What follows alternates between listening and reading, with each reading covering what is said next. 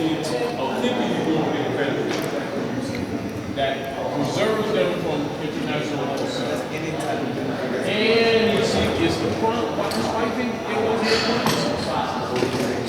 That's why they need your signature. Because you just authenticated that now they're off the hook. When you should be suing them. But you thought you were going to get a taffy, so now give me a taffy, so why not authenticate this? We keep falling.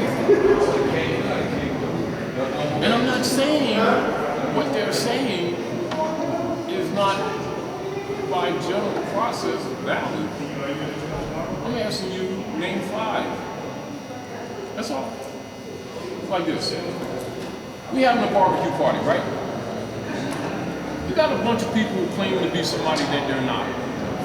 They're taking up space. They're draining the economy, like some people did in the Second World War, claim to be somebody that they're not. So, according to international law, the universal principle of saving the nation is called nationalization, all over the planet. So some guy named Hitler nationalized Germany for some other people that were draining their economy, trying to look innocent, claiming a religion as an identification, which was a major fraud. So he told them, get off my mother's breast. You go home and suck on your own mom's breast. Here's some ships. We're going to some calves. Anybody want frog feet? You want a raft, kites, however. Party's over. You ain't got to go home, but you leave them here. Right? So some people decided, they're going to hide and still control the economy and drain the economy with no honor. So he invited everybody to barbecue parties. Big buildings. Taj hungry. Taj will fight somebody soon. I got your questions. Put it up there. You put it on that green chair. Then somebody say, name 5 people that came out the other end of the barbecue party. You think we should turn around while we got a chance? Yes. Just a thought. I'm not saying do. Just a thought. Because you got to start counting success rate. Put them in there? When there's any promise that in ain't any good. That ain't good. in any marketing, any franchise, you look for a success rate. I mean, basic logic. Not your intent. We're not talking intent. We're talking outcome. Name profit. And once we find our nationality and serve that nationality, we'll do for ourselves what needs to be done. Keep thinking it's games, you already know these beasts kill you on camera, leave you niggas dead in the streets. You're still handcuffed and bloody, but no 911 calls. Bystander effect in full effect, soul watching with y'all, mind blowing. Watching my people holding up traffic of innocent people. My people need to get their ass kicked. Marching and picketing is most cowardice and funkified, while dead bodies just multiply. Sisters killed in their cell. You claim it's hell you raised and burned down your own community, not one police station. You love pork chops, but I see no police bacon. And when it comes to revolution, most of y'all are faking. All ethnic groups in this country understand they got a nationality. Because you answer to such stupid words like Black lives don't matter, but you still claim black. Rather film someone get choked out but won't choke back. And the one that uploads first face charges trumped up. What you think will happen when President Trump's up? More killing and murders of stateless herds. Hoods are concentration camps now, ghettos are burbs. Gun stores short on ammo, they're melting down church bells. Black seek shelter in temples where God doesn't dwell. That's why a foreigner can walk in and shoot up your service. Islam, let's rise and give the support prayer.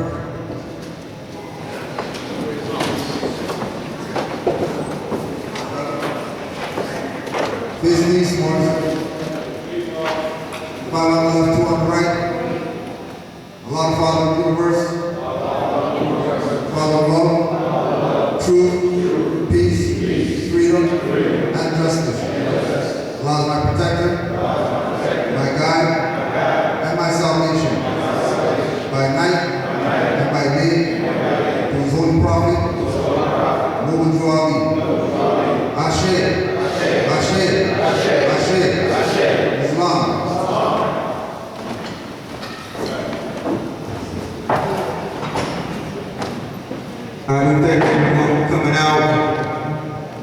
We here in the South really needed this. It goes down a lot in the North. I go up there a lot, and I be in the presence of Brother Taj, Brother Sarah, Brother Cujo when he come in from Canaanland. You know, we got Dr. Ali in the building, man. That's a real blessing right there. And his wife. I sent the brother a message and I said, bro, you gonna be able to make it? He said, I took 10 cayenne peppers. I sure did. So, you know, without further ado, we're gonna get started. I think first we're gonna have Cujo come up. Any questions, please say them the kind of afterwards so we can get everything in. Write down your questions. Put it in your phone, however you gotta do it. There's gonna be plenty of questions that come out of this. If you don't have one question that came out of this, when they finish, something ain't right. Y'all got me? Islam. Bro, here you go. Islam. Please give yourself a round of applause for being here today.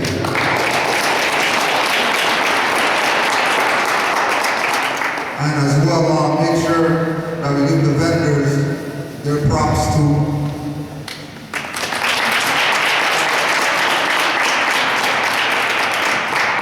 So we're here. This is a historic event going on right now.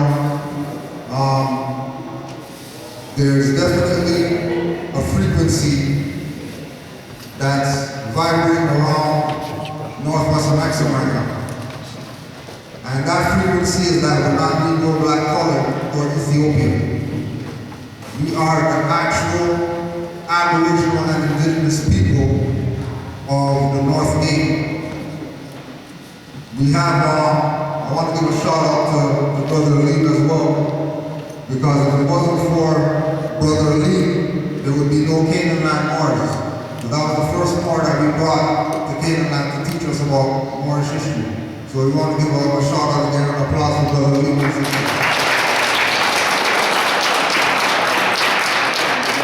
Case no like those, I'm Grand Chief Cujo Alol. I'm the Grand Chief of the first temple in Toronto, Canada, what we call Canaanland. And the teachings of Noble Juali have been very neglected. And that's the overall thing. The things that are actually in the temple, information that the people are supposed to have, has been supremely neglected. So what I wanted to do today was to make sure that people at least hear some of the things that are from the temple floor, that the temple heads that have been in charge of the movement for the past 80, 90 years haven't been releasing the people. Because what they don't want the people to know is that you are the Moorish Science Temple. The Moorish Science Temple is not a building but a sign. The Moorish Science Temple are the members.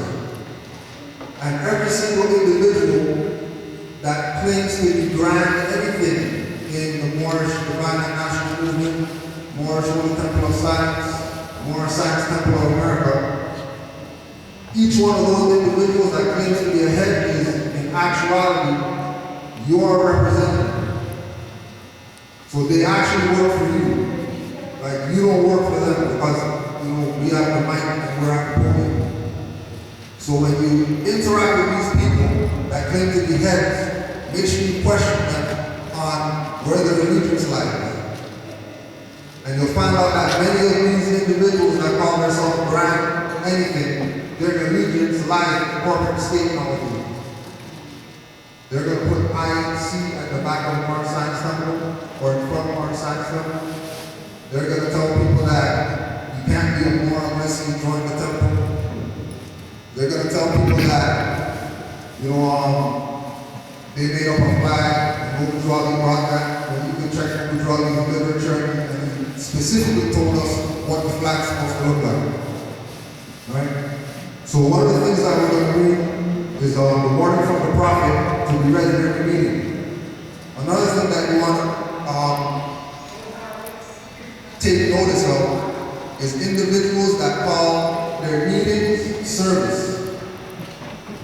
When you hear temples say service, know that they're gravitating toward keeping the people in a dogmatic mindset. Because every time we meet like this, it's a meeting. Every time we get together like this, it's a meeting. Just like council has a meeting, and all these governmental, pseudo-governmental jurisdictions have meetings. They don't call their stuff service. Only church calls their stuff service. So that should let you know where these people are coming from when they say certain things. And it is up to competent, thinking Moorish Americans to challenge these individuals when they start playing this game like they own your birthright, when they own your temple, when they own your property. A sister called me from New York about Brother Elijah Pleasant Bay's book, Exuding of a Nation. If you can't get the book, there's a lot of information in it. But one of the things that she brought up to me was how come he has issues with the Moor Science Temple. Right? How come he's always talking, negative about the Moor Science Temple? When you research the Moorsmen files, if you go on the script online, just look up Moorsmen files, and there'll be some PDFs talking about the history of the Moor Science Temple by a brother by the name of Frank Lewis Bay. In the Moorsmen files, there's court cases where Moors that claim to be the authority under, let's say, the pseudo-authority of Kirkwood Bay, Moors took other Moors to court because they used a precedent stone. Moors took other Moors to court because they used handshake symbol. Moors took Moors to court because they used the circle 7 symbol. Right? Those same individuals were the ones who took Pleasant Bay to court. But the issue is that many people fail to address the problem. And the problem is what Obajuali talked about, dirty Moors. That's why he called them out. That's why he made everybody know. That's why he told the people, I took away all the secrets. So if there's no secrets, why is there in 2016 people are talking about back chamber and you gotta go through the other chamber in order to get certain information? Which means that they're keeping secrets. Which means that they're against your profit. Because there's supposed to be no secrets right now. We understand the level of, having for the lack of a better term, a hierarchy. Because there are some people that are more knowledgeable than others. And the people that are more knowledgeable should be the ones that are,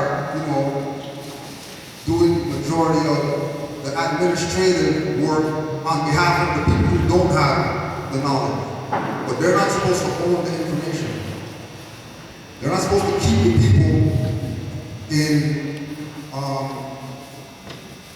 a lower vibratory frequency when they know that it might take one word that taps somebody out of their brain. It might not even be a full class. It might not even be Taj and Setima and Kudro and Aline and all these people to teach in order to raise somebody up. It's going to be somebody who only knows that they're not Negro black color. And they whisper something in somebody's ear and that wakes up that individual. Right? So, the reading to be read every meeting. And this is January 1929. So we have a timeline to know that from January 1929, Noble Drug started putting certain things out so that the people can recognize what the movement is about, what's happening in the movement, and what they're supposed to do, being that they've been told by the prophet, who said to read this in every meeting. And you go to temples today and they don't read this. Which is supposed to let you know that those people are corrupt. If they know that they got stuff that Noble Joel, he said, they say they honor the prophet. You look up prophet, it's going to tell you about seers and warlock and all these things of extremely high frequency. He gave these people orders. These people that call themselves grand whatever are your representatives. They're trustees. You're the beneficiary. So this is yours. This is not something that we can sell to you or we can convince you, or you should get down with. This is yours. This is supposed to be given to you. You want to know why yours there? Here it is. And that's it. And then we leave people alone and let them go study and figure out this mess for themselves. Because we're not supposed to be holding people. I hereby inform all members that they must put an end to all radical and agitated speeches while on their jobs, homes, or on the public streets. We must put an end to all radical, agitated speeches. Put an end to that. But then you have these so-called conscious black guys out there that people angrily yelling Black Power. That's agitated speeches. Which lets you know that there is a problem. It's real simple. It's not advanced. And nobody's already made it that simple for a reason. Because anybody's supposed to get this. It's not supposed to be beating people's head on the wall for them to get this. Look at them, are you black? No, not really, I'm brown. Alright, so why follow people who are following the, right? We advocate peace and not destruction. Stop trying out your cards with the Europeans for it causes confusion.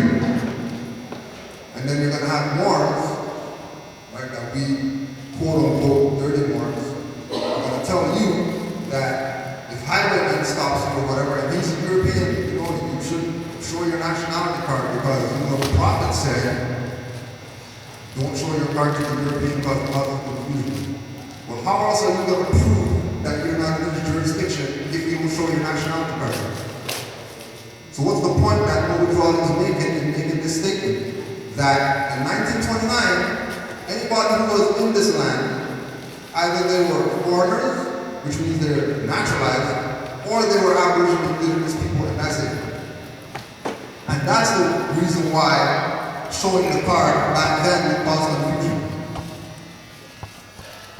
Because all those people are foreigners, as far as Europeans. So for you to show them the nationality card in 1929, their next question is, how come I don't have one? Where could I get one? I'm just trying to get it down. Because remember, nobody's even told more. If the European is helping me, why not you? Because they already knew this information. We're the ones that are the stupid people. We're the ones that didn't know about the history of the wars. We're the ones that didn't know about our nationality and birthrights. European already got this nationality. They know that Europe is named after Queen Europa, who's a Phoenician queen and all that. They got Moors' heads on everything from door handles to manhole covers to spoons, pitchers, all that stuff in Europe. So it's not like they don't know who we are. Our problem is that we don't know who we are. And in us finding out who we are, we take this, big chess position that we can just throw our birthright around, and just throw our birthright around, whatever. Again, causing confusion, because Moors are supposed to advocate peace and not destruction. So there's a moral standard that we have to live up to. Before we even say, and have the nationality card, you should be living by a certain moral standard. You should be able to go into anywhere and not have to beg a European, go on your knees and bow to me or whatever like that. Moors who exercise their birthright already know that as soon as you walk into a place, the European knows what's up. They might not go on their knees, but they bow to us. They honor what this is. More than our people honor what this is. There has been much confusion caused by members trying out their cards. The cards are for your salvation. again, stressing the point that the things that he brought is for you. People are going to take the position of holding it and making you think that they got it and then they're supposed to give it to you when you want it. No, this is yours. Especially now with the information age, you can go on Google and you can find out everything that you need to know with regard to your nationality and birthrights without even going to a Moorish science temple. That's not a slide on the temple. Because, like I said, I'm here so that you can have a standard of what a grand chief is supposed to be telling you. Because I'm a grand chief, I went through the attic chamber, I have sheepdom certificate at my house and all that stuff. So I'm letting you know what these individuals are supposed to be letting you know. And if they're not talking to you how Cujo's talking to you, know that they're probably working for the democracy. Willingly, not in secret, openly doing that. They're going to have videos on YouTube and all that stuff, but they work for the other side. But they know that the people have been trained not to study. The people have been trained to parrot what the Grand Chief said. The people have been trained to parrot what Moorsmen said. The people have been trained to parrot what the Grand Governor said and what the Grand Secretary said. And if you ask them something about anything relative to more science, they don't know. But they'll say, well, I heard so-and-so say this is what it is. When the reality is that this is a birthright. It's like when you hear Moors talk about they've been to the temple and Grand Chiefs asking sisters why they wear feathers and should wear a turban. When the fez is a woman, why can't she wear a fez? If she's the one with the womb, brothers don't have wombs. How is a Grand Chief telling a sister that she can't exercise her own biological makeup? Like, this is the corruption that has been taking place. Which is why things are getting cleaned up. You can even with Brother Ali, those Moors fighting who are in the temple, who are Grand Chief or whatever, saying, he talks about astrology, he talks about metaphysics and all that stuff. We don't need that, we just need one Noble Drawing brought. Well, Noble Drawing brought all the stuff they talked about, so what they talking about? Right? Failure of obeying my orders will be of severe consequence. We are for love, truth, peace, freedom, and when these principles are violated, justice must then take its course. Any member or group of members that seek to hold malicious feelings toward the temple or the prophet, or to violate the divine covenant of the Moorish movement, will receive their reward from Allah for their unjust deeds. So whatever dirty Moors did, we're just putting it out there, just so that it's on the record that somebody put it out there.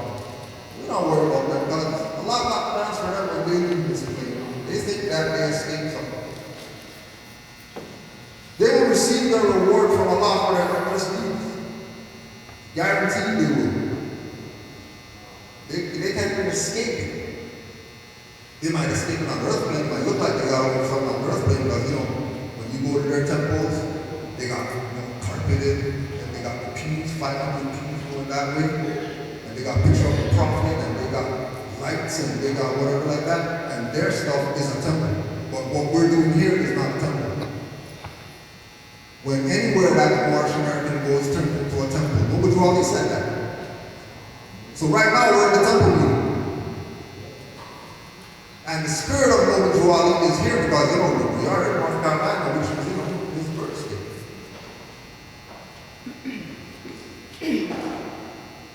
Right? All true Moors qualify in the type of Moors. All true Moors. So if there's true Moors, then that means that there's the opposite of Moors. And he didn't bring them up because, no need. Allah got those guys. They already said, if you see the movie with Keanu Reeves, Constantine, right? And Satan came and told him, Lucifer told him, just why are you trying to go to heaven? Same thing with these dirty Moors. They're already bought up already. Lucifer already has them. And not Lucifer, the light from when you raise it in the energy and then you got the gold. Not that Lucifer. Right? The real Lucifer. Right? All true Moors must obey the laws laid down to them by their prophet. And if they lose confidence in their prophet, give up your card but cease wearing your turban or fez, and return to the state where I, the prophet, found you. For this is a holy and divine movement founded by the prophet Ali. This is a holy and divine movement. This is not a holy and divine Moorish science temple. Not a holy and divine Moorish temple of science. This is a holy and divine movement. So everything is holy and divine under that umbrella called Moorish Divine and National Movement. And once the people realize that this is theirs, then they would protect it. Once the people stop thinking that the heads of the Moorish movement run the Moorish movement and realize that you run the Moorish movement, when you hear these dirty Moors with high positions start talking whatever like that, you start slapping their faces and telling them to return to the state where the prophet found them. Because they've done a disservice to this for the past 80 years. Right? They've done a disservice. There's Moors today. Not some Moors in here that they're going to go any store, anywhere, put on their nationality card, not obligated to tax, and have the receipt to show. But then you have certain Moors who are going to say Moors should pay taxes. And then people are going to look at the Moors who exercise their birthright and don't pay tax as a renegade, and then go with the guys who's telling them to pay tax. And when everyone know what's wrong with the Moorish movement? Nothing's wrong with the Moorish movement. It's those heads that's been in here for the past 90 years with their corruption that's wrong with the Moorish movement. And we might not be able to, oust them like how we want to oust them. But we could shine a light in those dark corners and watch those roaches run. Alright?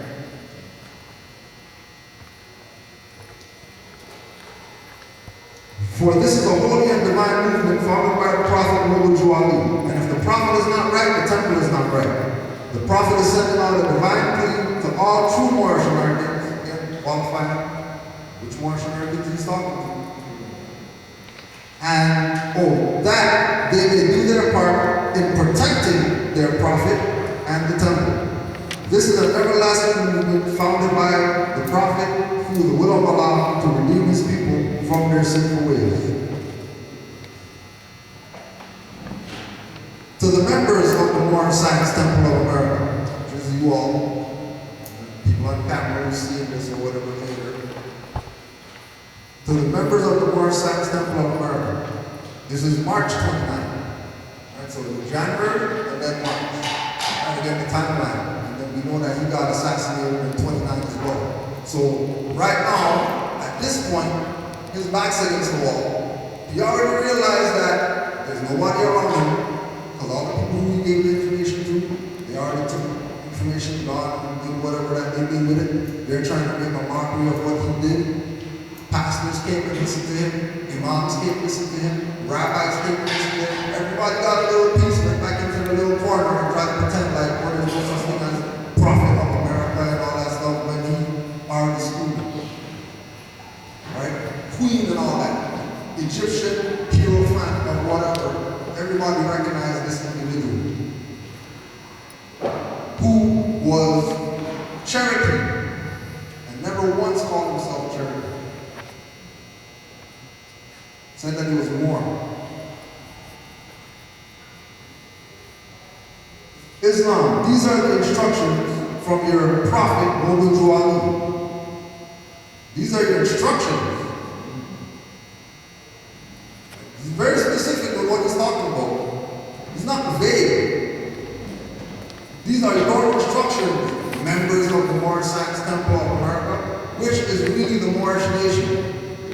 Not you went to this building and we are now a member of Moorsmen Council.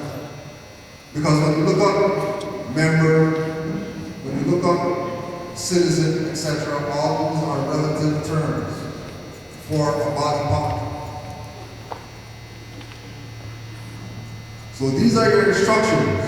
And then if you haven't been in the building called Moorsmen Council or wherever, and if you haven't been open to these writings, make sure you write down key points that you hear so that you can create your own little mantras out of it. Because again, who would draw this prophet? Anything that he said is spirit, so more is better he what he said. Everything he said is spirit, so more is better he. Be faithful unto your forefathers' divine and national creed, that you will be blessed for your good deeds that you sow in the flesh. Allah is the one that judges the world, and his judgment is not on, but the weak comprehend it not. His judgment is not on. 1929. So from 1929 to 2016, Allah has been passing judgment on the world. Because ain't nobody listen to Mujawali except the true faithful Moors. And the true faithful Moors know what we're talking about because, you know, everything's good with them. They're not getting arrested and locked up and all that stuff. They go to the court, put their status on record, things disappear. They go to the store, put their nationality on, taxes gone. And then we have Moors who aren't living by the divine and national creed that fall off the path. Because people look at path like, you know what I mean? Right? Path is really this white line right here. Less than that. Right? And if you go like this on the path, it's going to take you 100 years to get back on the path. If you're 1 inch off the path, you might as well be 500 miles off the path. Because the path to righteousness is straight and narrow. Ask any Buddhist.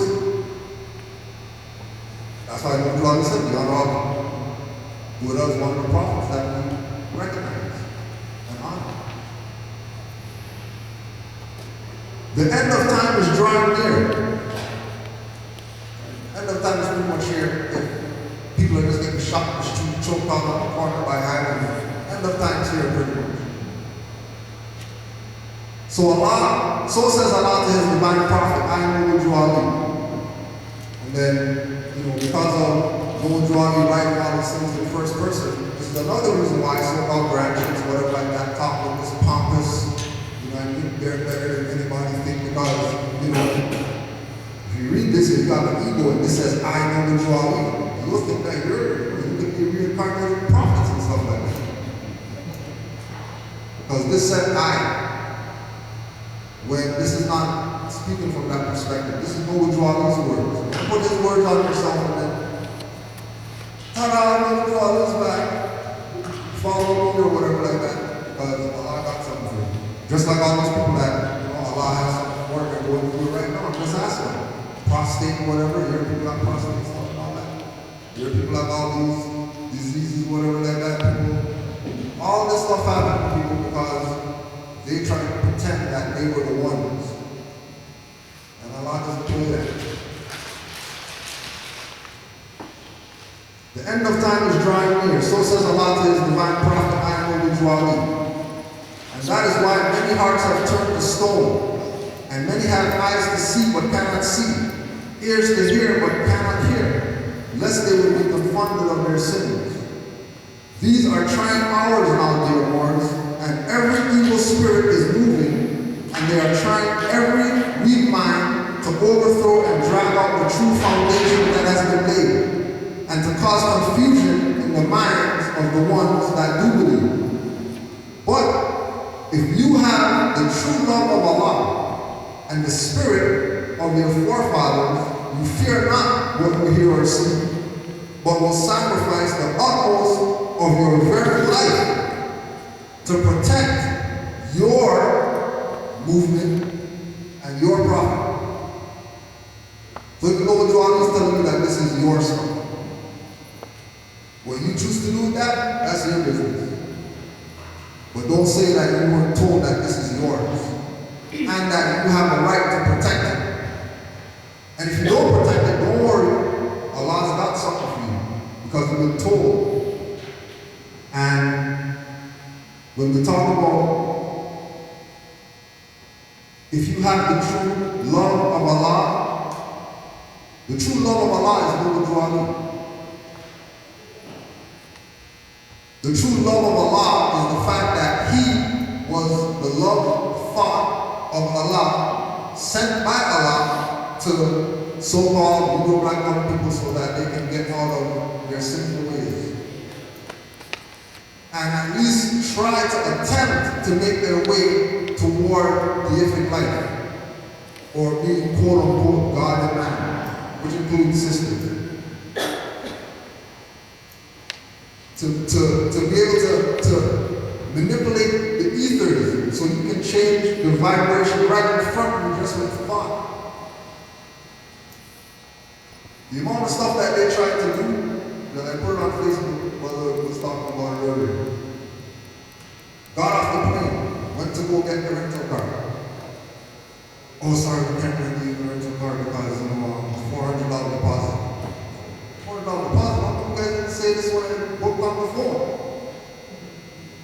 All right, don't worry, you know what I mean? We're more scientists, you know what I mean? You just go under the rug, put the rug over that, there's no big deal. Call up tomorrow, don't worry, you got a ride, we'll set up everything. All right. Go get my bag, waiting, you know what I mean? Belt's not coming on, waiting there 40 minutes, hour, no bag.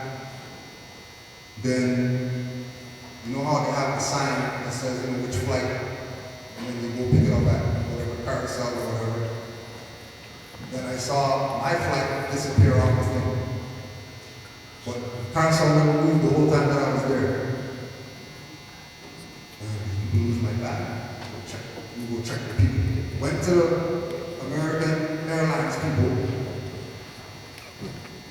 What's the name on your bag? Oh yeah, your bags are here. How long's that bag been there? Oh yeah, we just got it just a while ago or whatever, but it's lined up with all these other bags that they're about to send on the plane. Right? So no big deal. Whatever. Go to the hotel. We can't book you into the hotel right now because check-in's not till 3 o'clock. It's 11 in the morning. So I gotta sit here and wait for no problem. Because we already know that we're going to be tested as Moors. And we know that we have an obligation to pass the test. No agitating speeches, no getting mad, cursing out somebody because they just have a job that they have to do. No big deal. Because Allah will make sure that everything works out how it's supposed to work out. Why? Because I'm not here to come see Parallax actors play football.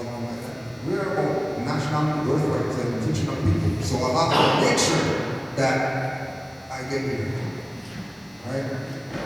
Just come here. Brother lost his phone. The guy who was supposed to drive us here, now he can't contact him because brother lost his phone. He still made it here. By the will of Allah. Still made it.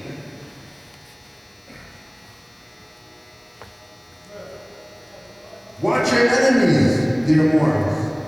Your enemies are the ones that speak against your prophet and ridicule him to the very lowest, and the ones that speak against your divine and national principles of your temples. The divine and national principles of your temples. I'm building the divine and national principles of your temples. Act accordingly, and Allah will bless you for your good work. You're not going to get blessed for the good work if you don't act accordingly. The prerequisite is act accordingly. And once you act accordingly, trust that the good work will come to you. Guaranteed. But you have to act accordingly. Right? Last reading. March 1929. Islam. I'm glad to know that I have a few faithful Moors. Now this is getting down to crunch time now. This is getting down to crunch time. He knows that he's about to exit the body, go to the soul plane, because there's greater work that can be done there, because around him, there's nobody who really trustworthy. Few faithful Moors. Among you all, there's few faithful Moors. And I desire for them to know the truth and the divine truth. Again, qualifying again. There's truth that you can know, but then there's a higher truth that you need to know as well. I know you all want you to know all of it. Why? Because it took away all the secrets. And you would find out everything that you're supposed to know once you study what this man laid down for you. Guaranteed. Once you study don't worry about what Cujo says, don't worry about what Todd says, don't worry about what Lee says, you will take notes and use us as a reference point to go study. Don't believe anything that you hear up here today. Go check out everything that's said today. Don't go with anything that's said without you going and checking it out first to make sure that, okay, yeah, I checked that over 500 times, okay, now I'm going to run the back, because now I know that that's real. I don't know that because somebody said it's like, don't forget to check out moorscivilletter.net, Brother Abdullah Al-Tadal Bey's website, and support his great work that he's doing. He was talking about, people always talking about what Abdullah said, because, you know, they don't like to study. And he's like, don't say Abdullah said. Don't go there. Make sure you go check what I say. Verify everything. There is a host of jealousy about me and the movement now by the same people on our side of the nation that claim it was only a joke and unreal. But now, since they have found out from the government officials and the nations of the earth that this is the only sole foundation that all Asiatics must depend upon for their earthly salvation as American citizens, they are working every scheme that they can to disqualify me. Working every scheme that they can. Majority of these schemes in this day and time come from the so-called conscious community. Not necessarily Moors, but the conscious community, when they start to play their real stuff, like Mobile Draw, plagiarize, and put your gospel and stuff like that, that's a scheme to disqualify Mobile Draw. Make you think that, you know, this European could, you know, do meditation or whatever, go to the Akashic Records and bring down this book called Aquarian Gospel, but Mobile Draw, the Asiatic. Not a prophet. He can't do that. He has to go copy some European. European can access the Akashic Records, but no Draw can't. Right? Moors sold out all the black people to slavery or whatever. But, you know, all the slave ports are African kingdoms, or African kings were, quote unquote, African kings, not Moorish jurisdiction. Ain't no slave ports in no Moorish jurisdiction. Only thing in Moorish jurisdiction are schools and temples and stuff like that. If we're gonna play the game that everybody's not Moors, there's Moors and then there's Africans and then there's whatever, alright, cool. Let's play that game. There's no slave ports in Moorish jurisdictions. There's only temples and schools. And all the slave ports are African places. They're doing everything that they can to disqualify Mobile Draw, so that you think that he's just some black guy that came to teach black people Islam. Don't worry about him. When he is a thought of Allah sent to every single individual that is classified as Negro black color in order to get them from out of the slime of life onto the solid rock of salvation, so that they can be who their ancient forefathers and forefathers are and not be hindered when they start being who they are.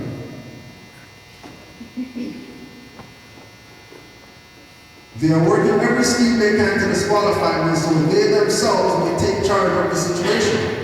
And again, they want to be the ones to save everybody. But then, we draw the cake before all these so-called conscious black organizations. There's not one conscious black organization that was before Bourgeoisie. You say, oh, you and I wasn't it? No, that was 1914, good try though. But you and I wasn't before Bourgeoisie. That's 1914. Right? Well, Negro improvement, don't even talk about NAACP and all those people because NAACP wasn't NAACP from its foundation. So they're early. They're late. I have notified all these things to you long ago in the past. It is through the faithful ones that attribute to the movement and the uplifting funds. The ones that pay their divine respect to me and the movement will be remembered. That is why I am calling upon all faithful mourners to increase their faithfulness to me, once again, your prophet and your divine worship movement. I need finance and I need it badly. Never before have I needed finance so badly as I do at present, so I can shove aside the discord that is facing the nation. It all comes through jealousy because of my fame and nobility. And then this last part is big moves, right? So you can understand how vast Bourgeoisie's influence was. The nations of the world will not recognize the movement. Remember, he didn't say recognize the Moorsmen movement. He said the nations of the world will not recognize the movement. What movement? The movement of Negro black colored people coming into the consciousness of who they are. So if you're NOI, Bourgeoisie should be the head back. If you're UNIA, Garvey and Bourgeoisie is supposed to be the head man. If you're Rastafari, Bourgeoisie and Haile Selassie is supposed to be the head man. If you're Nation of Gods and Earths, Clarence Luther X and Bourgeoisie is supposed to be the head of that. And anybody who says that they're part of any type of organization for the upliftment of our people should have Bourgeoisie right next to the guy who they say brought them whatever they're claiming. This is my stuff that I'm record. The nations of the world will not recognize the movement without I, the prophet, being head. The nations of the world, that's why none of these groups have ever been successful. And the only ones that have been successful are the ones that co-opted and became 501c3 IRS corporation affiliates. So they could go get Washington, D.C., have and stuff and all that, right? Even though Washington was where they had all the slaves go to get auctioned off.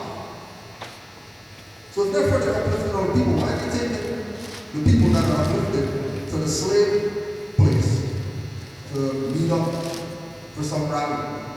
Because they're selling their people back into the same stuff that they're supposed to be trying to get them out of. It has been proven by my works, which I have performed in the last few years. It has been proven by his works that he has performed in the last few years. Remember, this is 1929. When we say last few years, we're not going all the way back to the beginning, even though there was works being done from the beginning. The time frame before his assassination was the time frame that he did the most influential work so that we can have something to do. And everything that he did, he never took the position of being some superior or whatever like that. Never, ever did he take that position. That's why prior to him classified or being classified as prophet, Noah, he was called the Egyptian addict. Student. If he's an addict, why would he call himself a student? If he's addict.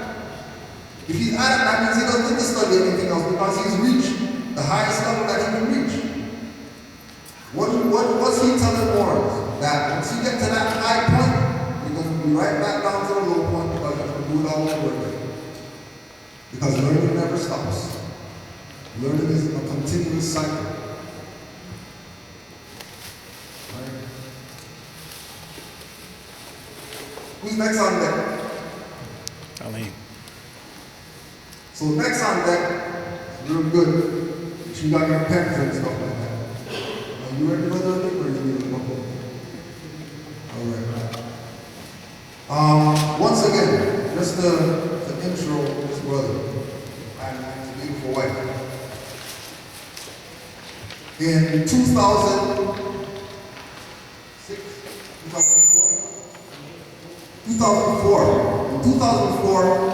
we were studying metaphysics, all this type of stuff, you know what I mean? Coming into, knowing more about ourselves. And we made a call to the brother because we got a hold of his DVD from House of Contracts. The DVD was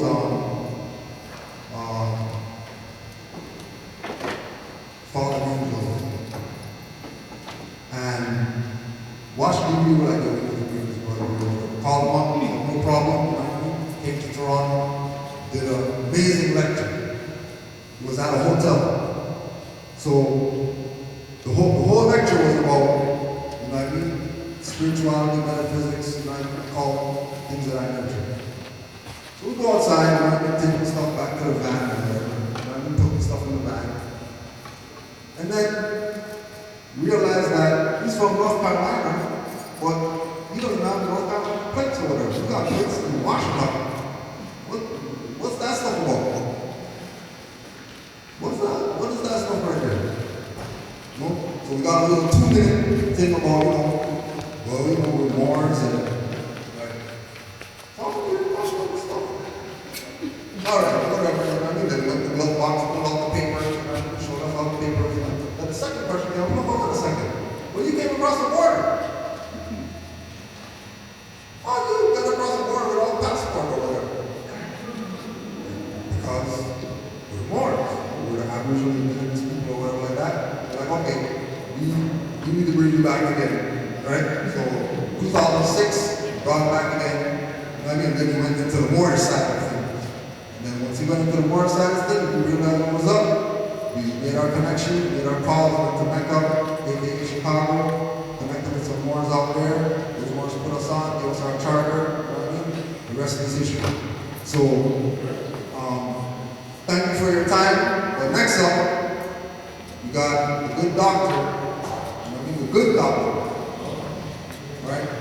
Believe now, make sure you have your thinking caps on, make sure you got your pens or whatever like that, because know that it's about to go into some information with people, with your family, with your Moors, and it was a pleasure to be here. We're still going to be here for a little bit, but honors to you, and next on deck, we know me.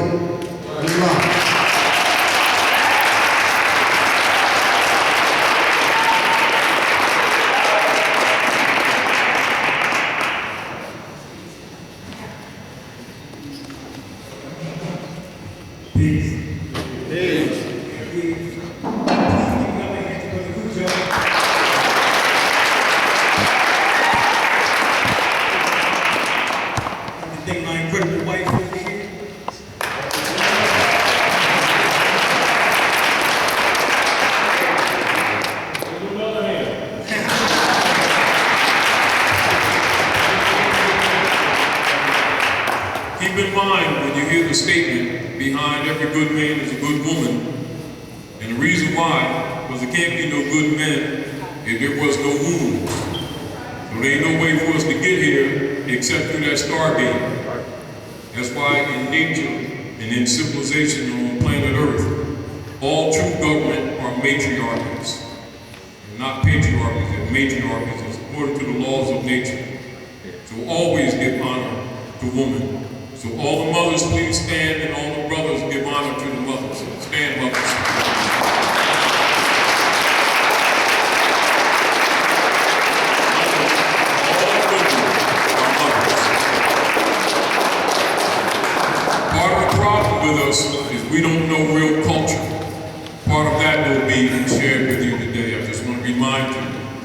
that we can get the proper state of mind.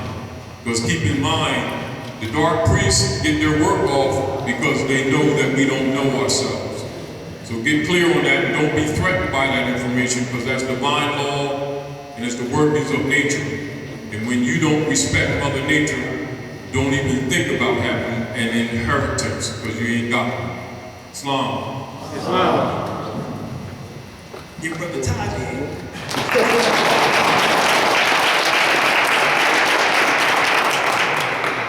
All right, pigs. We're going to do today what's called borrowed time on stolen land. That's the name of this lecture. Borrowed time on stolen land.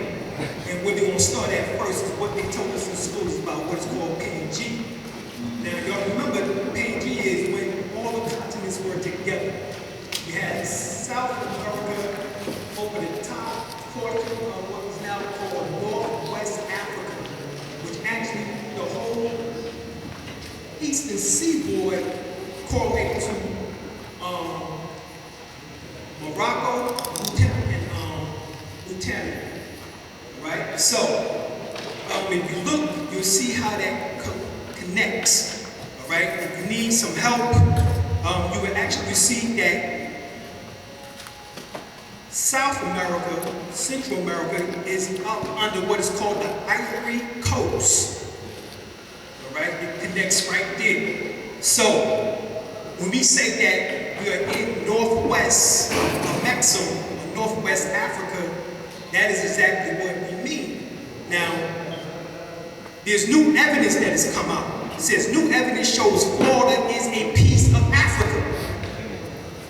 All right? That's what it says. New evidence shows that Florida is a piece of Africa.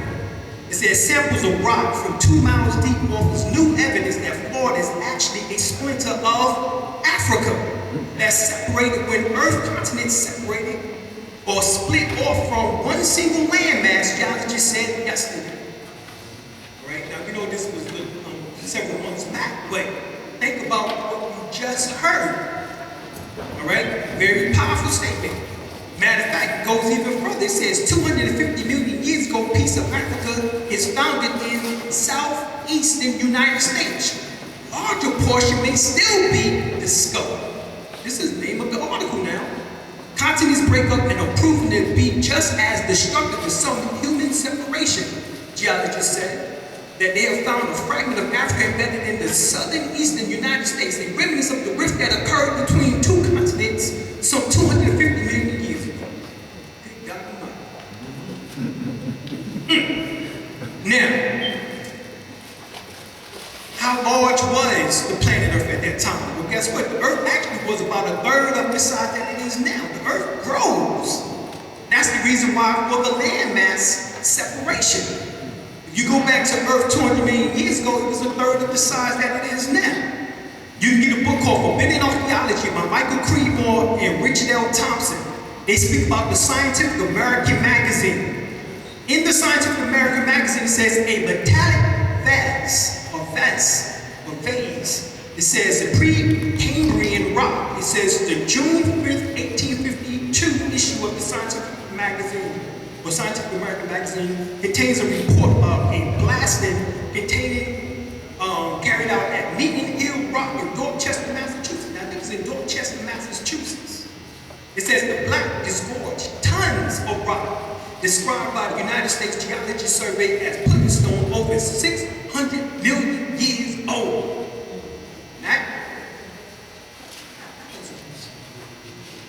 Not 6,000 years ago.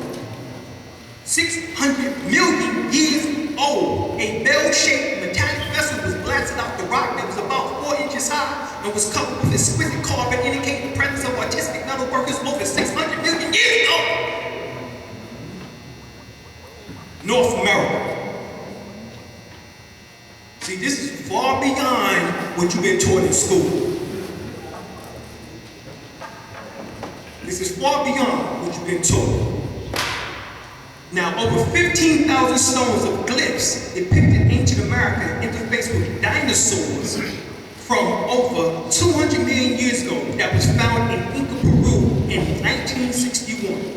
The stones were a form of andesite, a local river route covered with patina and natural oxidation. Laboratories in Germany authenticated the incisions that was made upon the carvings as fragments millions of years old. The message of the carved stones of Inca author, his name is Gervais de Cuellar. It said theorized that the ancient glyphidics man possessed highly technical knowledge of medical procedures. So this is medical procedures on rocks they left, and had described a meaning of overcoming the rejection of organ transplant that is just now being utilized in modern medicine. This is dated over 200 million years ago, when all of the land masses were still together. How is this possible? How? Well, remember Noble Drali in chapter 47, War Science, Holy Quran, Circle 7 says the Moabites from the land of Moab that received permission from the pharaohs of Egypt to settle and inhabit northwest Africa. They were the founders and the true possessors of the present Moroccan Empire, with their Canaanite, Hittite, and Amorite brethren who sojourned from the land of Canaan, seeking new homes. The dominion and habitation extended from northeast and southwest Africa, across Great Atlantis, even unto the present North, South, and Central America, and also Mexico and the Atlantis Island. This is the Caribbean as they know now. Before the great earthquake, which caused the great Atlantic Ocean, a river Nile was dredged and made by the ancient pharaoh of Egypt in order to trade with the surrounding kingdoms. Also, the Niger River was dredged by the great pharaoh of Egypt in those days for trade and extended eastward from the river Nile. All right, it goes on. It says Egypt in their ancient days for trade and extended eastward from the river Nile. And it also goes and say westward according to the great Atlantis. It was used for trade and transportation. According to all true and divine record of human race, there is no Negro, black, or colored attached to the human family, because all the inhabitants of Africa was and are of the human race, descendants of ancient Canaanite nations from the holy land of Canaan. All right, now, a lot of RPGs try to say that Moors don't appreciate Africa. But yeah, how many times did I say Africa in this quote? The Moors don't have a problem with Africa. What we have a problem with is saying that Scipio Africanus is where the name of Africa came from, and it's not. Scipio Africanus, that was a nickname. His name was Scipios Ephesius. And that name, Africanus, came from his conquering, allegedly, of Hannibal, who was the African. All right, so this is where that comes from. This is even on Wikipedia. Even they get that shit right. Excuse me. So, right, they even get that right. Right now, ancient Egypt tells you about the word Africa. All right, the word Af is the language of Temeri, which means Metunetra, which means flesh as well as house or chamber. Flesh and house are conceptually related because your flesh is a house, a place of residence for your spirit. All right, hence the word ka. And then ra, as it moves through the flesh, all right, or through matter, matter becomes the house or place of residence, which is the flesh of Creator, which is what? 1 Corinthians 3:16, do you not know that your body is the temple of God? That's what it says in the Bible. But guess what? The ancient Egyptians, where that quote comes from, already knew that hundreds and thousands of years before them. All right, so the word African replies to the fact that the spirit of Ra moving through the matter, which is the house, which is your flesh. All right, so hence you use the word Africa in that general sense. However, when you get to it being a landmass, that's a problem because there's 54 countries in Africa. All right, and being that we've been here for so long, as you see, 600 million years, it's hard to say which one we come from. Which tribe that is, all right? Now, of course, there's a new thing going on. You got Henry Louis Gates, who is doing genetics in order to do genetic marking, all all right? But there's something going on with that. Because he's using Africa as the template. However, if you've been, quote unquote, a people of color here in America for hundreds, thousands, millions of years, of course, you are not saying that we separate from Africa, all right? He can't determine the markers of when that time was. Was that 6,000 years ago, 15,000 years ago, a million years ago? How long was that back when you were giving me these markers? All right? They cannot determine that, and you will never see a show from trying to make that discovery, and that's the problem. All right? Now,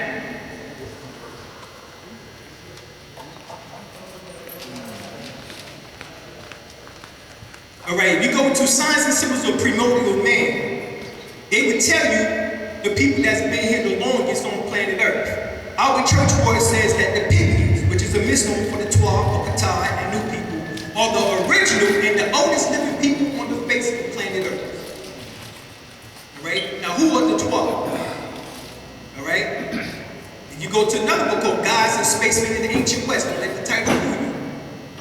All right, Gods and Spacemen in the Ancient West. It was written by Raymond Drake. He states that the Pygmies inhabited Earth for actually more than 30 billion years. All right?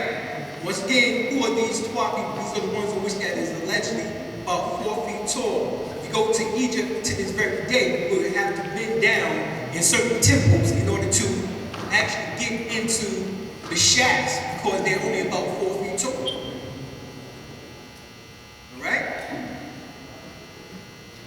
Now, you go to the Hidden Life of Freemasonry, written by Charles W. Ledbetter, right, 33 degrees. He states that the Pygmy race is the relic of the old Lemurians and represents more purely than any other people. The Lemurians were at one time a gigantic people, but in the process of dying out, they diminished in size. Well, also another cause of that is because that we have those asteroids, meteorites, which that bombarded the planet Earth, which that allegedly killed off the dinosaurs 65 million years ago. Well, that brought down the oxygen rate from 35% to 21%. So hence, with the drop in oxygen content, we begin to shrink. But at one time, we was 36 feet tall. We was 18 feet tall. We were 25 feet tall. You don't believe me? Go and look it up. About the giants in North America and the giants across the world. See, I'm just trying to get you to become open-minded because there's some things in which we have to explain and it's not being explained properly from me looking at these scenarios. And too many people come to me asking me these questions and I'm like, okay, I'll do a presentation, let's put this together. So Africa is not our home, Africa is our throne. We ruled out with throne for 196,940,000 square miles of the planet Earth. Who said that? Dr. Khalid Muhammad, General Dr. Khalid Muhammad, exactly. Nation of Islam national spokesman at one time. All right, he also said in his infamous last speech that I'm a Moor. Oh, say it again. I guess sister know that I know I'm a Moor, and if I wasn't a Moor, I wouldn't say it. All right? Oh, Malik L. All right, so, all right, now, allegedly God used soil, dirt, right, in order to form man into existence, right? Now, if that's the case, then you gotta look up land.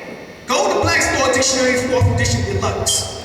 Land, in the most general sense, comprehends any soil, ground, or earth whatsoever, as field, meadows, pastures, woods, moors, M-O-O-R-S. So the word moors is related directly to land. So how you been disenfranchised? They didn't take away your land, or did they? Yes, they did, because they said that you're 3/5 human or 3/5 person, then they made you something other than land. Because now you come up with those fictitious labels, Negro, black, and colored.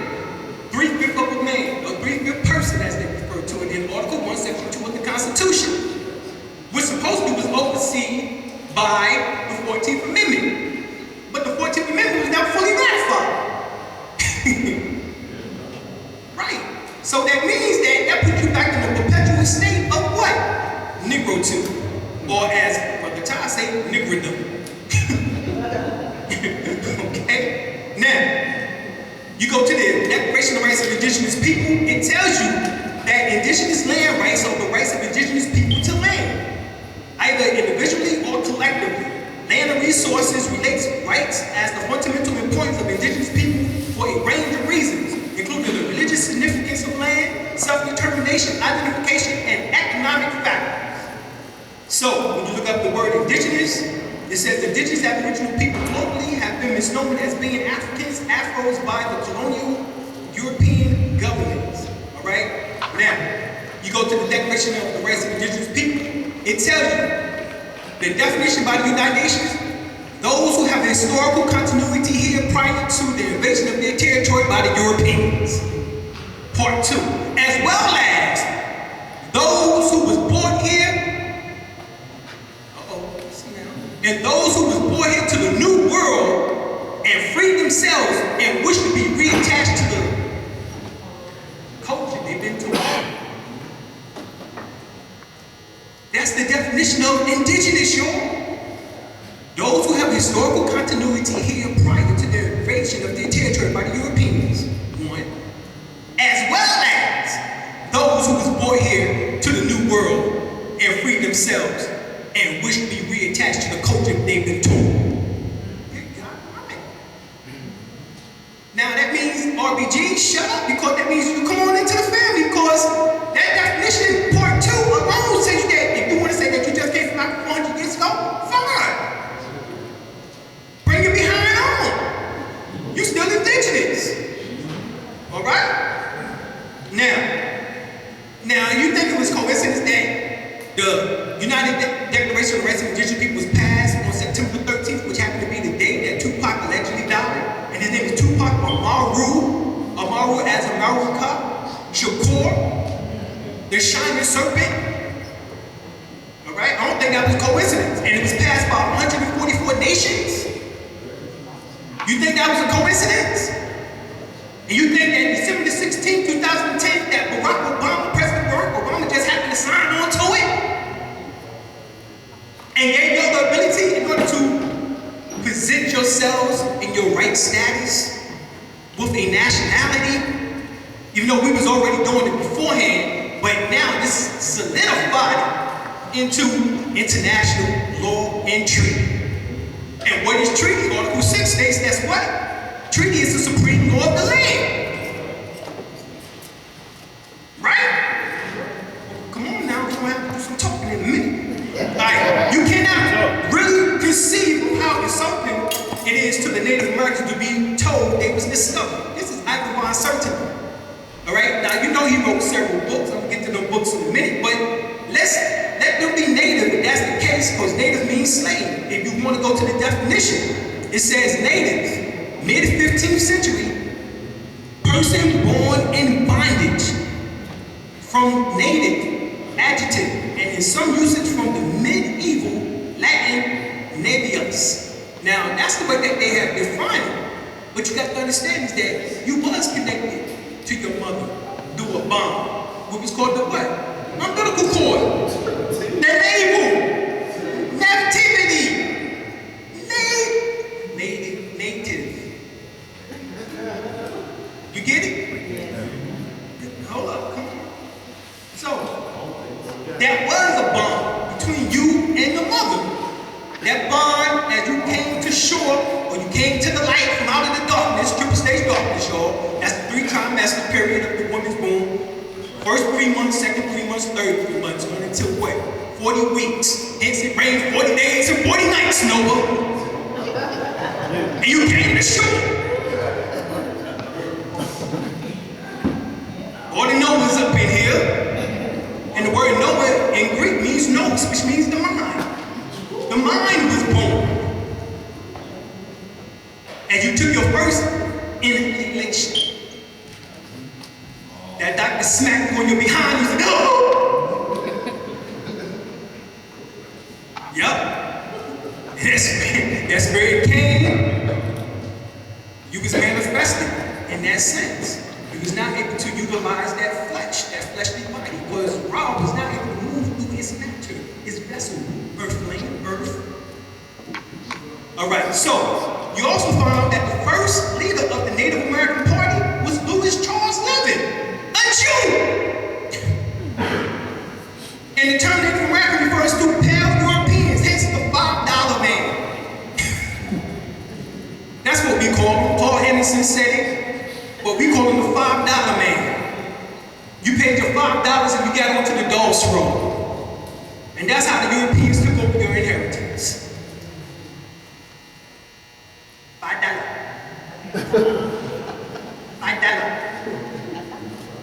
Right. Is that in the book, it's written by James E. Dowling. It says how the Irish and Scots became Indians, colonial traders and agents of the southeastern tribes. This is the name of the book. How did the Scots and the Irish become Indians? Just like we said, $5 man.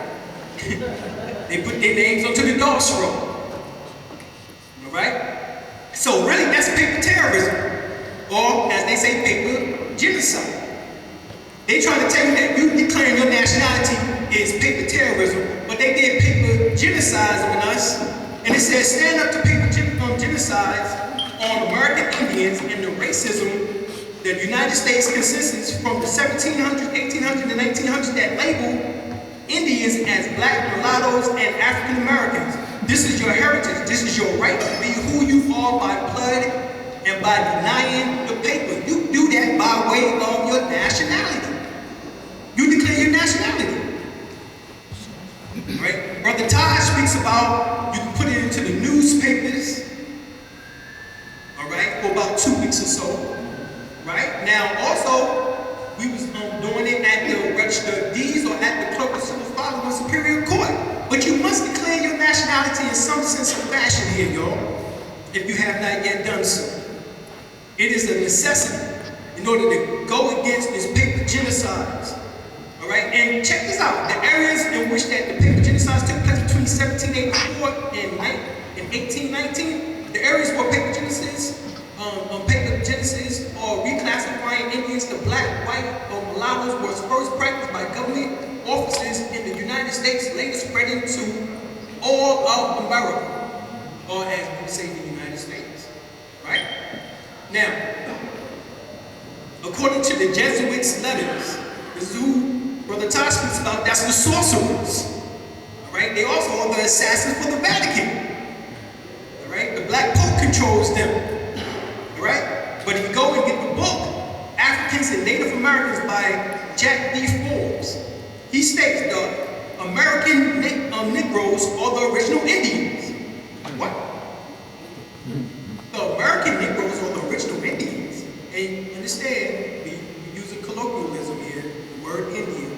You don't want to use that, but this is what is being said. In layman terms, you don't have Indian in your family, you are the Indian. That's the problem with Henry Louis Gates' African genetics test. All right. So Negroes isn't Native American because Native means born here. This is the reason why we have a problem in a sense. So when you're born in America now, or the United States is now considered a Native American. So that's the only reason why we have to explain the word Native in that sense.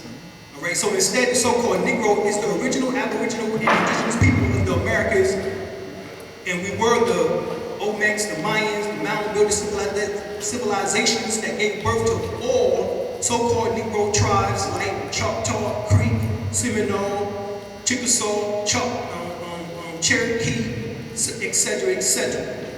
Right? Those are the descendants. Now, we'll get to more proving it. But there's another book called Restoration. And it was written by Julio. All right? But this is what he says. He says, many historians allege that the honor and credit went to Americo Vespucci an explorer or explorer. Cologne, which is Christopher Cologne, did not discover anything, nor did Amerigo Vespucci, nor did they European name. All right? And it says the word America was developed from the Metronian word Meru, which means leader, chief. All right? Which means leader, chief. All right? And ruler. It says the word America is from the Greek called Meru. It was pronounced Amaru Coast. From the South American Indians, Tupac, which is a Maru. All right? And Khan was the term that they used, which meant serpent. The word America bears no relevance whatsoever to Amerigo Vespucci.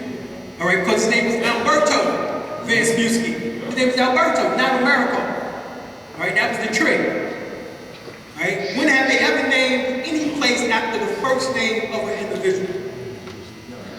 All right, never. You have Washington, D.C., you have Washington State, right? So this is always the surname that was used, not the first name. The word America bears no relevance whatsoever to Amerigo Vespucci. The word is also borrowed by the Arabic language. It's called Amir, which means ruler, chief, governor, or prince. All right?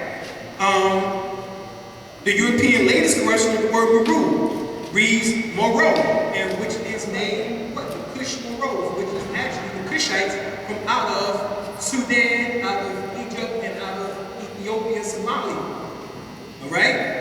If Cologne, which is Christopher Columbus of Columbus, discovered America, then why does Vespucci enjoys the credit and honor of having it named after him?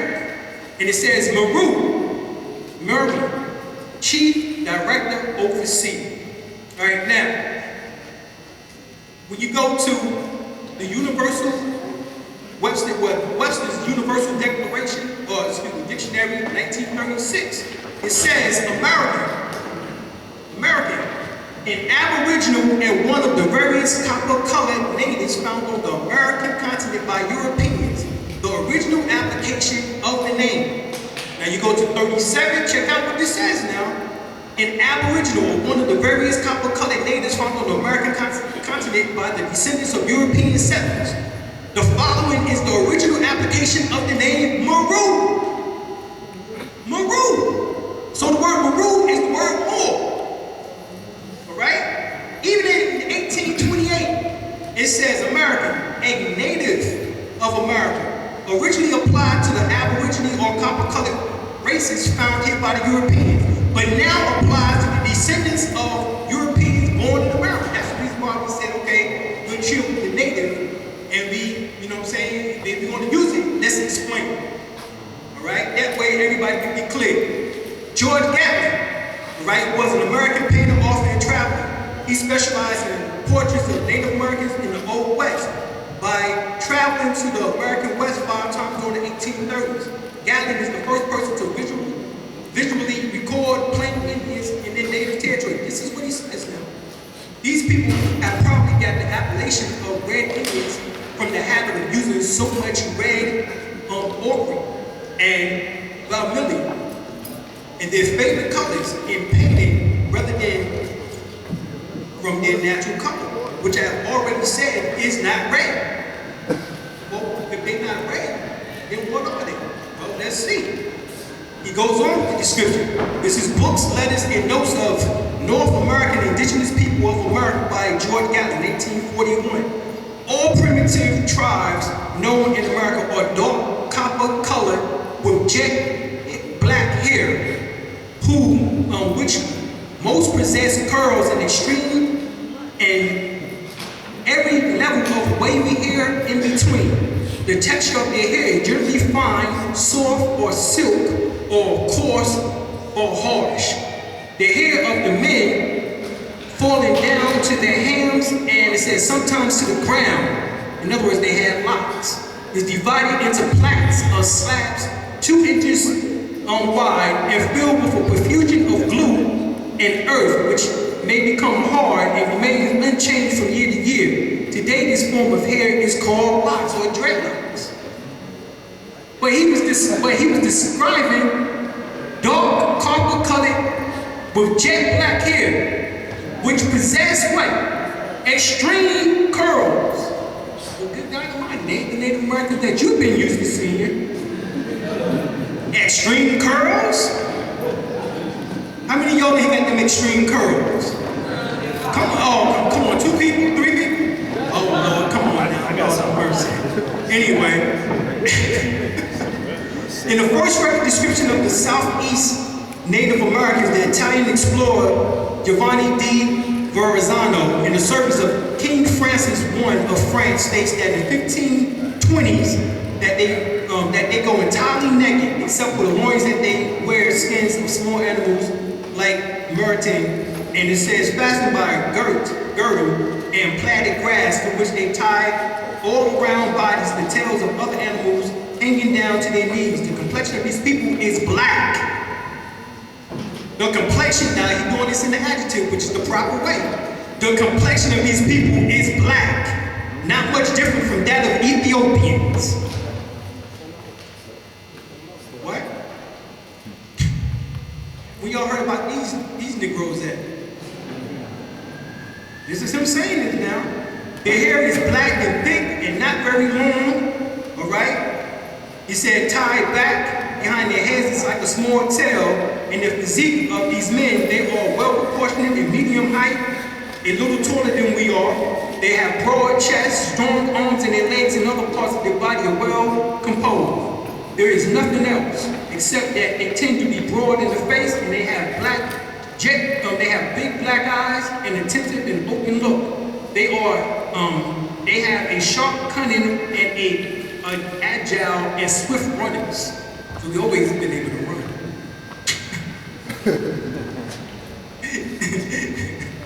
All right, it ain't just the Jamaicans.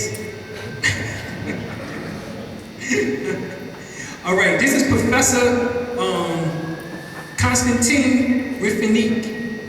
This actually is a book they wrote in 1832. It's called The Primitive Black Nations of America.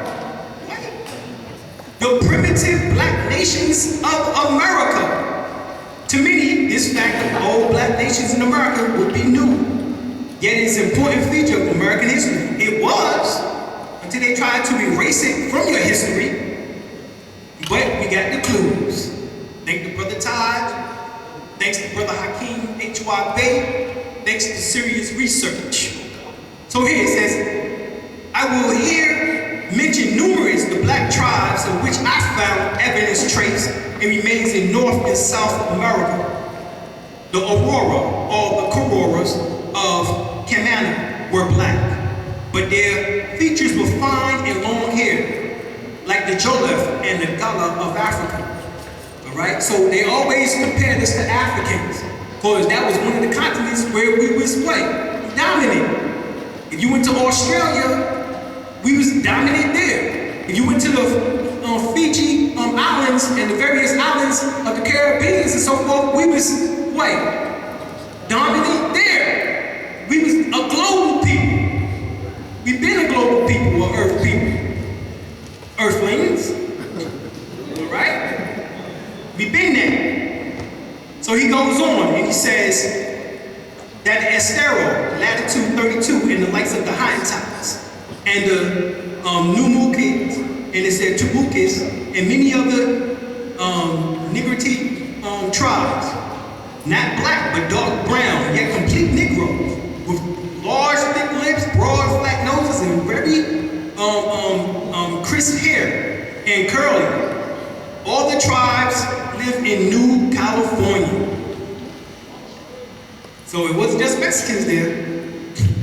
As you see now, it was us. All right, and then it goes on, and it says the American Negroes of Caraquat in Choco, the Great Level Plains, 900 miles long, 90 miles wide, separated the Andes of the South America into the mountains of Panama, were black and with woolly hair. This was in 1506. Now understand that this was 100 years before they said that you got here. Remember, they said you got here 1619, and there was 20 of them. So they was only able to bring 20 of you here. In 1619, now how the hell did it goes up to 500? When it was only able to bring 20 of your hair. In 1619, I'm gonna keep going on, excuse me. I'm getting too happy. Alright, so it goes on and it says the American Negroes, alright, well excuse me, it says the Yamasee of remarkably black people. Notices of Florida and the campaigns. It says the ancient coracle of Haiti represents the nation of blacks also. They call it, he said, they refer to it as the beast of the historical songs. Because they were so vicious in destroying them. Right? This is why the Europeans never, no France, Britain, nor the United States has ever beaten Haiti. They was good at it. We need to pick up a lesson. All right? Now, it goes on and it says the Californians of Carib Island, called Black Caribs. All right? He goes on and he says you had the blacks in West Indies. He called them, that was by Garcia, he called them the Catara. All right? He goes on and says the Menjapa, all right, they was from Brazil, they was brown Negroes with curly hair. And he just goes through a whole list of these so-called black tribes that he found from South, Central, and North America. Us. That's what he found. He didn't find a European. He found us. He didn't find the so-called red man, which is now the pale man. Posing as I said, the $5 man. All right? Now, when the so-called conquistador, Hernando de Soto came to North America in the 1520s and encountered the people that was already living here, he stated that the complexion of these people were black, not much different than that of the Ethiopians. All right? He said the exact same thing. 1506, 1520, man, 15 years, it ain't too much change. This is coming from a book, The History of Hernandez de Soto in Florida by Bernard Shipp. Right? It goes on further. Bernard Shipp goes, he said, there was in the first a very large black Indian of an aspect very different from those who inhabit the interior of the country. He said the barbarian of the coast, the Barbary coast. This is what he's saying, and black is in this manner. He said because the sun is there warmer than elsewhere, and because that is continuously in the water, which is salt, for the land being dry and sterile, they are obliged to fish in order to subsist. When the Indians are approached, he says the cavalier near enough that he placed himself in the plow of his vessel. In a voice full of hastiness, told the Spaniards, according to what they interpreters asserted, that the Spaniards was robbers.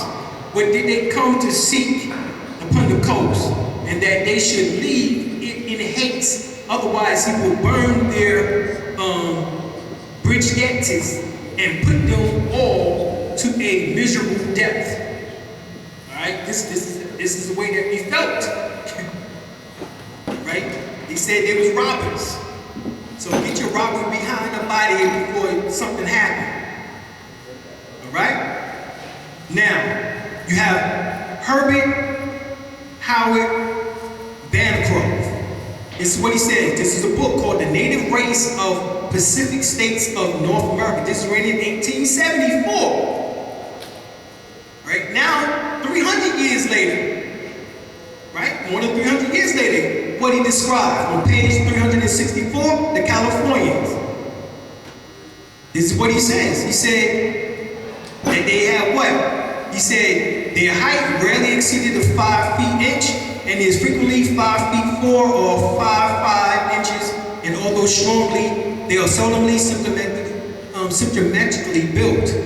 A low retreated forehead, black deep-set eyes, big busy eyebrows, solid cheeks, cheekbones, a nose depressed at the root and somehow wide, spreading at the nostrils, a large mouth with a thick, permanent lips, teeth large and white, but not always regular, and rather large ears is the prevailing type.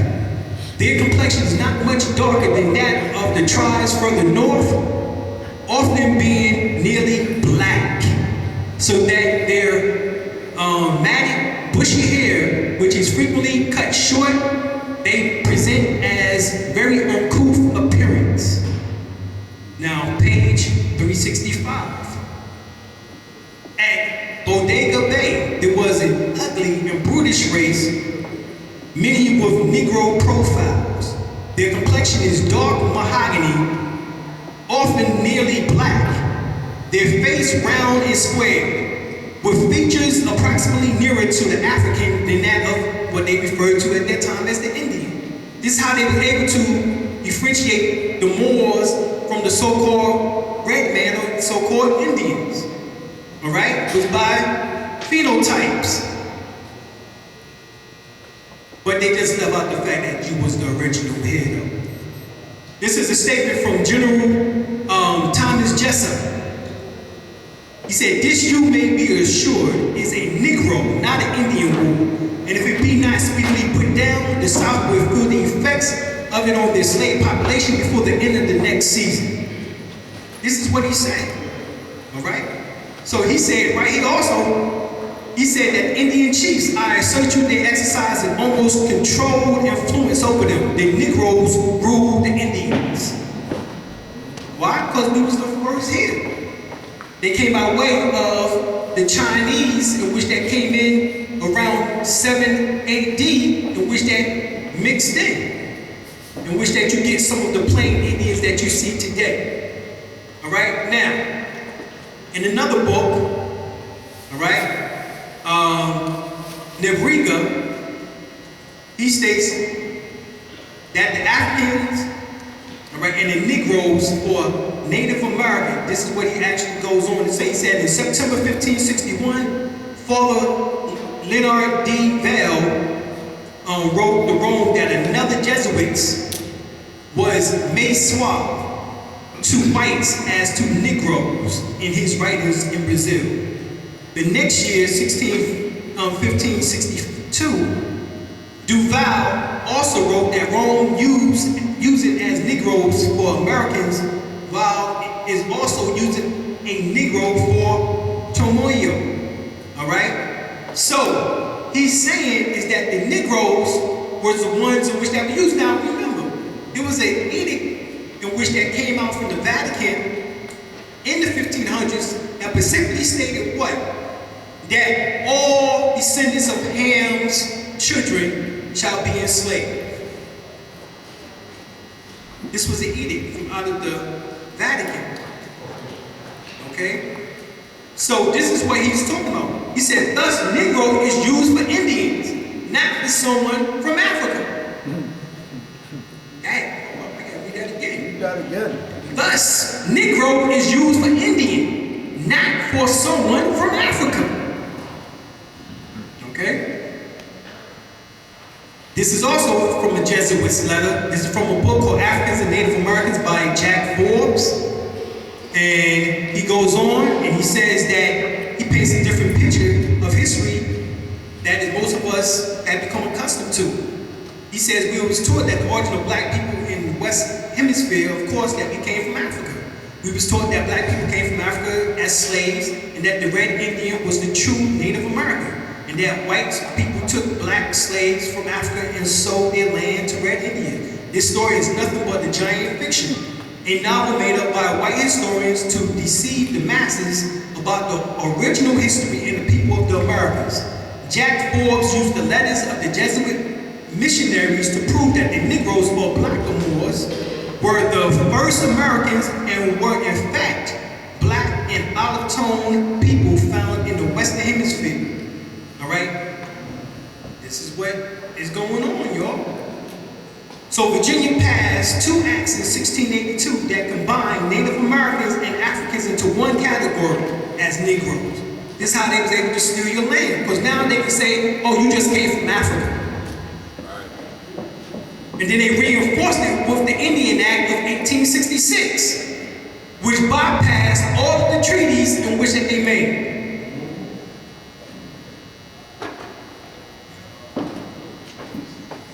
Read another book called The Native Races of the Pacific States of North America. This is by Bancroft, as I was speaking of. All right? There's another book called The History of the Colored Race in America. The history of the colored race in America, he goes on, he says this. He says that the Abyssinians differ very much. Their complexion range from almost white to dark brown or black, and their hair from straight to crisp, frizzy and almost woolly. Some of the Nubians are copper-colored or black with tinge of red. Speaking of the Barbary states, this author speaks further. So he's comparing the so-called copper-colored natives, all right, that the Europeans found here, and those of the Abyssinians, which is of Ethiopia. That's by William T. Alexander. William T. Alexander. There's another book called The New Voyage of the Americans. All right, this is by Ayla Hayden.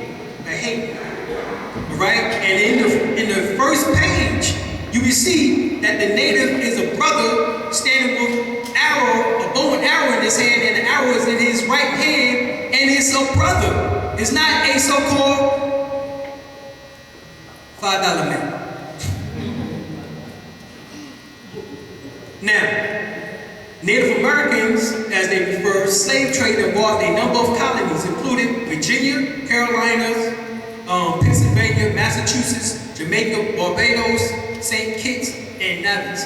So many so-called Indian slaves was traded to Pennsylvania. That a law was passed in 1705 forbidding the import of Carolina Indian slaves. In other words, there were so many niggas coming to Pennsylvania. Look, stop that. Look, it's too many of them coming here. Just too many. Gotcha. All right? Now, you don't believe me? Go and check out a senator in Alabama in 2009. The state senator was recording a conversation from the FBI in Alabama gambling corruption probe, calling so-called black customers of a gambling hall Aborigines during one of the tape confessions. Why would he refer to the so-called blacks as Aborigines? Right? Well, Charles Darwin declared that Negroes as Aborigines to North America. Darwin broke down that the three continents of North America, Africa, and Australia, this is where the Negroes was at, predominantly now. He said Darwin rate intelligence of Negro race, says Negroes, Australians, and Africa. All right, so that Negro was who? North America. Malcolm, as Brother Child said, came to realization, and he said, clearly put, you and I are Aborigines, and who are Aborigines? Black folks. You'll never find a white Aborigine, but you don't like to be called Aborigine. This is what Malcolm said. All right? So, how did the black Moors turned into black Indians and then get written out of history? Well, the process of becoming politically correct in history books is becoming a process that will eventually write so-called black Indians out of history. Case in point, current historians record that in 1619, that the first African slaves arrived at the shores of Virginia. However, if you read the original report, the word African is not used. The report say 20 are odd Negroes. And again, you must remember that in 1600, Negroes was a term that they was being used for Indians. Now, they told you that the Indian looked like an individual by the name of Cody, the Indian. You remember? He would be looking at all the disaster around. This was a commercial in the 70s and 80s, and that one teeth almost fall from his eye. Remember that? So we became accustomed to him being an Indian, right? But guess what? This man was not an Indian. He was Sicilian. He was Now we know that Sicilians are somewhat dark because they come through the seed of Hannibal, but still, what if I told you 85% of us today are direct descendants of so-called blacks, Moors, who came from two major indigenous groups, but split off into different tribes, regions, and tongues of North American continent? Right? How we know? Because one group is the Washito of North America and the Omens of South America. All right? The Euro invasion took your land, your inheritance, and your legacy. You are not a slave, but indigenous, and they know it. All right? So, Iron Cody, as he was called, aka the Crying Indian. He was born in 1904 in Louisiana, but his name was Esperanto Oscar di Corti, 100% Italian. His parents were both born in Italy, all right?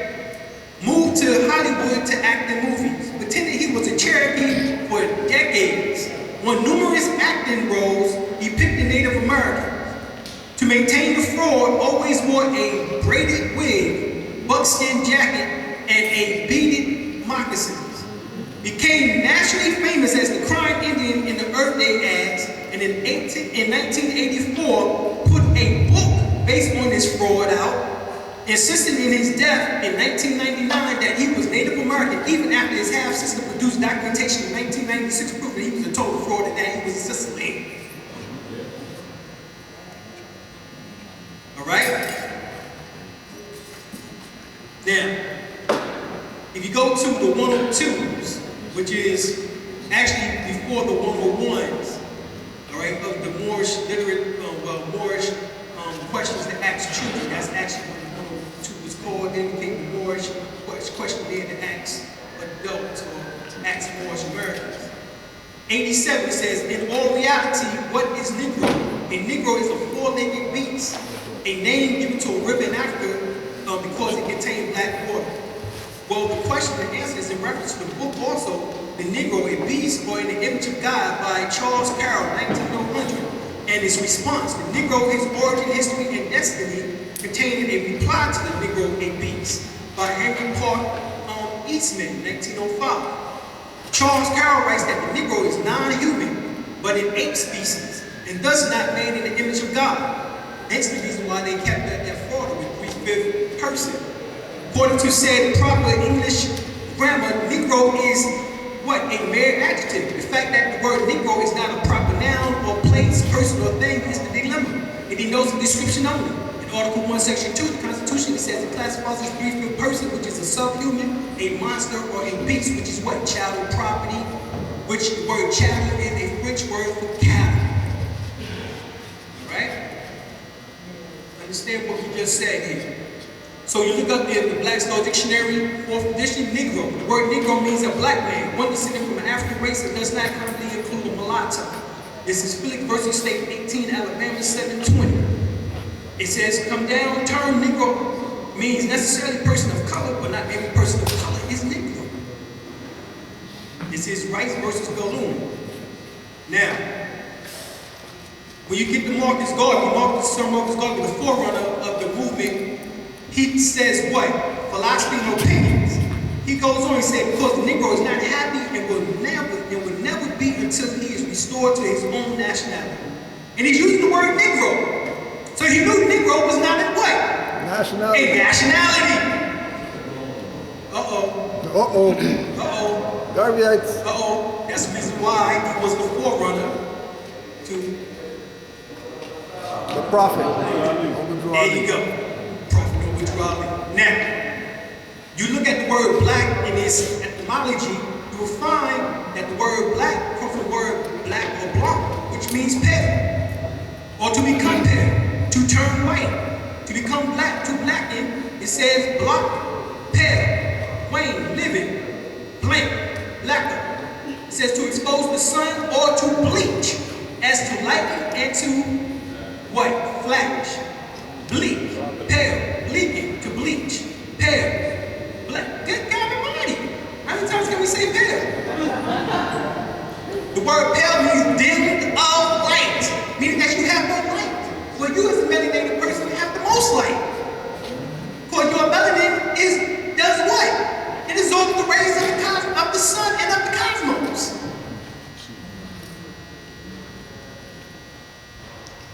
Now, what is meant by the word black? Black according to science means deaf. People get upset, but that's in 88. But guess what? In the death chamber, that's what it says. Black according to science that treats positive law means civilis mortuus. That's all it means, civilis mortuus. And what do civilis mortuus mean in the Black Thought Dictionary? It means dead, dead in the view of law. The condition of one who has lost his civil rights and capacity and is accounted dead in law. Thus it means one who is considered as if he or she was naturally dead and as far as he or her rights are concerned.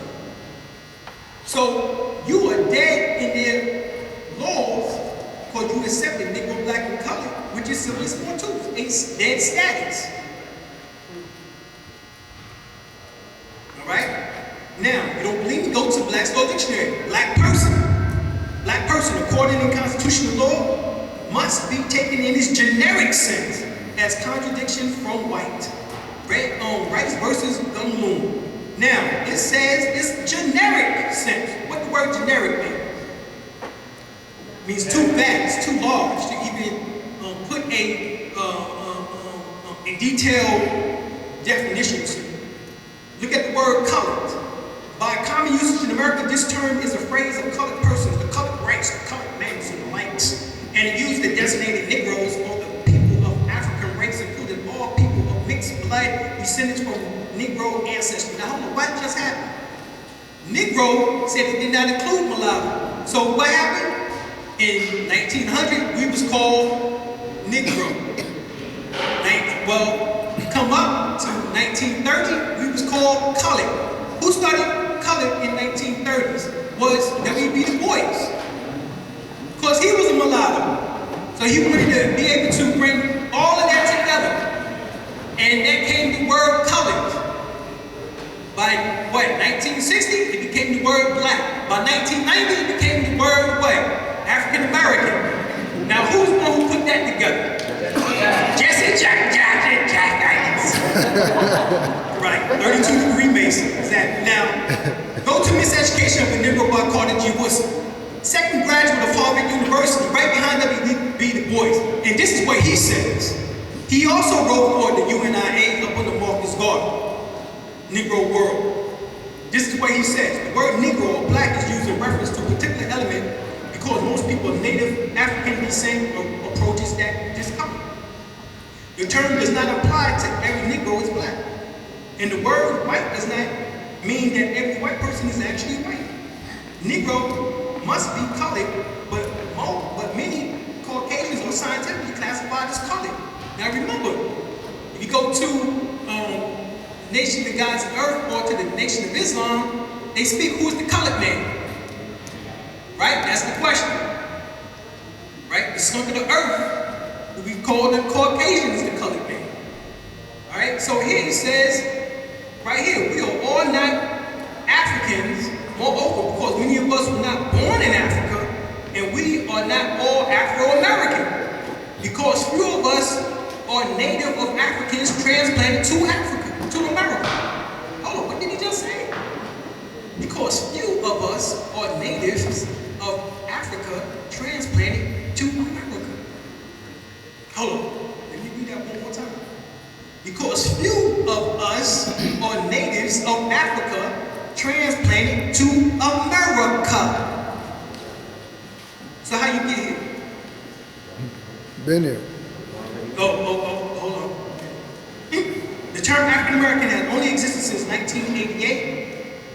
You've only been an African for the last 25 years. Prior to that, you were known as American Negro. Thanks, Jesse Jack, for Afro-sizing you off the land. Right? Now, this is what Jesse is saying. Very close to what Prophet Noble Lee said, but guess what? He adds it in his own twist. Just as we was called colors, because we're not that. And then Negro, but we're not that. To be called black is just a basic, basics. Black tells you about the skin color and what side of town you're on. African American evokes discussion of the word. This is how he did it. Every ethnic group in this country have a reference to some landmass or base, some historical cultural base. So So that was Jesse Jackson's position on it. Right? So instead of being Moorish American, he made you African American. So here, these 4 Europeans are the first Pan-Africanists, all right, who came up with the creation of out of Africa and hominid ape theories, all right? And it's mentioned Francis Galton, Charles Darwin, you know, we just read some of Charles Darwin, Paul Broca, and Thomas Hickson.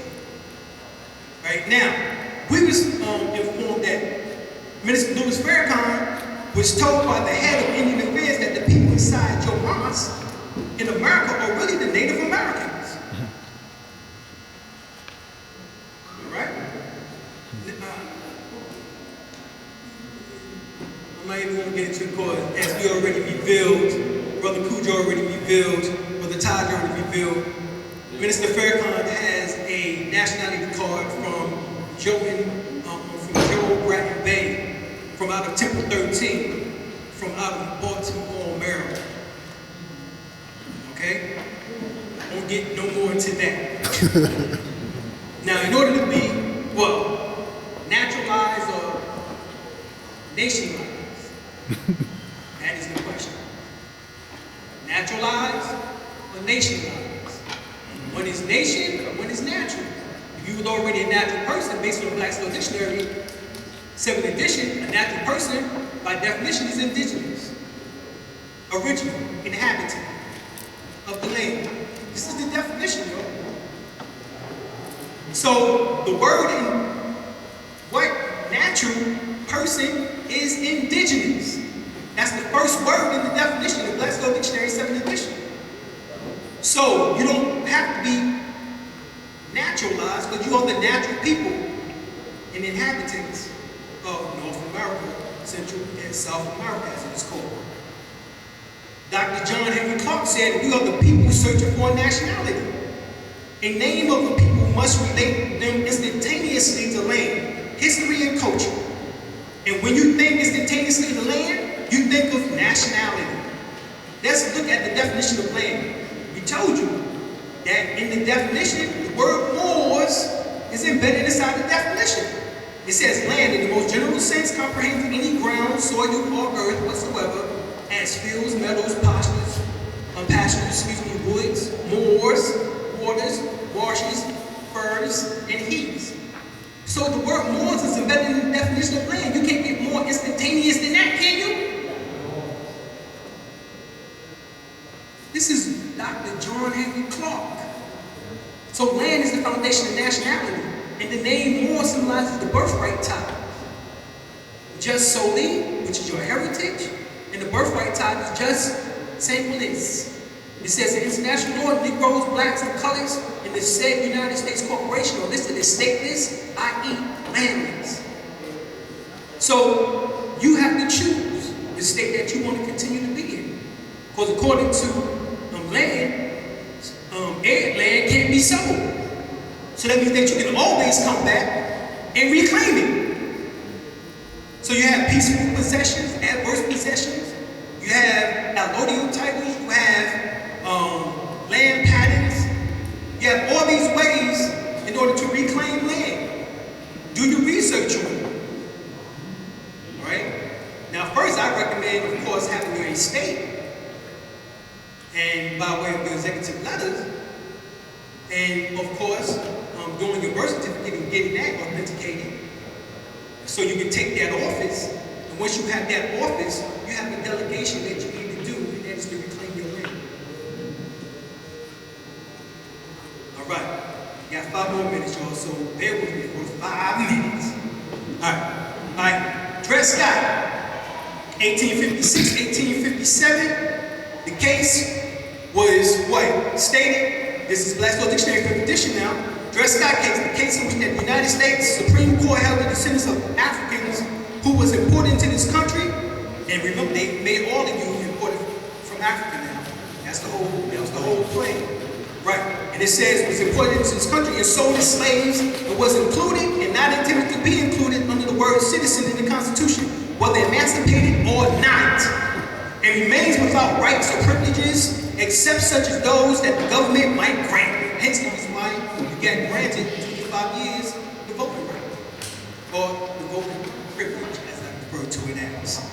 But it says blacks are not considered citizens, and they are still considered slaves by the government based on this definition for their property, chattel property.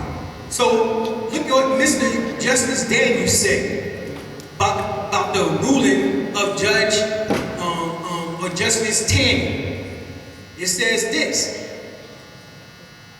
It says, in construction of plea, either in abatement or in bar, either facts or position constitutes a position of a portion of the property, law, and known as general history is necessarily implied. It says such facts or position needed not be especially perverted and space set forth. It is what the world at large and every individual are presumed to know, nay, or based to know and to be governed by. All right? Now, we are supposed to know, remember, ignorance of the law is what? No excuse. So we're supposed to know the law. So he went up in there as what? De facto. He went up in there as 3/5 person, Negro, black, and colored, talking about he want his freedom. That's what happened. Now, you don't believe me? Check this out. Check out what it says. Now, the following is truths which a knowledge of the history of the world, and particularly that of our country, compelled us to know that the African race never have been acknowledged as belonging to the family of nations. Oh, what the prophet of Israel come to bring back? To connect us to what? Connect us back to our history, back to the family of nations, right?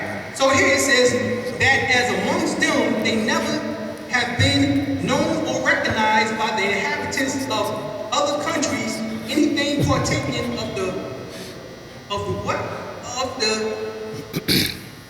the character of nationality or civil, hence the reason why you civilism on twos, or political polity.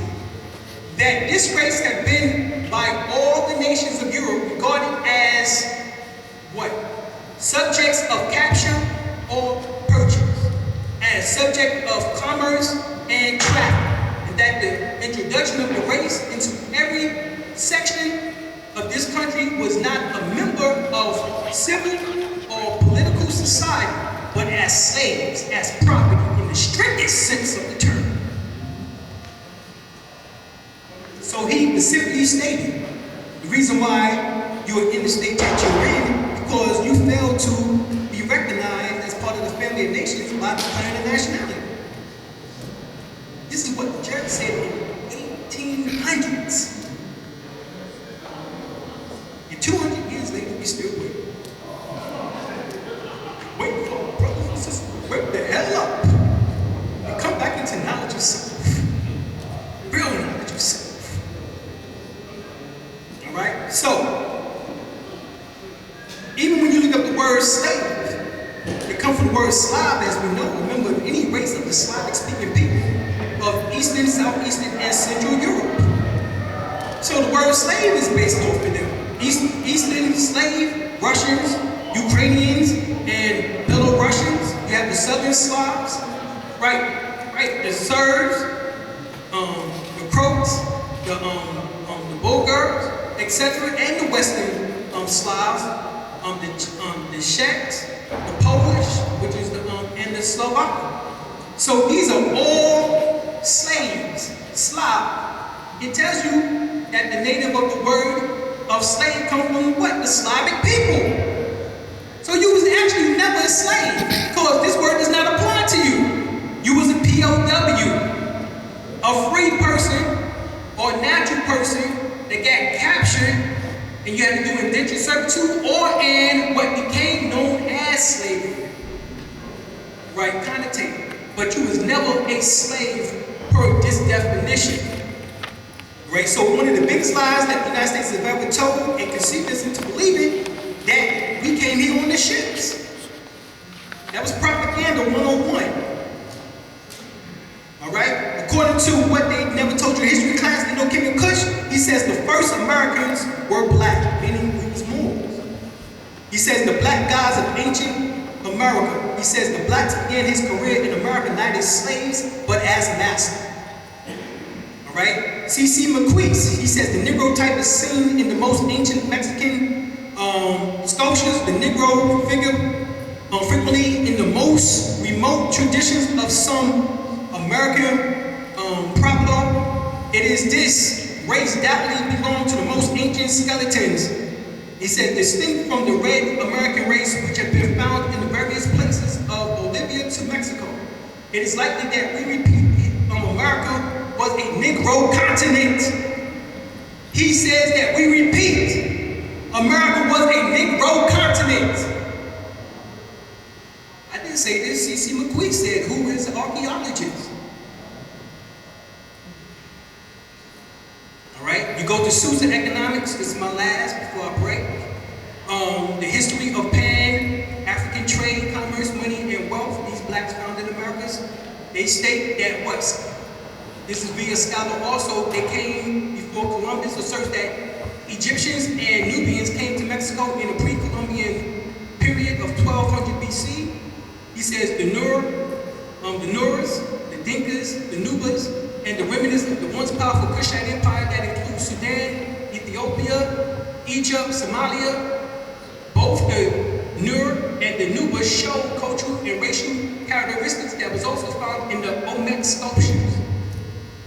These include lip plugs, keloid tattoos along the forehead, keloid tattoos along the chin, and above the lips and cornrows. Right? The culture of the Dinkas, Nubians, and Nurs, and Nubians, and the Kemites, Egyptians, spread it from West Africa into ancient times, and the migration from Sudan and South Egypt occurred over a period of time which upheaval occurred. The mound builders were dark-skinned, woolly-haired, so-called blacks were indigenous, who was indigenous to North America and kin to the Olmecs of South America. All right. Now understand that the Westman Dinkas are the descendants of the East Dinkas, because Dr. Ben Yakinen says that the migration happened from the east into the west. All right? All right, y'all. I'm out. Peace.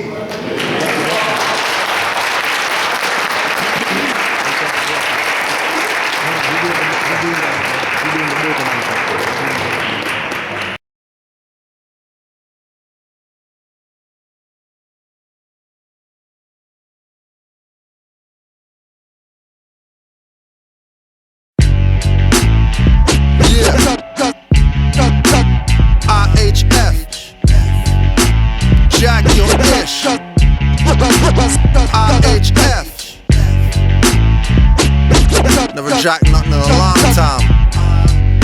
Heard y'all like to diss Moors. Y'all still listen to Bashir and Ali Muhammad with his fake temple degree. Reggie the doctor, no doctorate. Men admitting they got weave in their Heru lock. Even if you were a stone, I wouldn't say you rock. What I say to you flock, stop listening to Seti. Backing up Farrakhan, but you didn't listen to Betty. Didn't listen to Aleem Bay, much less research. Don't think I respect blacks in more t-shirts. Stateless trolls, YouTube comment eventers. So conscious but checking off black on the census. Blaming your suffering on America, not you.s. Saying more sold you out when you sold yourself. Sold by your own Adanga kings on African thrones. No honor your ancestors, I see them slapping your domes. Clapping your chromes at targets, never clap at the devil. Unconscious Moors calling themselves what the pot called the kettle. I never sleep, cause sleep is the cousin of death. I never sleep, cousin of death. I never sleep, cause sleep is the cousin of death.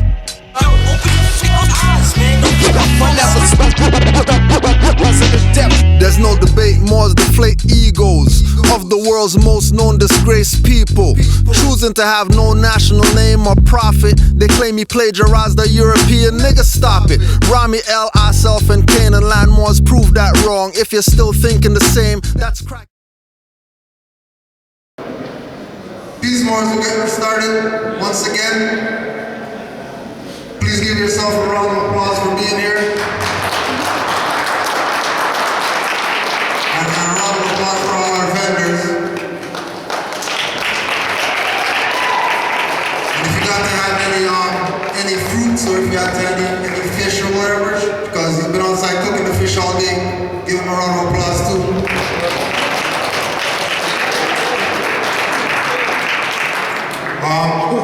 bring up the next speaker, I wanted to read something again relative to things that Noble Joe Ali put out there for the people so that they can know what it is that they're getting into. There's a reading from October 1928 called Divine Warning by the Prophet Noble Joe Ali. And we're just going to take an excerpt from this.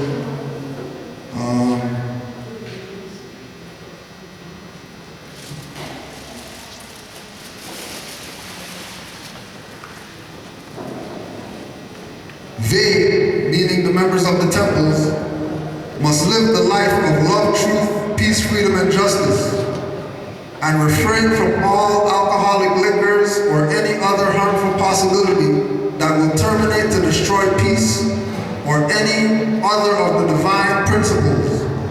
They are not to contribute to anything that will cause the public to disagree with him or her. And for one to lead a group of Moors, you must keep your house clean. Clean with good deeds, kind words. Your wives, brothers must hear good words, kind words, and must know of your good deeds. If there are children, you must see to their support. Follow this divine principle. For if you don't restrict to this divine principle, then you are not a true Moor.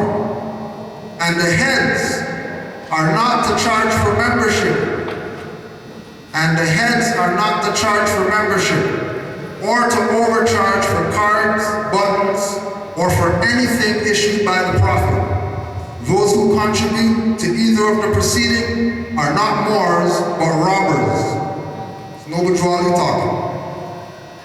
Membership, sisters and brothers, is free, not only here, but all over the world. The button is 25 cents, card 25 cents, and 1 month's dues paid. Every member pays 50 cents a month for dues. This money goes towards the support of the temple. This, if not paid, does not entitle you to the protection that is provided for you, and especially if you are not working or in a position to work. If you neglect to fulfill this small duty assigned to you, how can you rightfully expect money or other help when you are sick or otherwise disabled? So that statement is just to let you know that there was millions of dollars in the Moorish movement during Noble Joe Ali's time. If he was able to tell Moors,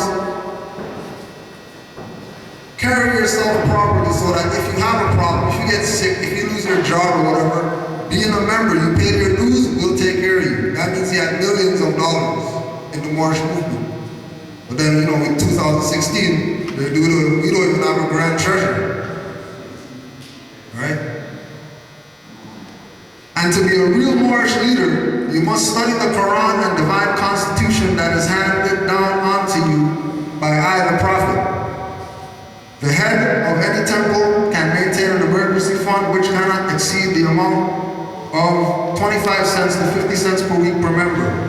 All public collections and dues also go to the support of the temple and its domestic work. The head of every temple must by law obey the word of the Prophet, and if any head, leader, or head of any temple fails to obey these laws, embezzlement is his charge, and is subject to enforcement by law of the Grand Body. Grand Body is you guys, not some group of Moors that are adepts. The Grand Body is the nation. And the penalty may be a fine or removal from office or placed under heavy restriction of the law. Supreme words of the Prophet Noble Joe Ali. So when Noble Joe Ali made the statement, or Moors make the statement, well, Noble Joe Ali is going to give you the supreme laws, okay, that was the supreme laws that he just gave you, that those guys held back and didn't tell people. The next speaker that we got coming up, another thing too. If anybody's in the jurisdiction of, Fayetteville, anywhere in North Carolina, that Moor right over there, eating that food like he's hungry over there. He has a temple that you can join.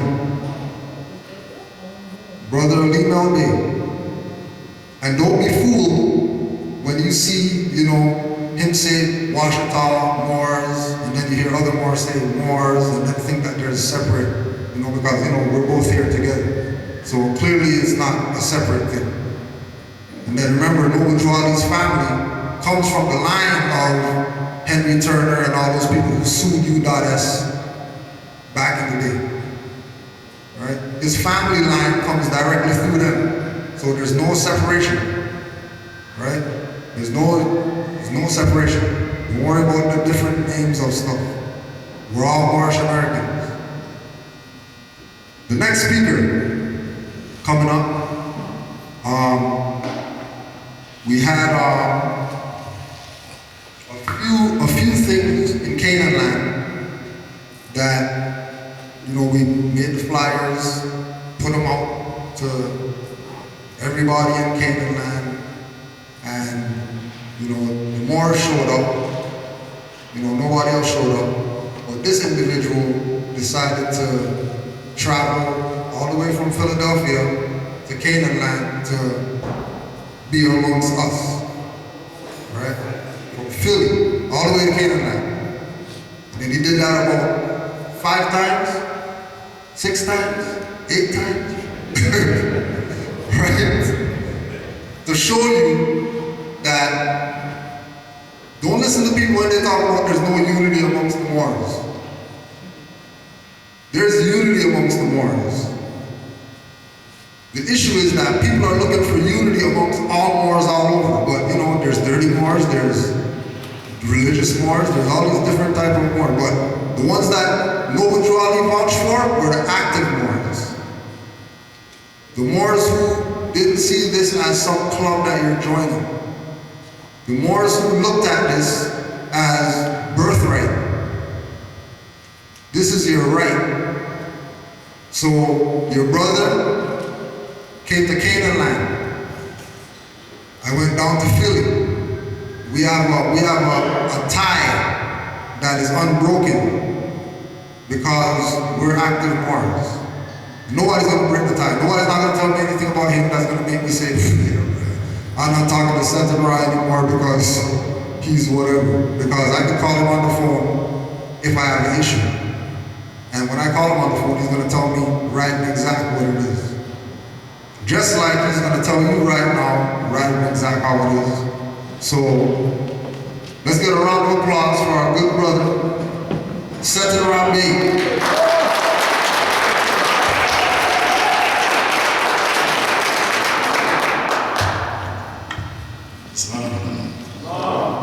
Before I get started, I'd like to request permission of my elders to speak. Any others in the house? Before I get started, I'd like to request the permission of my elders to speak.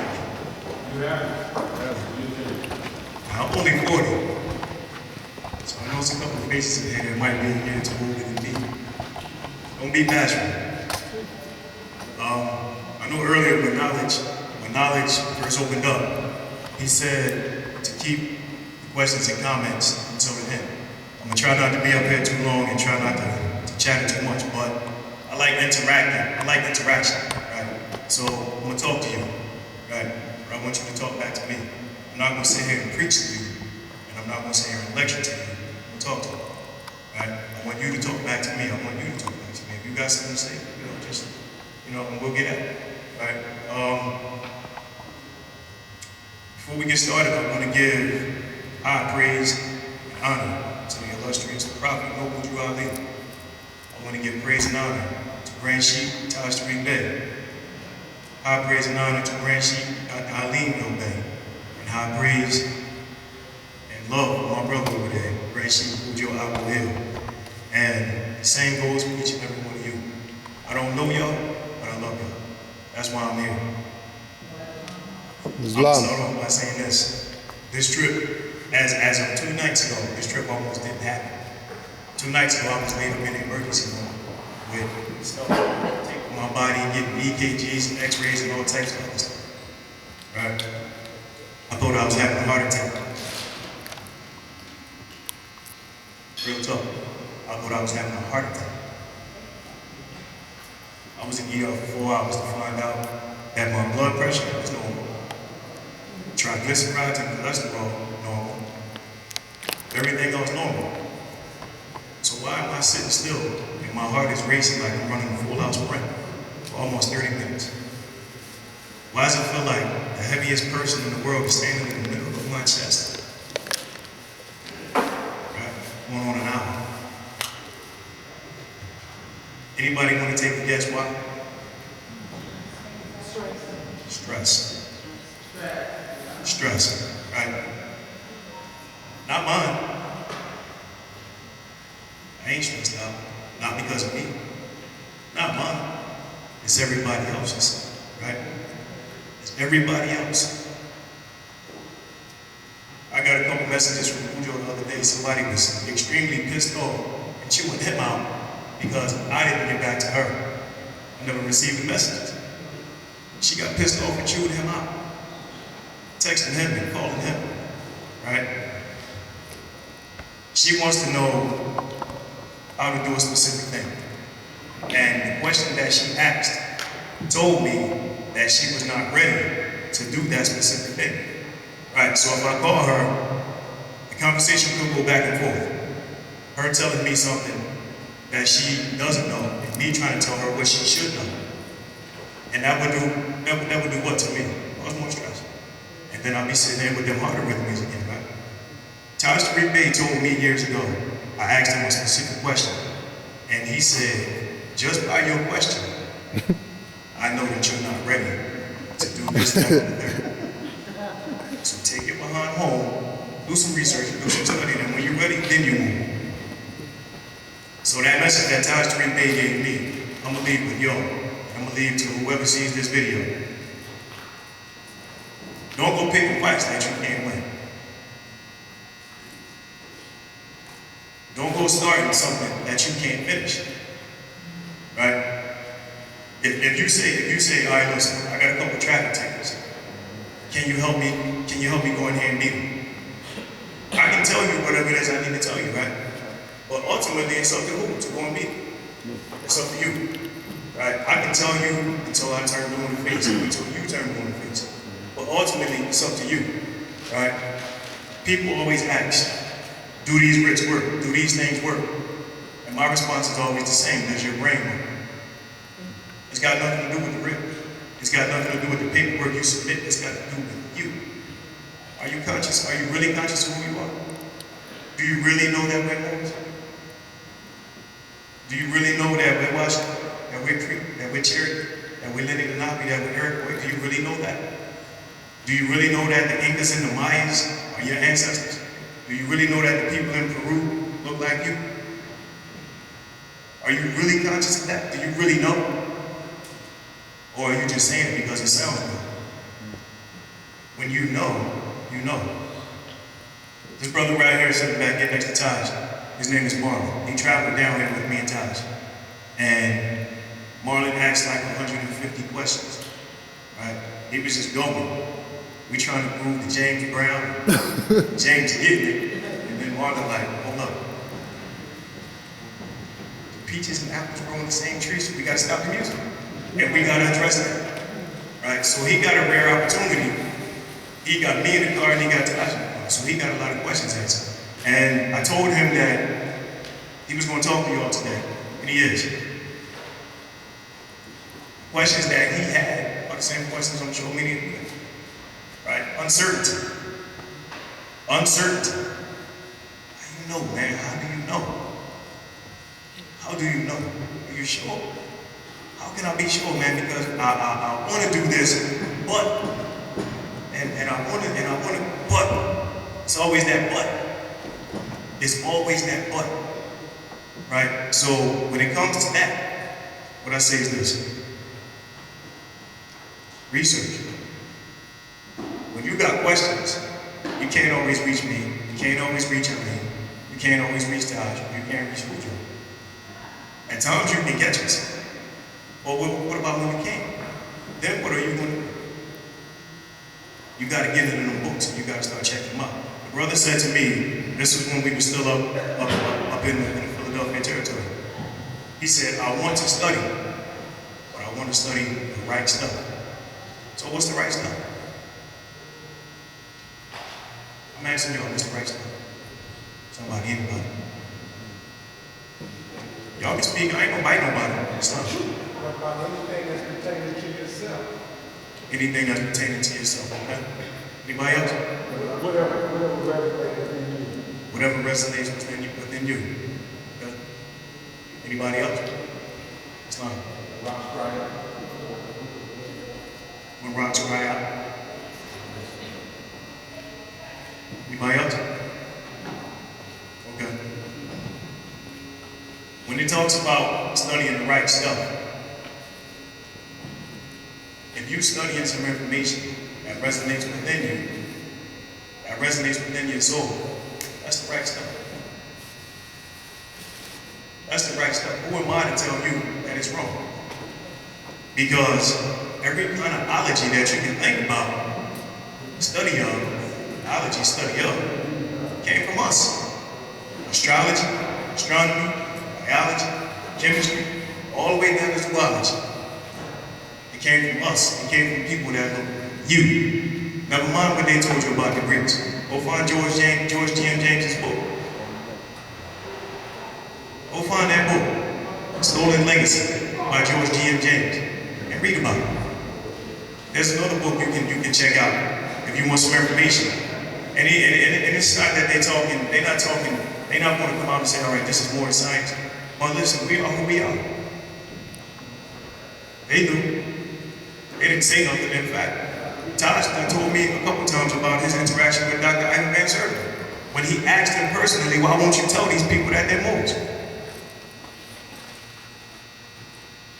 And it's because Dr. Servan didn't want no trouble. So he wouldn't tell them they were Moors. But he left the literature. They came before Columbus. Read it. Read it. Right? And then when you get into these pages, right, you got all of this stuff right here, right? I got right here, Conquest of Moorsmen, Bernal Diaz de Castillo, Genesis, 6 giants, Speak Whale, the rocks where I got Morris Butler, and cocaine mummies. What you gotta be able to do is this. You gotta be able to look at this page and read here. Not what I wrote. Read here. What's not there? Right? Because you got the mind to be able to do it. You got the capability to be able to do it. Right? This brother was riding with us yesterday. I'm trying to say it. He was riding with us yesterday. And the answers to his questions wasn't the questions. Right? He just wasn't thinking. He wasn't thinking. And then when he started thinking, as we're navigating, he said, so this, that, and the third. Yeah, that, and the third. Because he was thinking, you know why? Even though he wasn't looking at the page, he was reading between the lines. I put these books up here, and this is, I put a couple of them up here in harmony with Dr. Ali was saying. This book right here is called The Conquest of Moorsmen by Bernal, I forgot the artist, Bernal Diaz, D-I-A-Z, Del, D-E-L, Castillo, C-A-S-T-I-L-L-O. That book is a book that I found in this book, When Rocks Cry Out. That guy, Bernal Diaz del Castillo, is a Spanish explorer. He is an accurate, detailed story of what happened in Mexico. Right? He said the Incas and the Mayas, they look like y'all. That's in this book, and in this one that came out how many years before this one did? Right? When Rocks Cry Out by Horace Butler, you want to get that book. You want to get that book. And I want to say this. This is not really on topic, but on topic.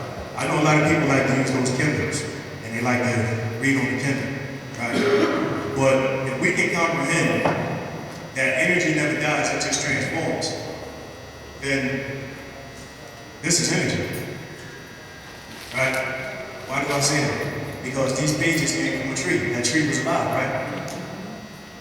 That tree was alive. Now, when somebody cut it down, did it die? Did the energy die?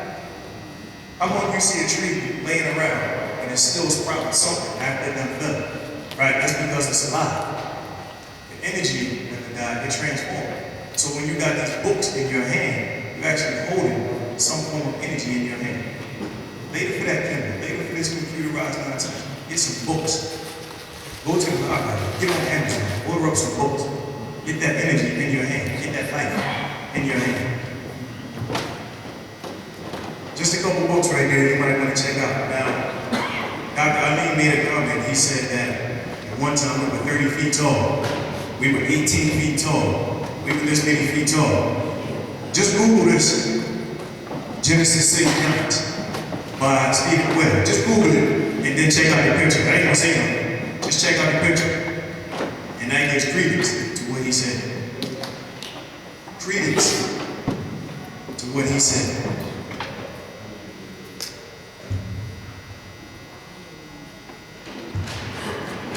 Just a couple things that, some notes that I took while Dr. Ali and Ranshi Pujo was speaking. Slave trade. Dr. Ali already told you that it didn't go down the way they said it, right? Just anybody can raise your hand and answer. Anybody know how long it took to make a voyage from Spain or Portugal down to west coast of Africa through the Caribbean? Anybody got any idea? It's fine.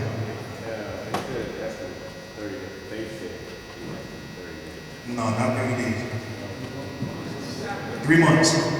Anywhere between 3 to 5 months. Right? It's how long they said it took to make a voyage. Now, we're going to debunk this slave trade, and we're going to use simple mathematics, and we're going to use a little bit of geography. Right? It took 3 to 5 months. We got that right. Let's just say in Albany, let's just say 3.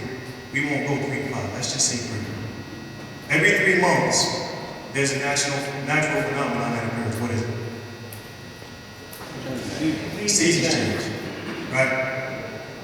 Now, there's another natural phenomenon that occurs every year. And that's from May to November. What is it? Speak up, though. I think that's with trade winds. Hurricane season.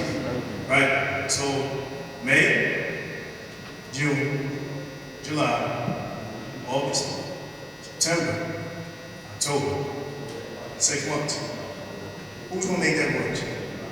Who is going to say, I'm gonna risk my ship and my team so we can put all of y'all in the bottom of the ship, head to toe, with no food and no water for 3 months so we can go on over there?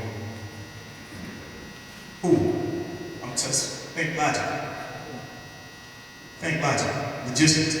It's not possible. Right? Now, they keep telling you that there was 100 to 200 people on these slave ships. Head to toe, shattered. Water is a necessary substance for survival. Right? The U.S. Navy and any other Navy does what? They filter the ocean water because water is entirely too heavy to carry on some damn ship. It's not possible. 3 months, that much water, 100 people plus the crew. You think they were floating in 1619? Come on. I want y'all to think. I'm talking to y'all as my family. I want y'all to think. I don't want you to get emotional. I want you to think. Put your emotions in your back pocket. Check it. I want you to think.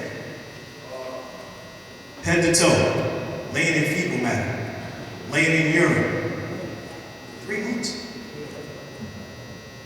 3 months? It don't make sense. If you can make sense out of it, please. I'm listening. Islam. Not only that, it said a water being too heavy is too unstable. It's too unstable. Now, ironically, you say that. I told the brother yesterday about tankers, tractor trailers, right? Some of them got bulkheads, so the fluid doesn't flow freely. Some of them don't. So what happens is when that tractor trailer, when the car jumps in front of that truck and slams on the brake, now that truck got to hit his brake. What happens? All that fluid, and it pushes that truck. And then somebody said, you ran into the back. On the ship, high winds, high waters, rain. Come on, man. You telling me them people staying in the bottom of them shits with them slits in the wood and rain is raining on them and all of this other stuff? Come on, man. Come on. Even better, I was down in Jamestown, Virginia. My brother lived in over 7 years. So I want to go over here and I want to see what's good. They got all of this stuff over here set up in Jamestown, Virginia and Williamsburg. I want to see what's good. They got on their license plate 16, 19. So you bragging. Right? You put it in my face. 16, 19, when I brought your behind over here. So you say. So I went over there. Right? Hey, how you doing? Yeah, I was just wondering if y'all had any information about that stage here, any records of the shit.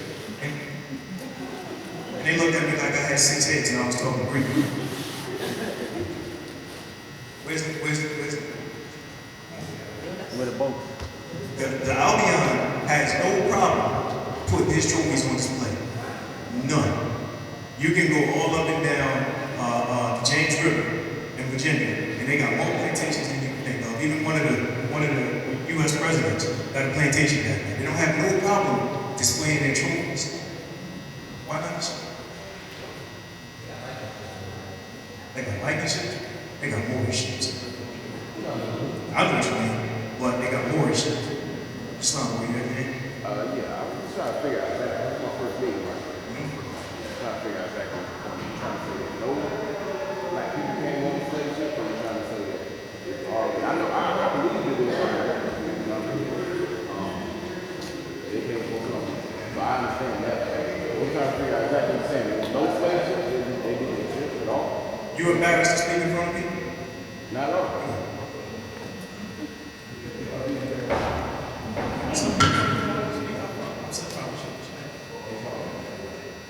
This ain't Antonio.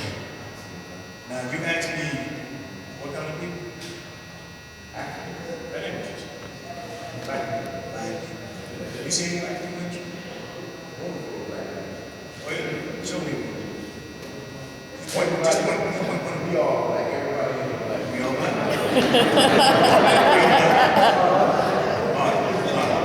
Now we gonna talk. Now, don't get me wrong.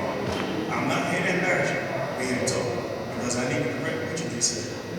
Right? If I sit here and allow you to say what you said without correcting me, and I'm not doing what to do.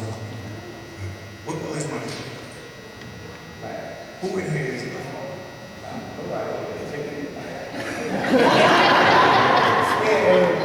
No, hold on, wait. No, we don't need no more soliloquy. Just answer the question, who in here is black?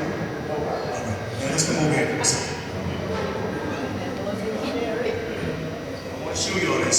This is the 1828 Northwestern Dictionary, the American language, right?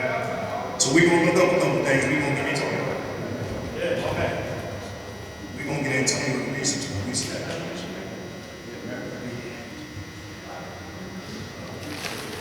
America, a native of America.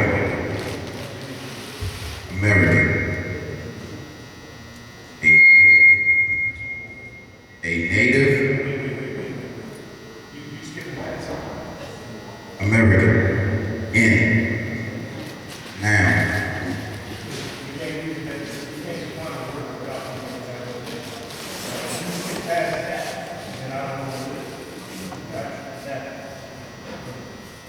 American, in, a native of America.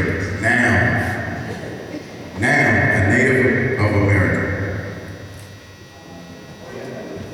Originally applied to Aboriginals or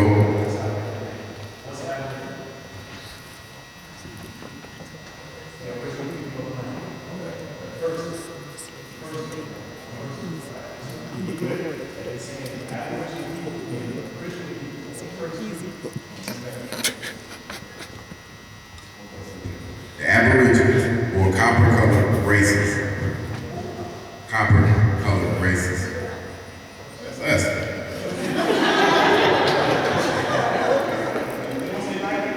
Nah, say American.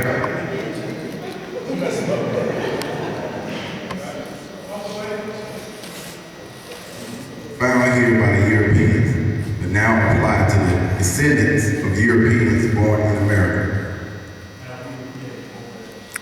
American, noun, native of America, originally applied to the Aboriginals or copper-colored races found here by the Europeans, but now applied to the descendants of the Europeans born in America. Us. I still call myself black, yeah, us.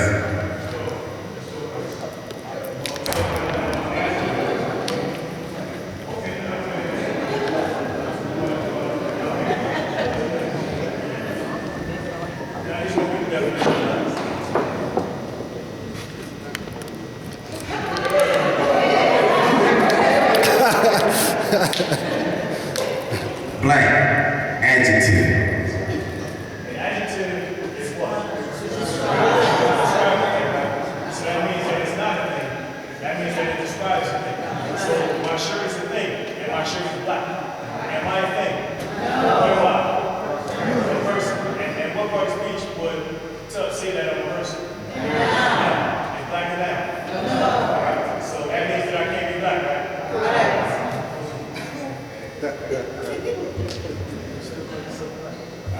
Van living. Black, adjective, sax, black, and black, pale, van, livid, lation, to become pale, to turn white, to become black, to blacken, black ink, Sweden, okay, bleak, pale. When he's reading this etymological brackets, that's a whole lot in this. We won't go down to the definition, and we won't start reading that. Of the color of night, destitute of light, dark. The color of light, right? Destitute of light. What does destitute mean? Without. Right? Are you without light?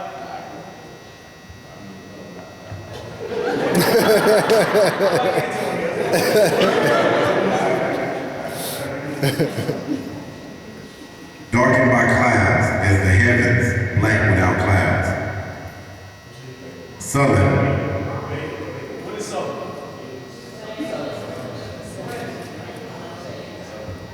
Is southern Saturday? Having a cloudy look or countenance, atrociously wicked. Wait a minute. He just said, now Antonio, not me. Antonio just said that all of y'all are atrociously wicked. You see these? You know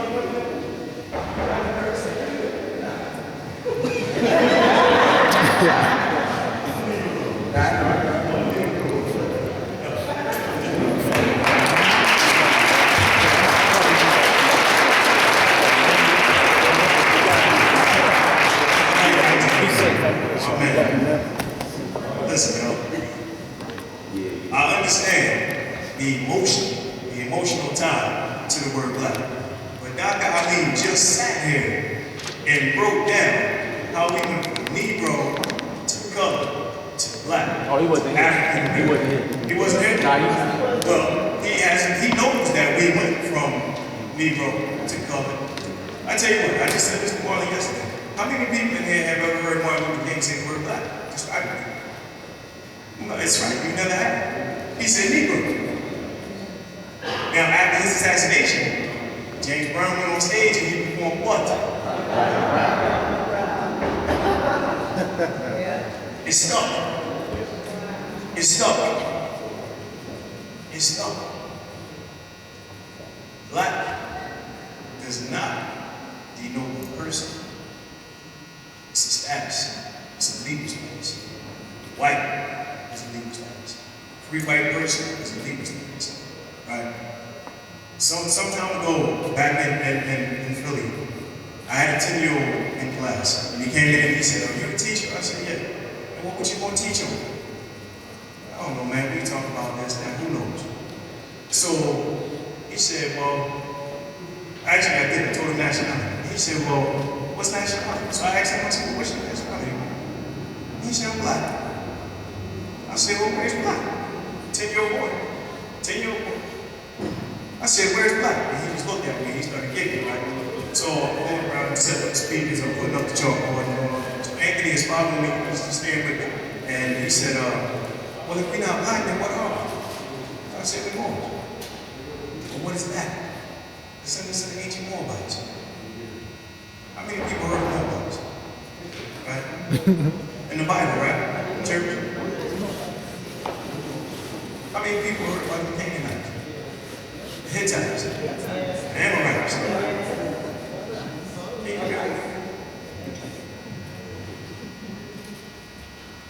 We're going to call her Ruth Moabites. Right? I need to for y'all to go please. Right.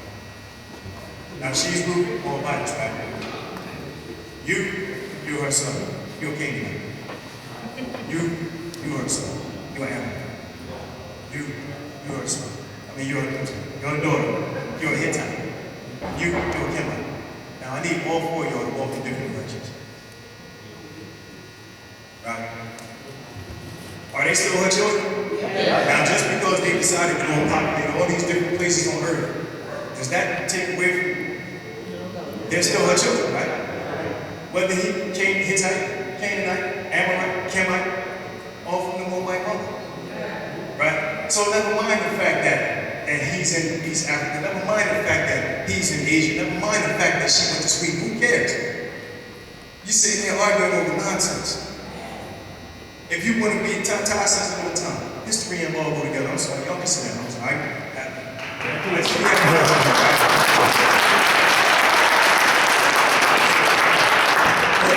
We're constantly arguing over nonsense.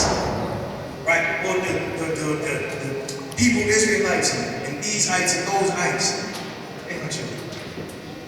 They are her children. It doesn't matter where they dispersed to. They are her children. Something. So, that's what I'm saying.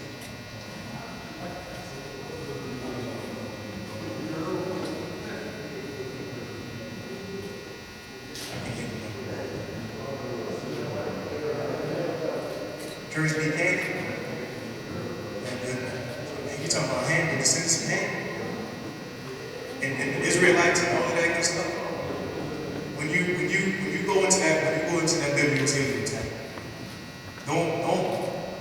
don't just say, all right, we're gonna throw it out, we're gonna throw the baby out like that. That book is highly important. Right? You sit there and you read that, and you gotta understand that a lot of it is astrological. But you gotta understand also that King James student had his scholars go in and do some data. Right? Now, how many Jews in this room? Why ain't y'all raising your hands? If you know it, you didn't raise your hand. Now, they got you believing that somebody else is God's chosen children, right? So they wrote you out of the story and wrote themselves in. And then they said that you are cursed. You are supposed to be my slave. Right? This is where in the Bible they wrote you in as a slave. As a servant. Not of Slavic descent, but as a servant. Right?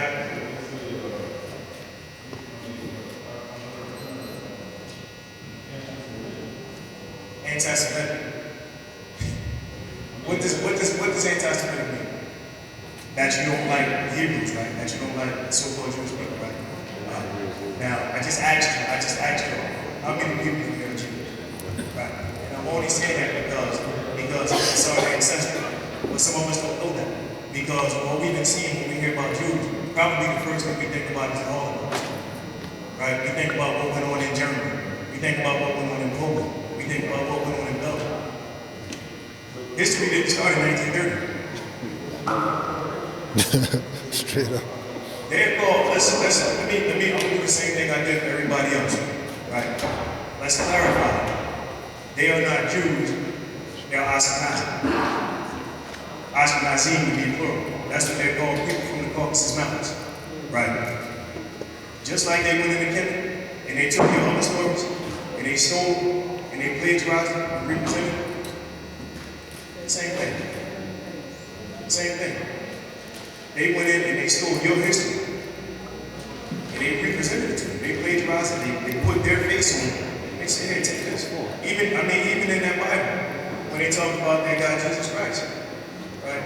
You see, he got burning skin, right? You know what I'm saying?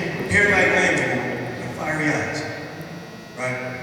What you go in church and you see a picture of a blonde man with locks? They took your culture. They took your prophet. They took your ancestry. And they doctored it up and they gave it back to you. And you're willing to die for it. You're not willing to die for what Prophet Noble Lee wrote. You want to argue about what Prophet Noble Lee wrote. Today is what? April 10th? All right, tomorrow, April 11th, Harlem, New York, National Black Day, 125th and 5th Ave. There's a debate going on. I think it's something to the effect of, is the black nationalist movement better than what Prophet Noble Lee wrote? So now I'm hollering at my man Antonio. Is the black nationalist movement better than what Noble Lee wrote? I don't know enough about Noble Lee. No.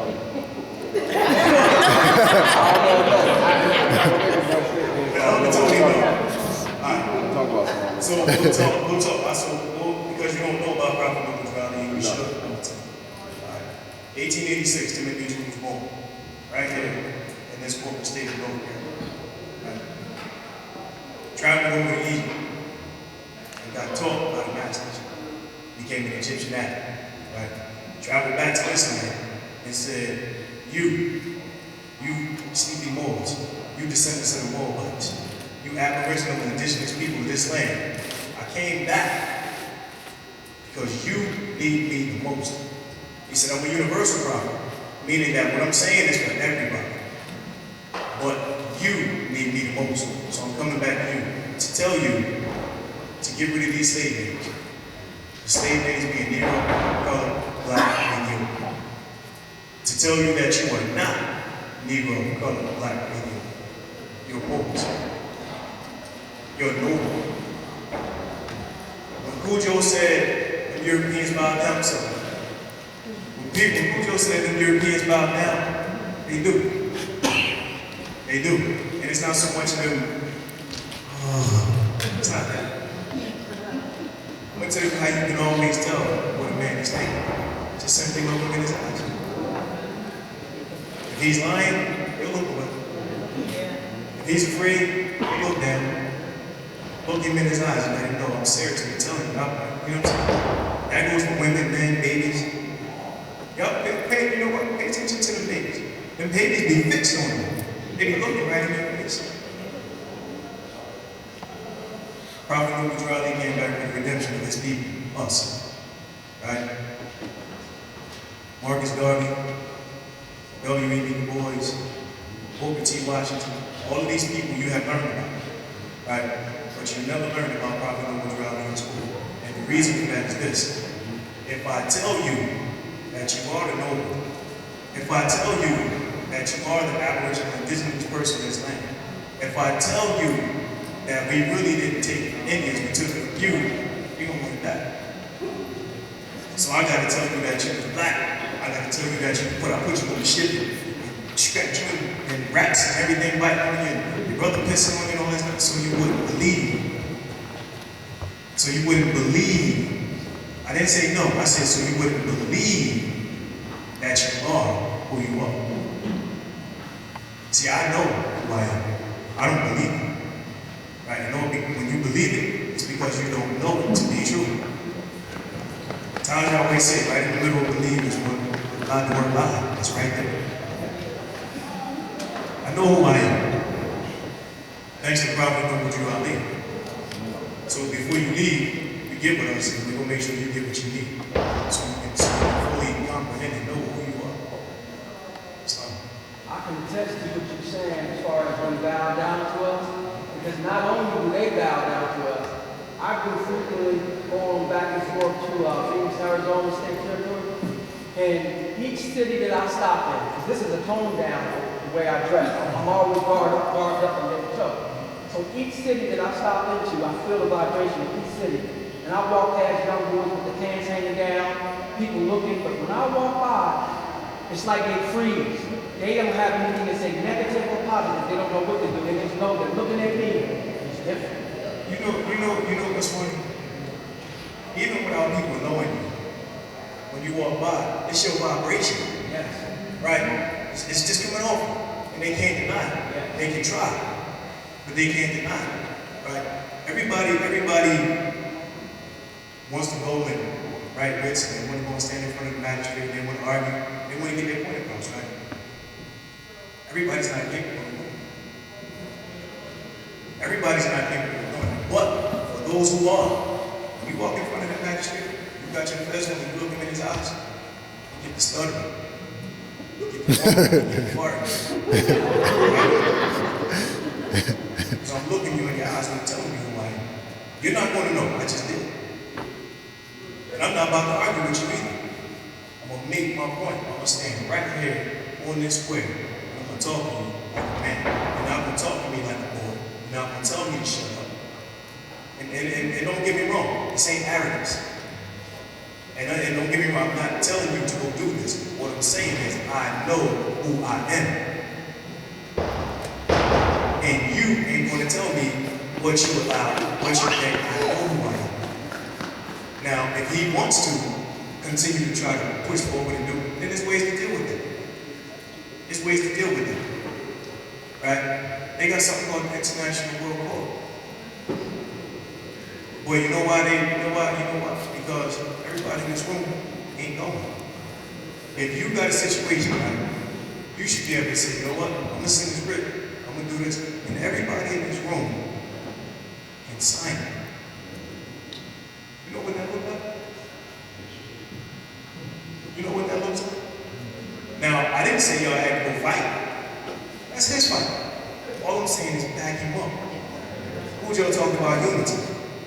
I know Cujo, I don't know how many years, a few years now. Right, I was up there in Toronto, I went up there to party. Caribbean, Caribbean place. And in the midst of me partying, I'm up there with my brother and my cousins. I called Cujo. I said, yo, bro, no way I'm coming to Canaanland. And I'm not going to come and meet the grand chief. It's not just more up here, I need to meet him. That's big problem. It's not.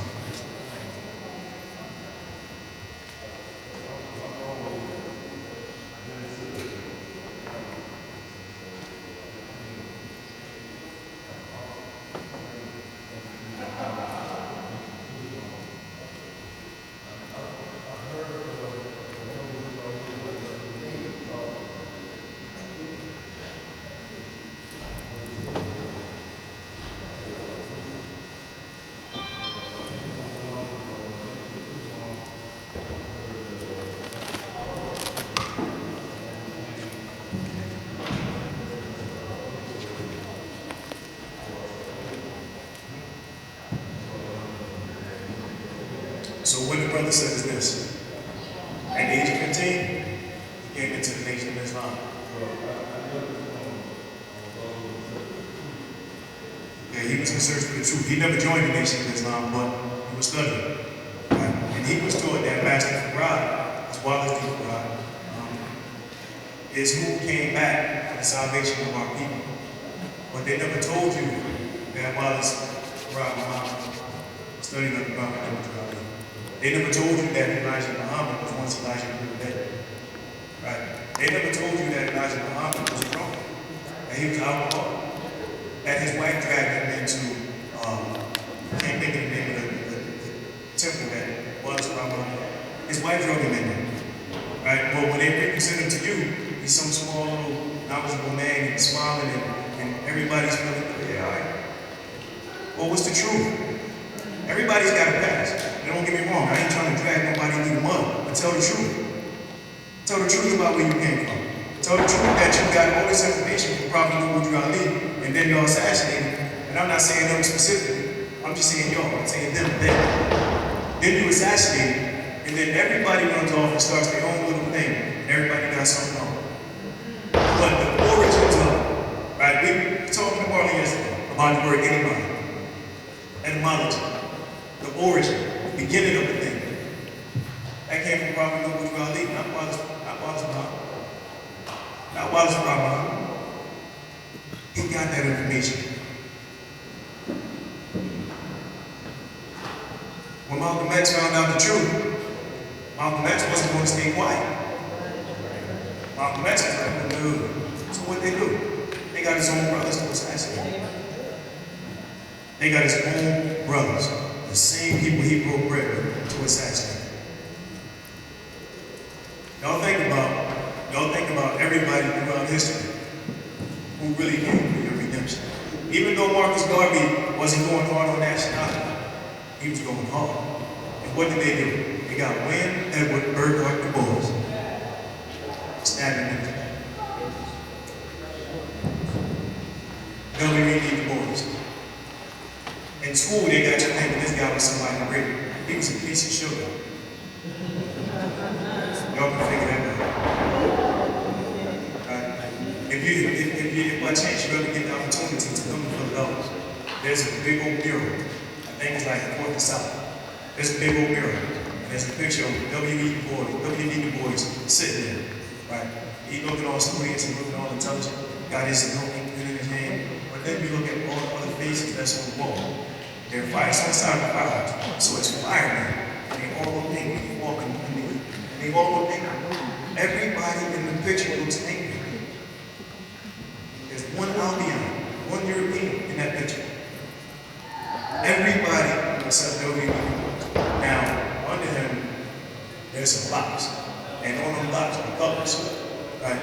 Now, this is what the great William Edward Burghardt Du Bois did to you. He went into the neighborhood of Philadelphia and he said, okay, y'all know about time to time. How much you make?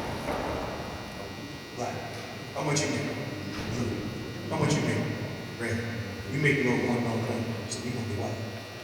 He come up with a color gas system to separate his people. To say that he is scum compared to him because he don't got a Harvard education like I do. Because he ain't making the same finance that I do. It's on the wall, man. Nobody know what it is, yo. That's heartbreaking for me. Because it's up there, and if you don't know any better, you're thinking it's something good. When really what it is. And this is the same group they got to stab Marcus Garvey in the back. Now, they got everybody thinking Marcus Garvey was a tyrant. W.E.B. Du Bois was the tyrant. He was fighting with everybody. He was fighting with Booker T. Washington. He was fighting with everybody. He can get along with them. And then you move further along, and you talk about Martin Luther King, Malcolm X, assassinated by their own brothers. I got a picture in my phone. I'll show it to you. It's a picture that I took in Atlanta at the Martin Luther King Center in Atlanta. There's a picture of King holding on to the rail.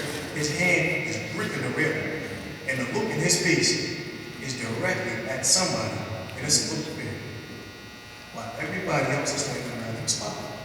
Now, to right of him is somebody peeking out of the window. Now, don't get me wrong. Well, let me ask you this.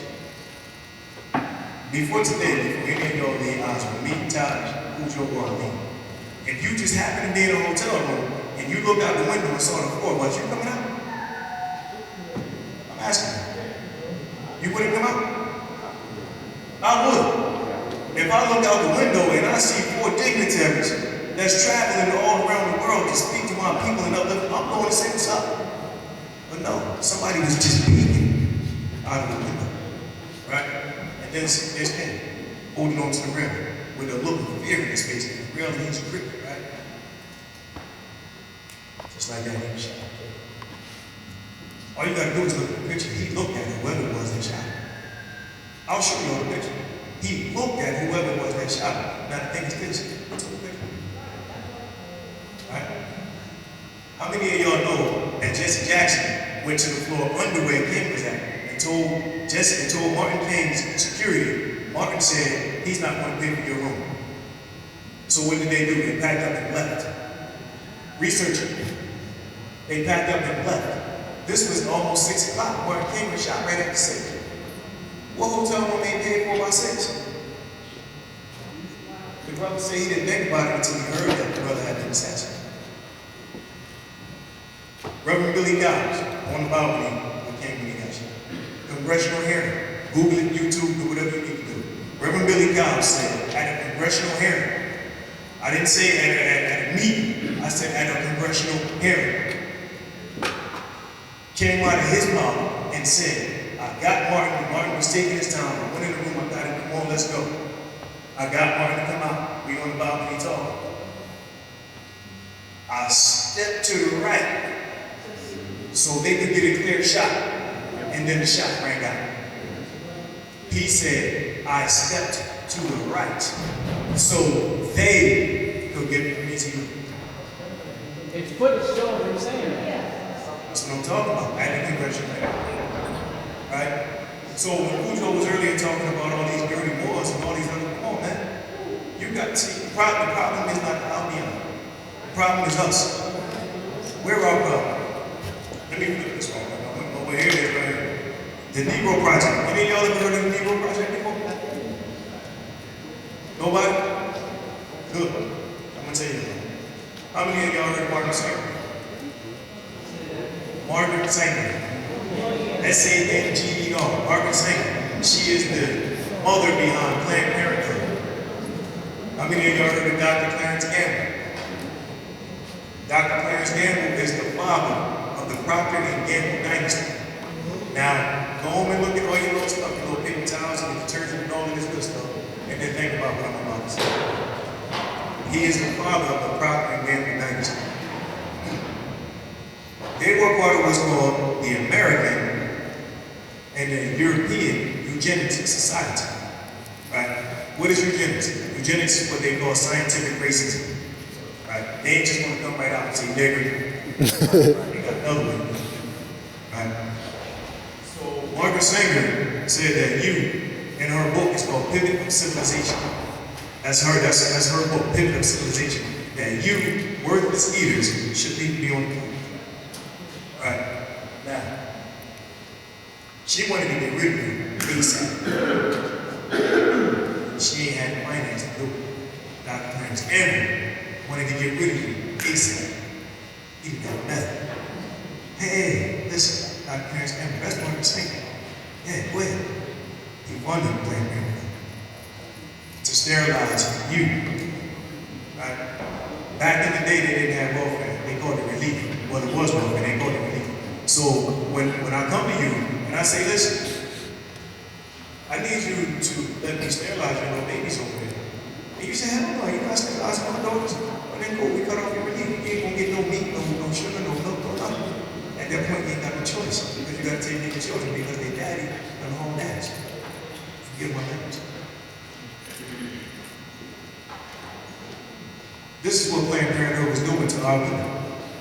These abortions, this sterilization. This was promoted by her and Dr. Clarence Gamble. Right? So when people started catching on to what they were doing, they said, okay, we need something else. They come up with something called the Negro Project. The Negro Project says this. Well, this is what they say. We can't implement the Negro Project because we're Europeans. The Albions, they ain't gonna listen to us. So what do? We go to all of these churches. So everybody in this first row is a pastor. So we come to your church and we say, listen, because the Negro Project says that they study you, and they know that for a few pieces of silver, we can sell you people out. So we can come in there with a bunch of silver, not a few pieces. And I need you to say, 10 minutes, I need you to say that this is okay. So all the pastors in there, putting it in all of our hands.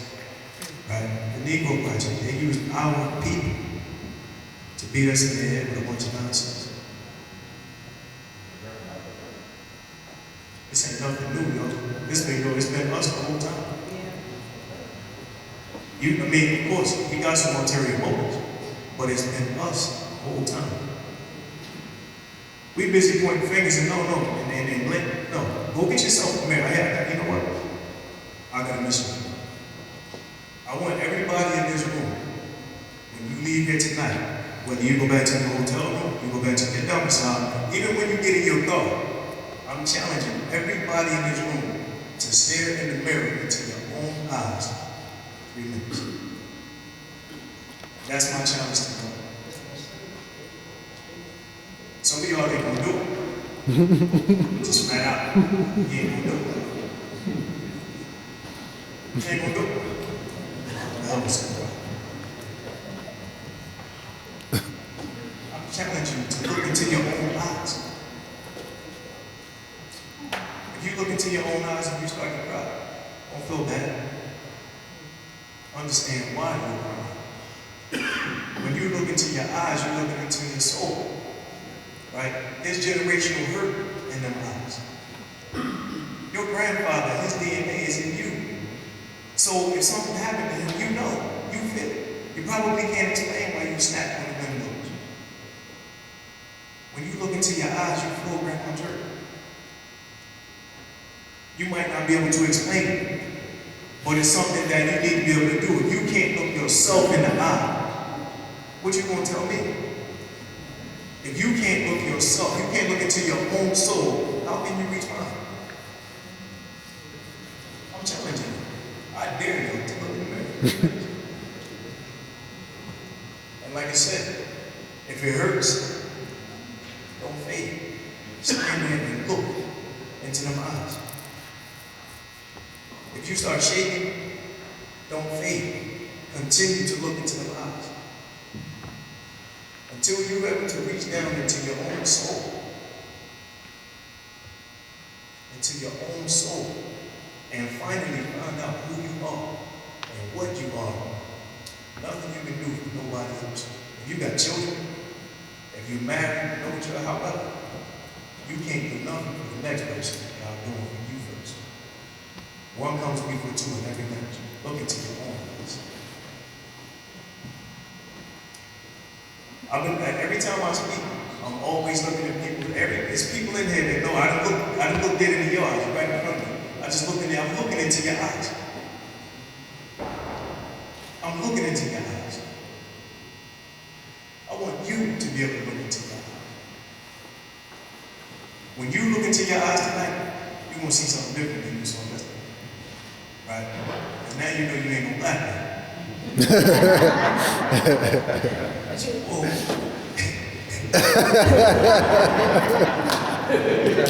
There's some mental issues. Listen, y'all. I ain't even touch half the stuff I wrote on the board. Right? Because the Spirit just took us where it took us.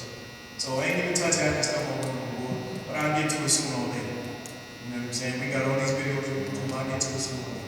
I just want to point out 2 more things. Henry Louis Gates. Somebody who wants to ask me why I wrote Gates on the board.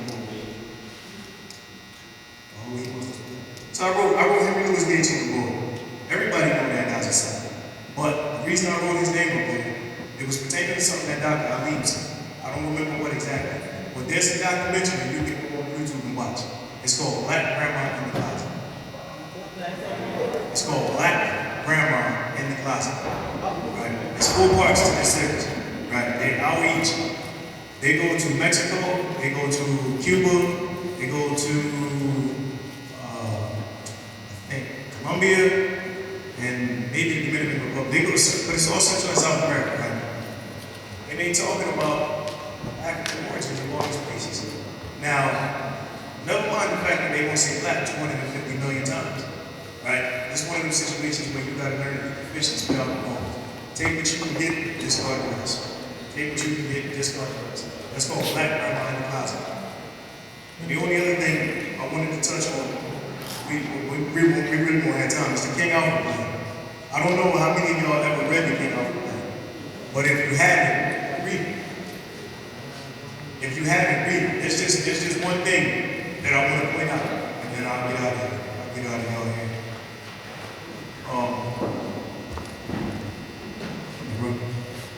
You first. I just want you to read something, and then we'll be done. Can you read that paragraph right there? This memo was being submitted in lieu of a full report from the Joint Chiefs of Staff. The report is now in preparation. There will be many cities where the minority will be able to put into street will be able to put into the street a superior number of people with a desperate and dangerous will. He will be a formidable enemy, for he is bound by the continent by heritage, and knows that political asylum will not be available to him in other countries. Did y'all hear what he said? This document, I'll explain it right quick and then I'll close out. What this document says is this, is that the U.S. military has an 8-hour plan to round up, arrest, detain, and possibly assassinate all of them. They wrote it, we didn't. All you gotta do is Google King Alpha Plan or Rex 84. Rex 84 is the code name because 1984, Ronald Reagan and what's that guy's name? Oliver North altered to include what's called the Latino population. What that plan says is in 8 hours, they have a detailed plan of how to round you up. But they just said in there that you will be able to put up a formidable fight and that you will bound to the continent by heritage. The continent being America, just like Ali told you. America, North, Central, South, and then joining out.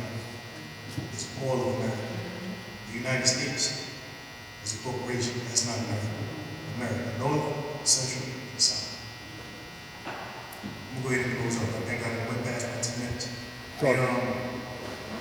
I trust that I gave y'all something that resonated in your soul. I hope some of y'all will actually go home and look into that mirror and look into them eyes. And as I said earlier, I know I don't know y'all, but I truly, truly love you. Islam.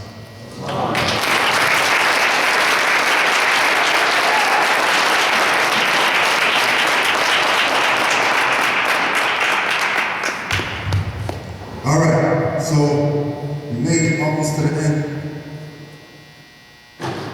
The next speaker, next radio American speaker, he's not a radio speaker.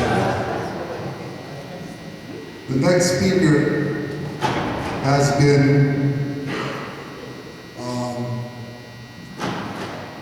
expressing the will of Allah for a good time, and put in some serious work. And there's a lot of people out there who take the position of trying to use his name to get up on pedestals and stuff like that. You know what I mean? Without giving him the honor that he deserves for what he's been doing. But, you know, we already know that, just like Brother Sentarabe said, oh yeah, give it up one more time for Sentarabe too.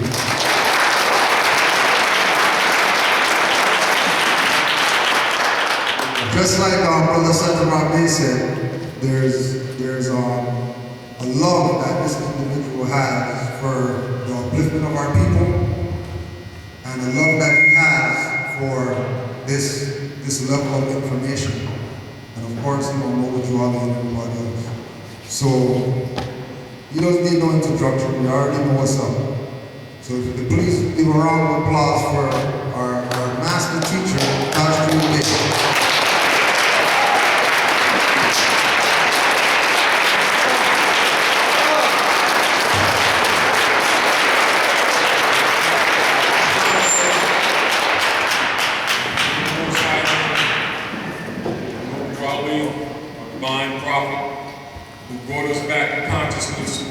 State. We're going to get right into it.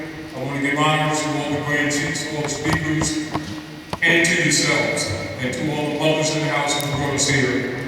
Because without you, we wouldn't have our birthmark, which is the only birthmark, which is enabled, which is the belly button. Ain't the strawberry on the arm, belly button. Your first God is your mother. Believe that. Now I want to share some things with you, and I'll get right into it, because I know a lot of you are at different degrees.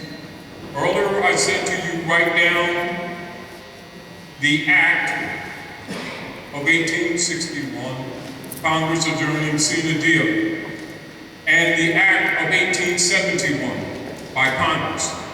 The reason I told you that, because we're going to tie some of the things together that Professor Aline brought to you, that Grand Chief Pujo brought to you, that Seton Ra brought to you, and that you bring to yourself when you begin to discuss this information.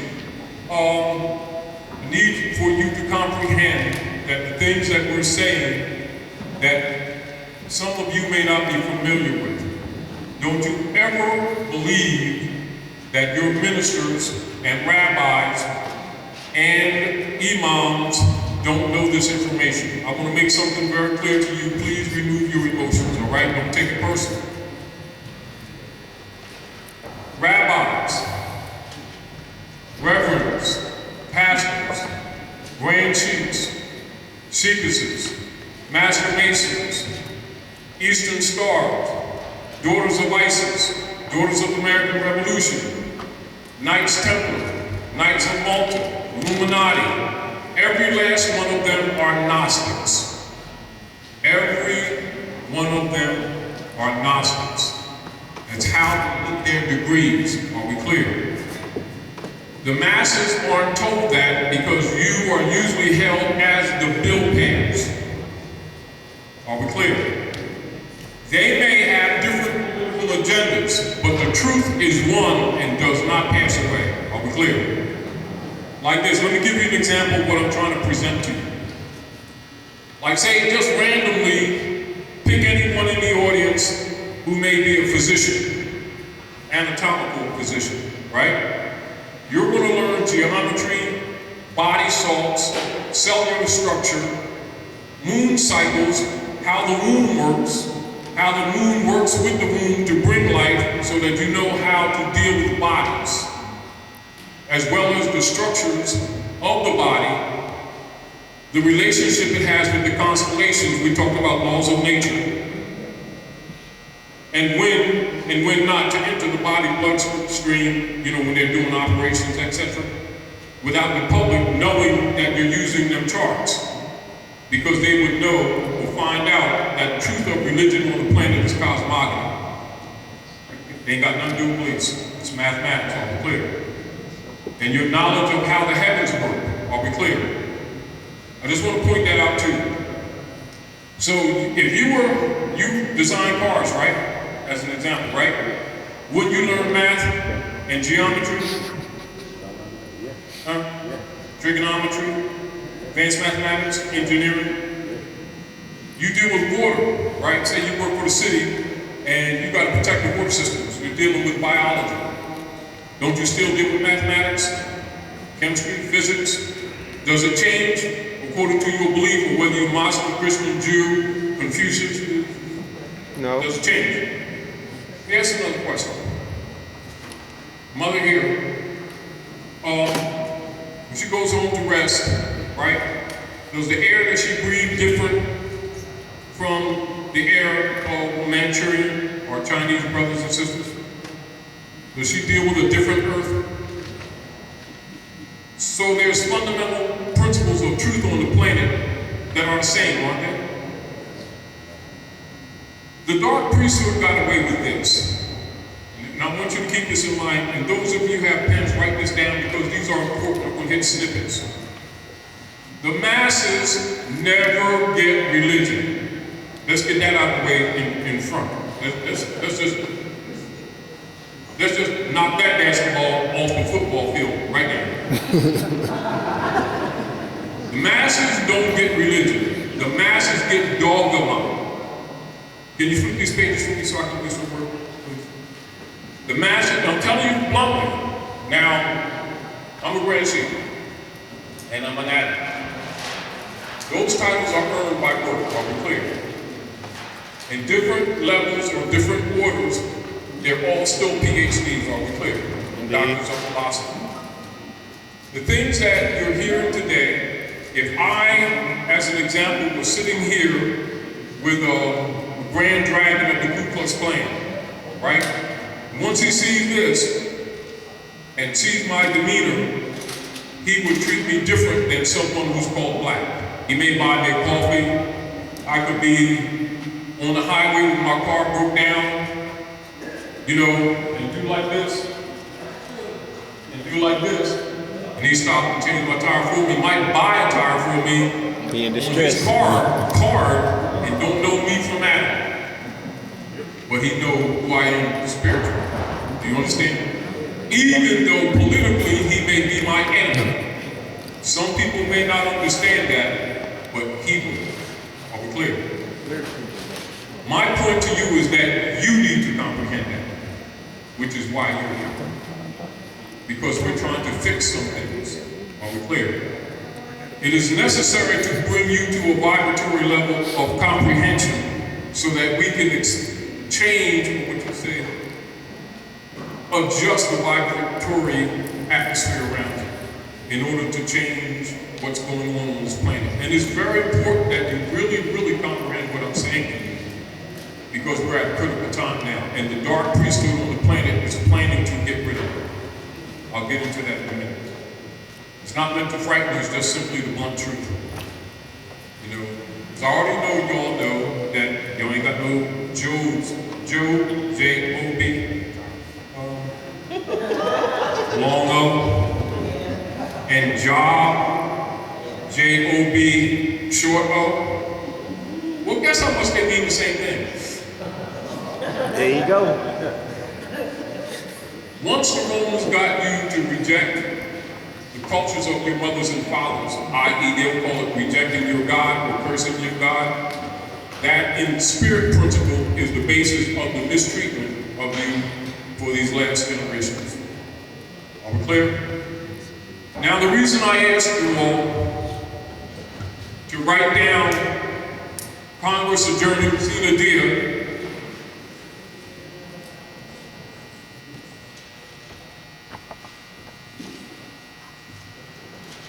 that is in 1861. Now, because we have a short board, I'm not going to write down all the words, I'll just say some things. I need you to be honest. How many of you are familiar with that, and how many of you can say anything of substance in detail to that for comprehension or understanding to a child, so they can understand the politics that's going on here? Please raise your hand, please. Everybody look around, look at the numbers, compare the numbers of people that are sitting in this building, compare the numbers of the people that raise their hand, and take that in consideration, because you need to recognize that you're in trouble. Because I'm going to explain to you why, all right? Now, don't forget your question, all right? But part of it will be answered in this, if you're listening. If you, I'm looking at you. You're looking at him. I'm looking at her.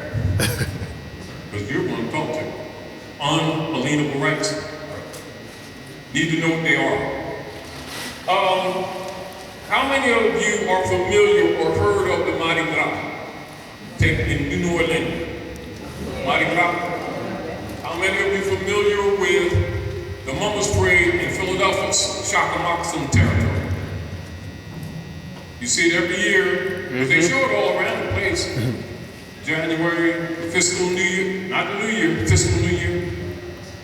January in Philadelphia. And why? How many of you familiar with the Wigmore Party? How many of you familiar with Horace Greeley and the Wigmore Party? How many of you know who the last lawful president for the United States of North America is by name and time period? Now I want you all to pay attention to these hands. Look around you, I want you to pay attention to these hands that are being raised. Because it's important, because my point to you is, how can you help your children when you don't know yourself? We got all these alphabet soup organizations talking about, oh, we love the children, and see, we want to give them some food. There's somebody, all that kind of stuff. It's all that kind of conversation. They're going to tell programs. They come to you in that conversation. First of all, zip your pockets. Even the ones that ain't got zippers. Carry crazy money. They come for your bones. Birthright, unalienable rights cannot be sold or transferred to another. They're divine. They come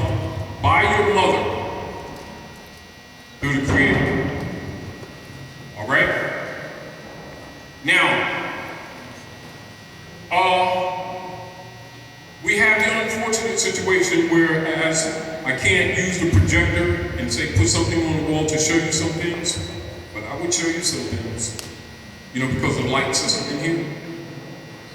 How many of you recall when President Obama went to Hikuta, which is the proper name of Egypt, a couple years ago, and Michelle triangulated in contradiction to the common tradition when the president for the United States of North America transits off the land into another political jurisdiction, they're presented together. Is that not true?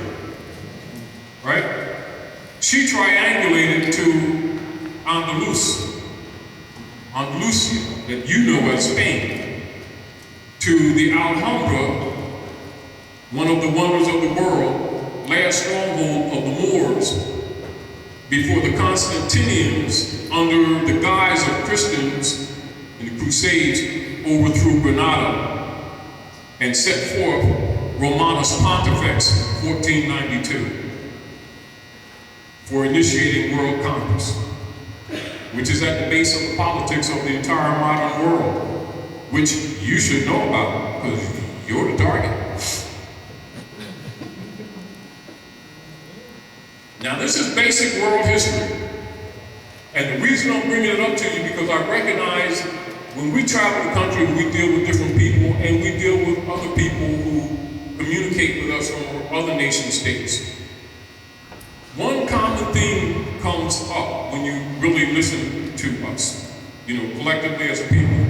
They'll get into the melanin of the Hotep, of the two pyramids. That's Afrocentricity. And don't know a daggone thing about the world. Do you understand? And then turn around and call themselves black. Now, the other reason we gave some snippets in the Edamon degree, and I'm bouncing around, but I'm trying to throw some things out there because I'm actually speaking to you later to about 1 o'clock or 2 o'clock in the morning when you start thinking about some of these things I'm saying, because that's when the spirit man wakes up. You go into REM. So while I'm jumping around, don't worry about it. It's a method to the madness. All right,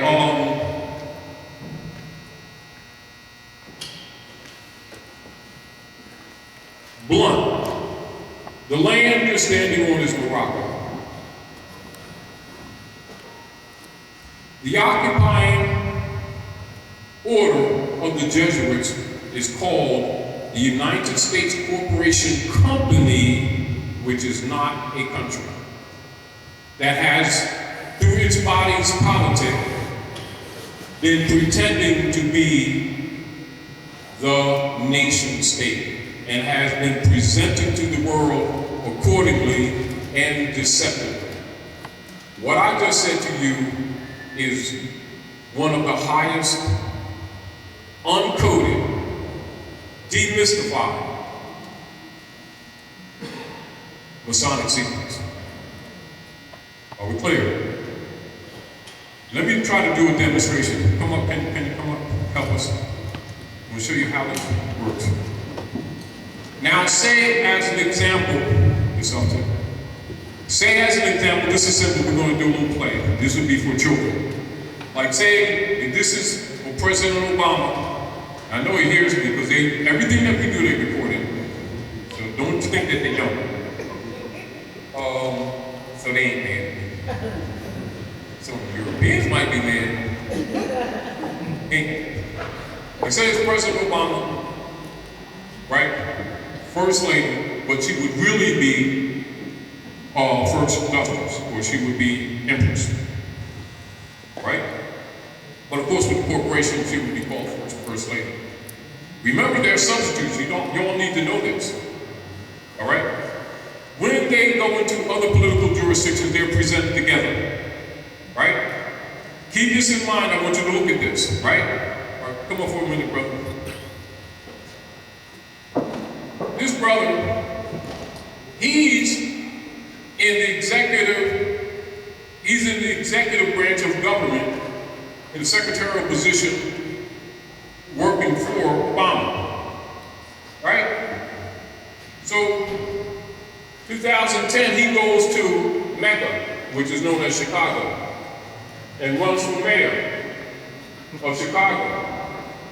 He's a Jew. Write this down. I want you to pay attention to these details, because remember, they're telling you things in your face, but I'm going to show you what you see and don't see, but based on the sleep level.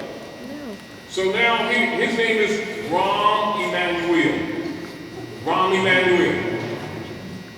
Jew. He leaves the Obama administration. He goes to Chicago, Mecca. According to Circle 7, to the North Star, Dog Star, your open gate to the top. He issues a proclamation almost immediately when he gets into office from his desk. One of the first things he issues is a proclamation, and it is dated December 22nd, 2011. What is December the 22nd according to the constellation Gates?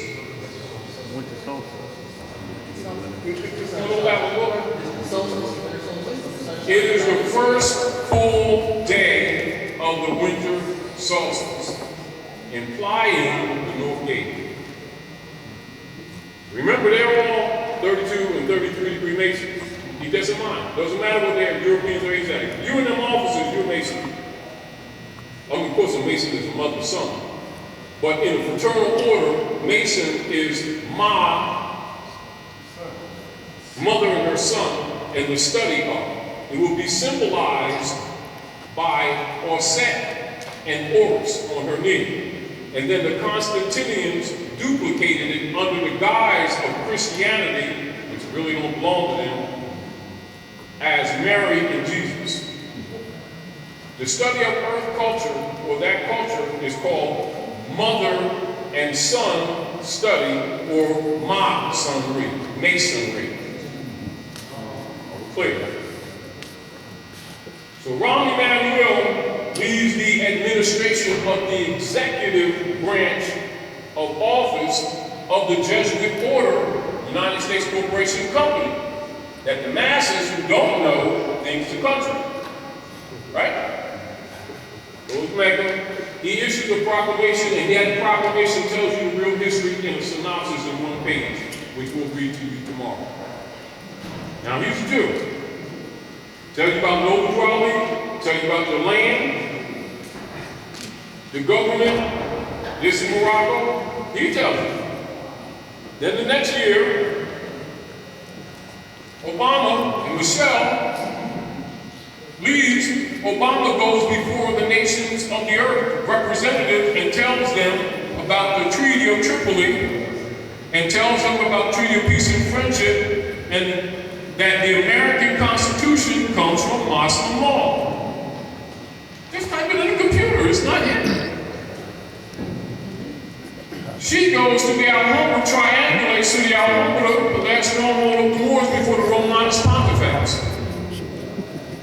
Then they come back, and the rest of the civilized world takes pictures of them coming through double doors,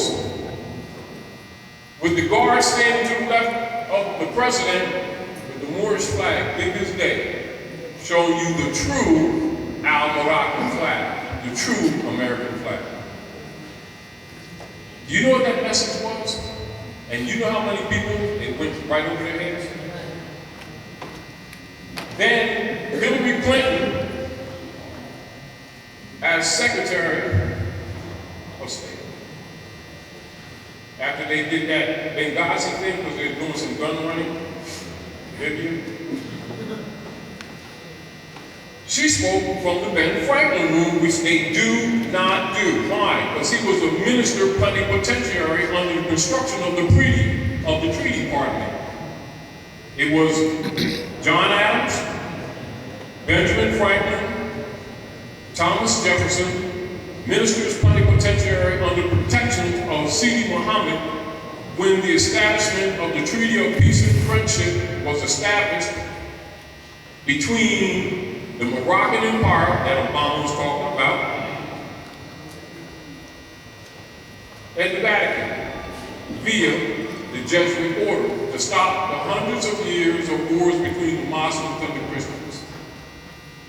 Constantine. I want to be clear. We're talking real world politics. You all need to know this because you need to know what you're looking at when you see these things. She sits in the Ben Franklin room with 3 American flags behind her. That's this one. That's the American flag. And the flag of amity and commerce, which is a banner for trade, which is the stars and stripes, which dumb people, imbeciles, and miseducated people think is the national flag. Are we clear?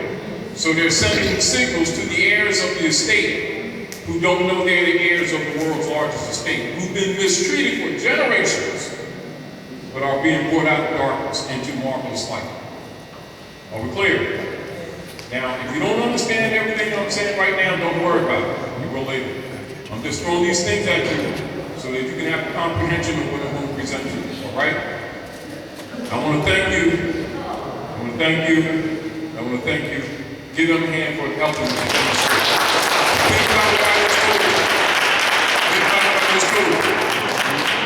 Now write this down. Treaty of Peace and Friendship between the Moroccan Empire and the Christian nations, period, 1786. Solidified 1787. Got that?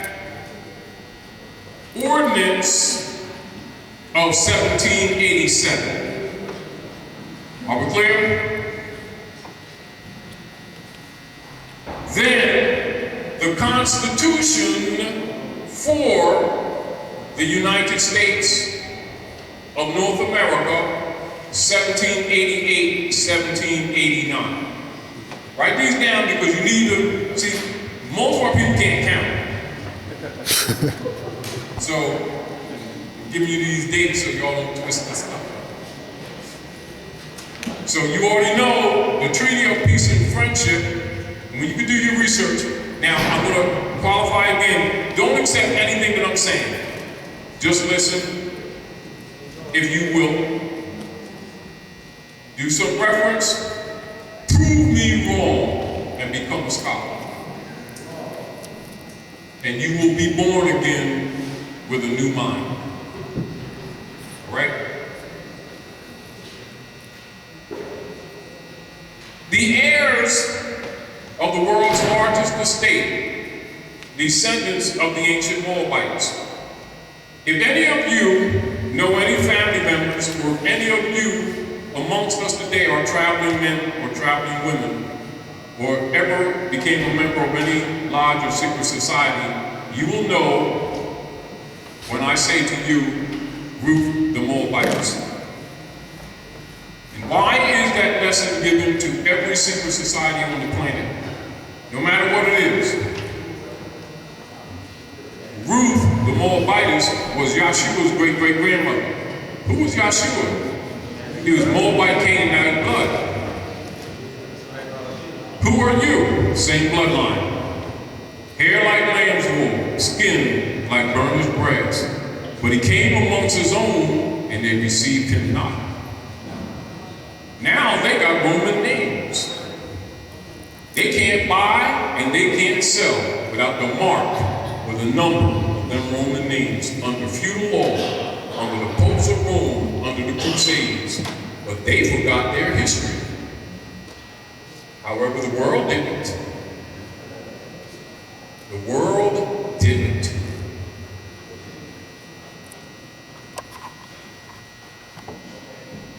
Name ain't Jesus, name Yahushua.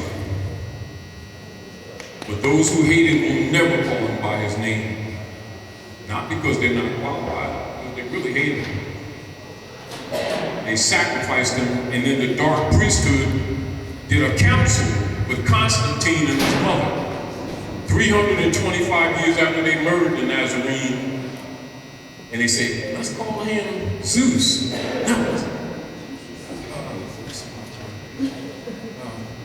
But you can't speak that name because the people might trace themselves and we can't steal their estate. If you want to understand the birthright issue, the book of genetics. The book of genetics is called the book of Genesis. It's really genetics. Chapter 2 and 5. How much is 2 and 5? 7. Chapter 2 and 5. Isaac, Rebekah, Yaakov, Esau, bowl of red pottage, an issue of birthright. Would you think that ain't you? Think that ain't you? Well, it is. So is your birthright, huh? Now the pits. Raleigh came to restore it. That's what this is all about. Are we clear? Prophecies are post-dated checks for life. None of what you saw in Septuaginta, Torah, Tanakh, Vedas, Uaspi, Urantria, the 4 Vedas, is then. It's now. It was just post-dated. So most people don't know how to go through the wheel and read prophecy, but they think it's when it's written. That's why it's sleep. You understand? Well, your redemption is now.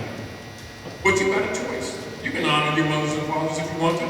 And if you choose not to, you got right to that too.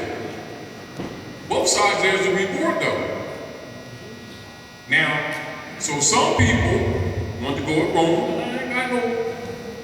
I ain't beefing with them. However, you're gonna eat you anyway. He's been eating your babies. How many of you think that when you go to fast food shops and you're getting burgers, that is beef?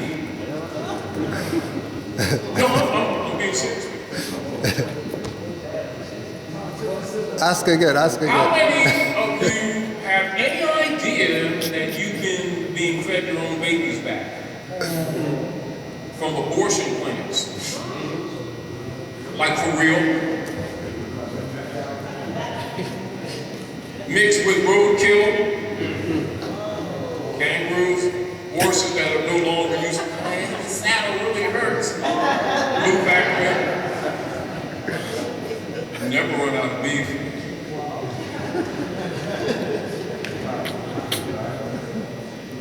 Y'all think I'm joking? No. I'm not. Well, let's get through the chase. Let's get through the chase. Treaty of Peace and Friendship. Let's deal with Article 6 of the American Constitution. Note Raleigh said to the Moors, he says, like Rashid Setrar said, Raleigh said, I'm a universal prophet, and my philosophy will be universal. I came to you Moors because you need me the most. Translation, don't get it twisted. You don't own the prophet. These principles are universal. Are we clear? He said, help me in my great missionary work to bring my people back into the constitutional fold of government, enforcing our Constitution for the United States of America. Most of our people didn't know that was a covenant coming from your own forefathers. You thought it was Thomas Jefferson, Madison, John Adams, Ben, right? They were deists. Don't ever get it in your mind they were Christians, they were deists. They were running from the Constantinians of Rome, who's been hiding for centuries behind the name Christianity, of which they're not Christians. They're Satanists. That's why the world's in trouble. And that's why you've been in trouble. We pray a lot, don't we? We march. Nobody does it like us. They kick us in the keisters, right? We want to protest for this. Come on, let us march. We don't sit down, don't keep on marching. Give me the mic. Right? Keep hope alive. One of these days, Trump's, everybody making it but us, right? You ever notice how nationals come from other lands and jurisdictions and they get these buildings that was empty since we was going to school?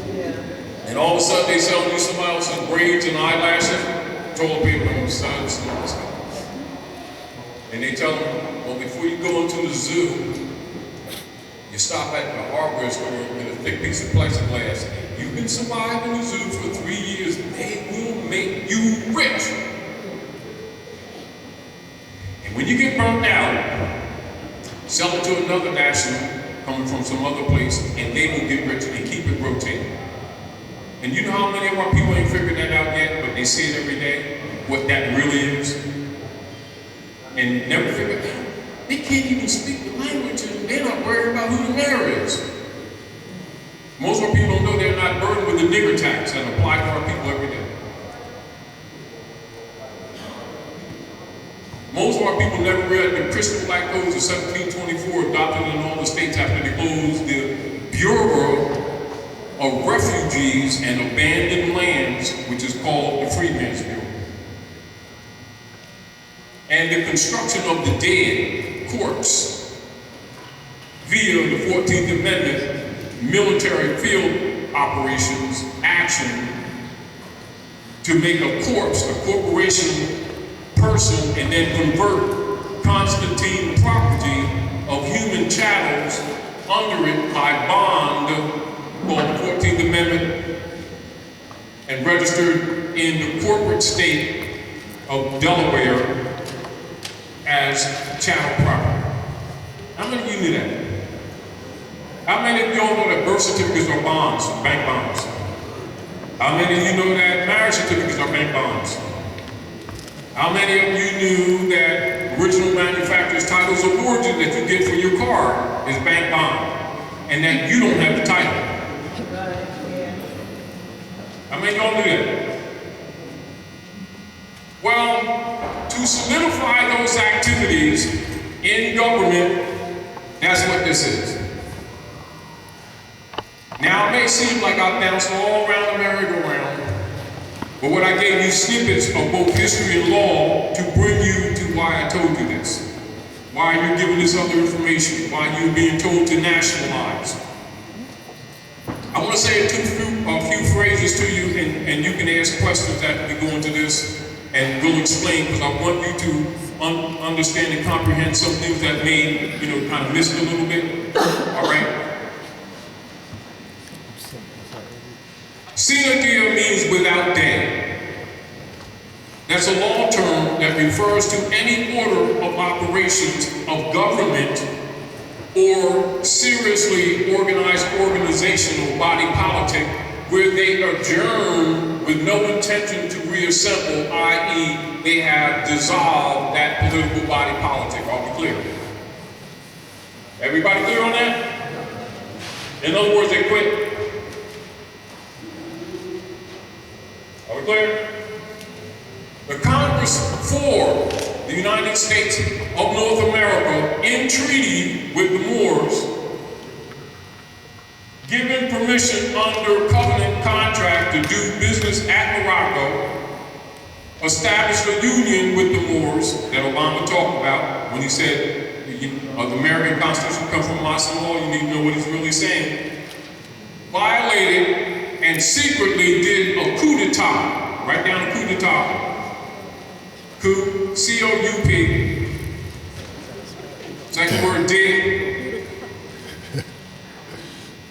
And with a hyphen. Etat. A-T-A-T. It's coup d'etat. In other words, that's where people in positions of authority do an act of misprision against the sovereign and overthrow the government. The legitimate government, are we clear? Coup d'etat. That's what took place here. After that, they murdered Abraham Lincoln, who was the last lawful president doing business at Morocco, i.e. on your land. Are we clear? The function of this was for the purpose of institutionalizing peonage and forced servitude that you have been told is slavery. That's the bureaucratized slavery. Are we clear? Now, I want to point this out to you. If people are talking about the history here and the sufferings of our people and don't tell you this, they're either disqualified or they're going to tell cooperate. Because this is your foundation. How do you not know this? How you been marching and praying and giving finance to somebody else's pee on me? I wish you could pee, wish you could rain, call it pee, and then don't know what your problem really is, not know the root of your problem. Wouldn't that make you incompetent in law? Wouldn't that automatically put you in a subjugated position to anyone who's in any position of authority whatsoever? That's what's been happening. Are we clear? So I'm pointing these things out because I want you to comprehend that for you. Not for me, for you. So that you can understand why this information is given to you. It has a purpose, it has a function. What if you don't know the history, it has no value to you. Do you understand what I'm saying to you? I'm giving you this information for you to comprehend why did Noble Drawling do what he did? What was his assignment? I'm telling you what his assignment is. It's the restoration of your lost estate. All right? So I'm giving you keys so you can comprehend how it was taken and how that maintenance of its taken or taking is administered by those who are operating today. Because the bodies of the past are gone, but the mission is not gone. Are we clear? The preservation of the mission of those operations is maintained in Knights Columbus, Skull and Bones, Illuminati, etc., to steal your birthright. This is where those who have the knowledge have been preserving it from you in order to maintain the power of those who came before them. Therefore, it is vital that they see that you don't get this information. Once you understand that, you understand why some people get really pissed off when we come amongst you and start telling you this stuff. Them guys are out to lunch. That's that cult stuff or that more stuff. They don't know what they're talking about. You understand? That's why I'm telling you to challenge what we're saying, and we're going to give you reference points so you can prove it for yourself. Are we clear? Are we clear? All right. Now, so they murdered Lincoln after this, and then they did what is known as an act of Congress.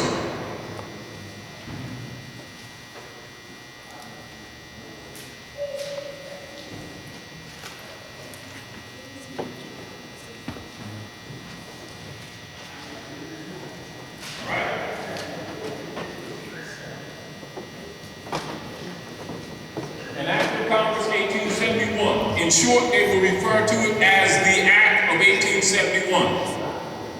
Now, I'm just going to talk freely with you, interject, raise your hand. I'm going to give you the mic because I want it on the recorder. Because within a week, this will be in China, England, elsewhere. It will. You know, because some of the people will call me from different places. And so, I don't want, when they film this, for them to see you talking and don't know what you're saying. Because don't you ever think that you're alone. And don't ever think that the other Asiatics aren't watching what we're doing. Yet we're the sleepest of them all, but you're at the center of the estate. You're at the center of the birthright, because you are the firstborn. Are we clear? That's why so much effort has been put forth to make you sleep, or to keep you suppressed. You've been calling it racism. Remember, it's racist to species. Do you understand? You've been denationalized, all right? Now, with that act of Congress, and listen to me carefully, just take some quick, short notes and reference it, go back to it.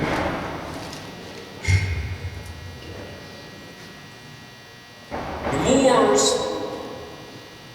of the land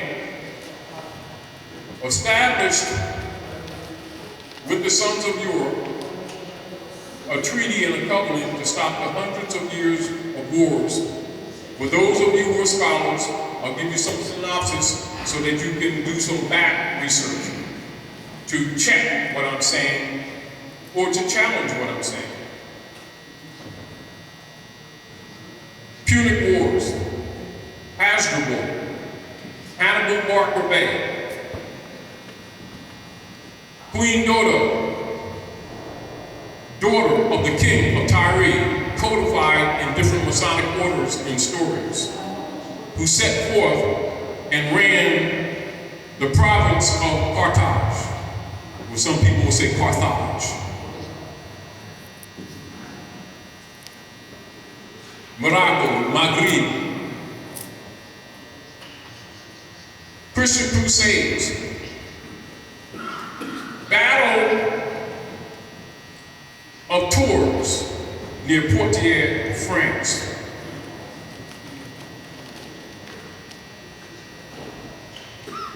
The battle on the lakes of the north, Lake Erie, Lake Michigan, ETC 1812.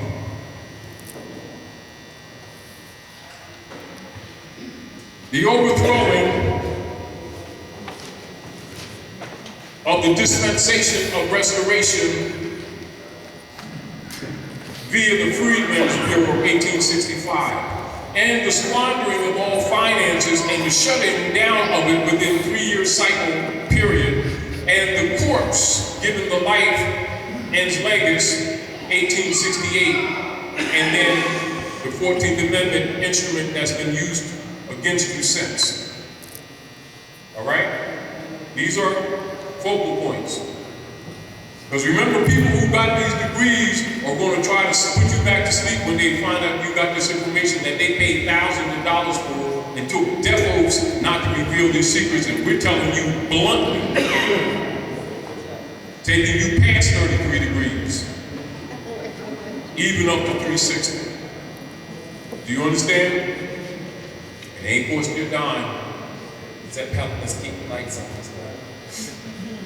However, and I'm being blunt with you, because don't you think that when you get this information that them demons are going to be sitting back, oh, yeah, all right. No, they're going to try to put you in that grave. Back in the dark. So what you have here is heirs of the world's largest estate who have been branded in order to make them non-descendable. Some of those brands are Negro, Black, Color, Indian, West Indian, Puerto Rican, Latino, etc. Coon, Shine, Nigger. All of these are called nom de guerre. Write that down, those are war names. They're used in ens legis corporate operations to tag, denationalize humans who are held as chattel property and put on the stock market notoriously via birth certificates. But it's also the marriage certificates and the original manufacturer titles of origin of all carriages, like cars, trucks, bicycles, skates. Yeah, that's what they are. Original manufacturer's titles of origin.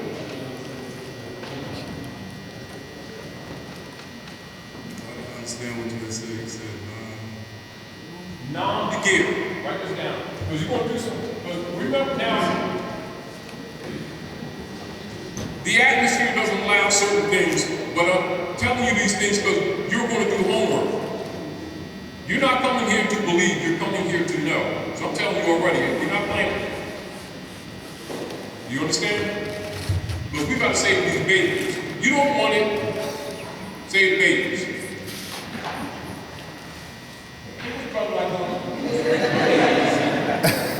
Second problem. That's not the gear. And so when you hear, these phrases, Negro, Black, Color, people keep throwing them things around, uneducated people think they're identities. Scholars, Masons, Knights Templar, Knights of Malta, Daughters of the American Revolution, Eastern Star, knows that those are tags that mean you are cattle property. Just like animals, you're not part of the human family. And when you agree to those names, you willingly given up your birthright and abandon all your estates. If you didn't know it now because you've been told.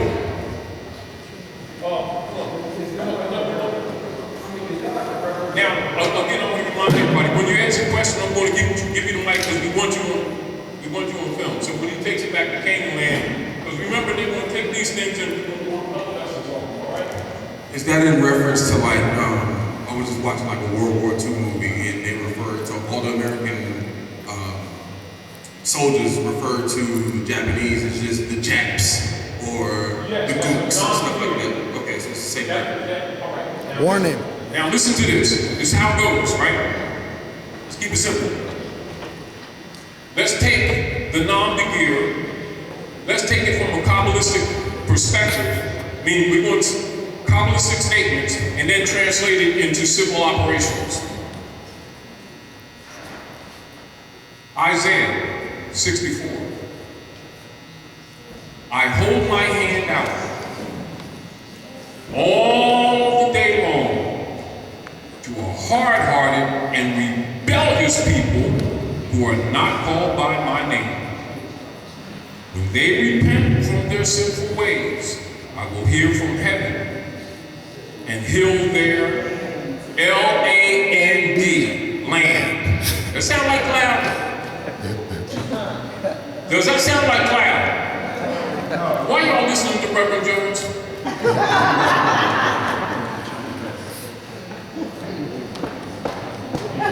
The kingdom's on earth.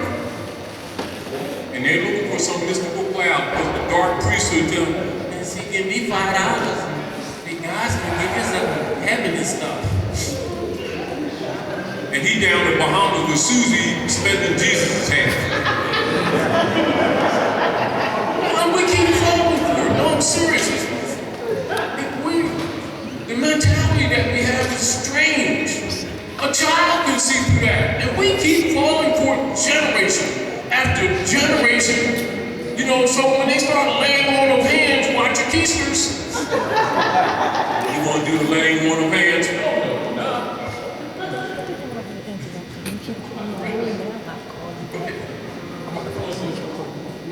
I'm serious, I'm joking. Y'all think that these people love Jesus. No, they don't. This might be a little bit off the topic, but who is Hiram Ben? Hiram Ben? Now, let's say so. Hi, Ram, a bit. I am. Give you a symbol. I'm going to give you a geometric level. I'm here to take over church. All right? Hiram a bit. Master builder, grand architect. Well, that sounds masculine a little bit, right? Huh? Who makes the temple of Solomon? Woman. Now, I'm going to show you this is what I'm going to do.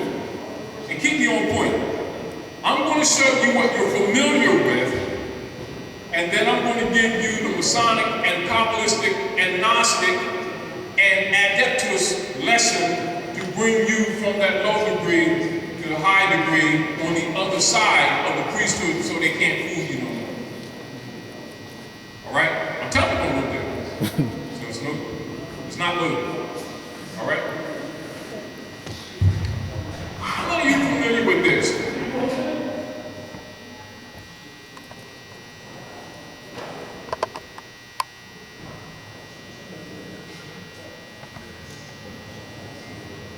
Hold on, excuse my scribble. Now imagine this, and again, like I say, excuse my flaws.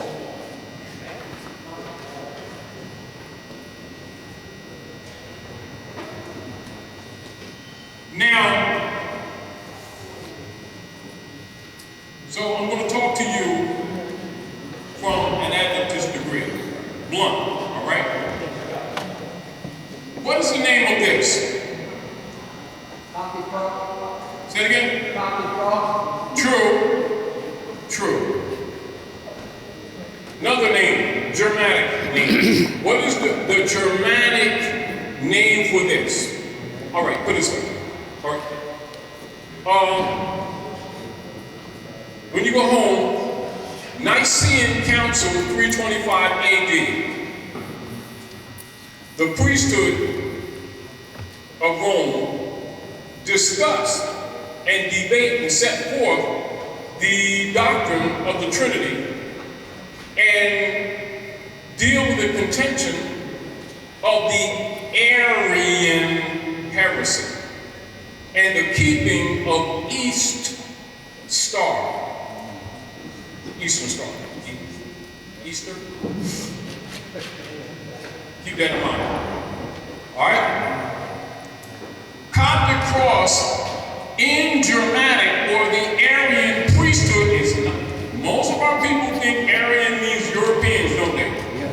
Arian is a high degree of the priesthood and it belongs to you, not to them.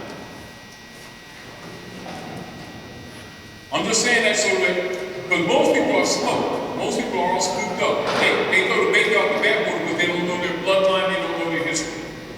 All right? North, east, west, south. That's where you get this word.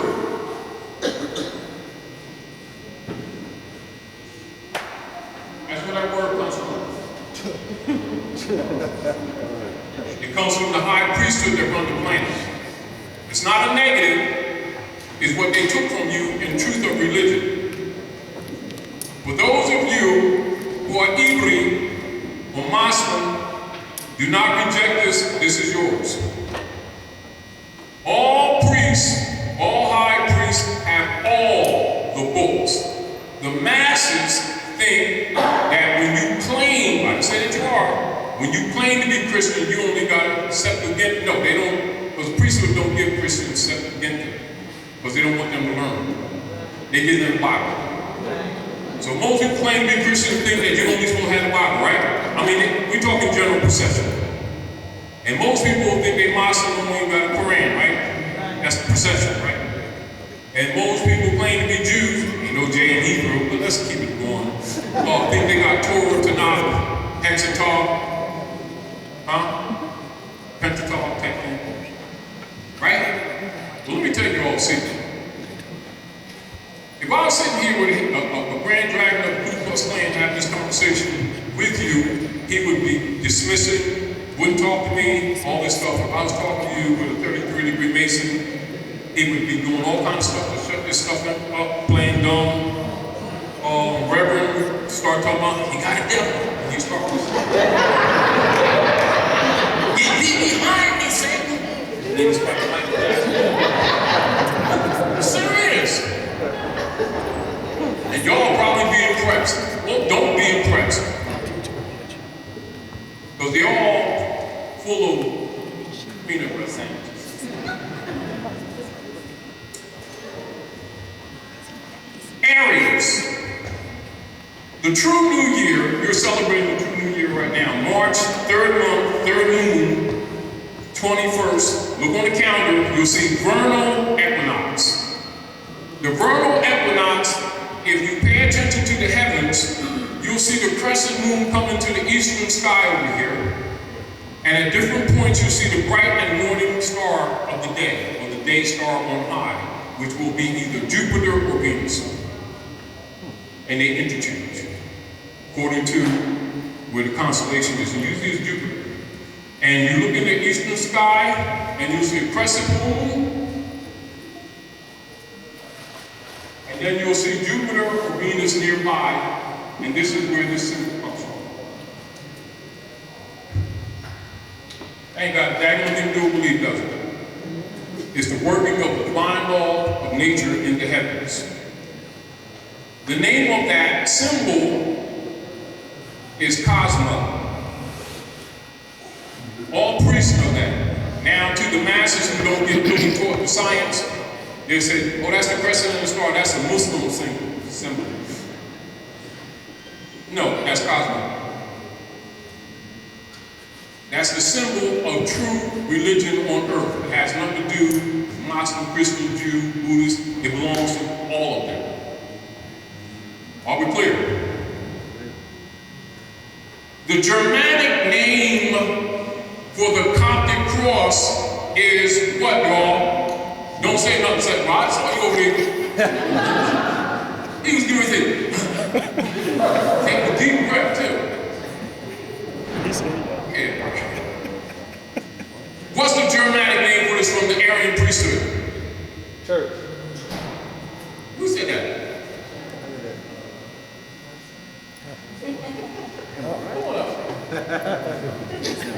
Got yourself in trouble, man.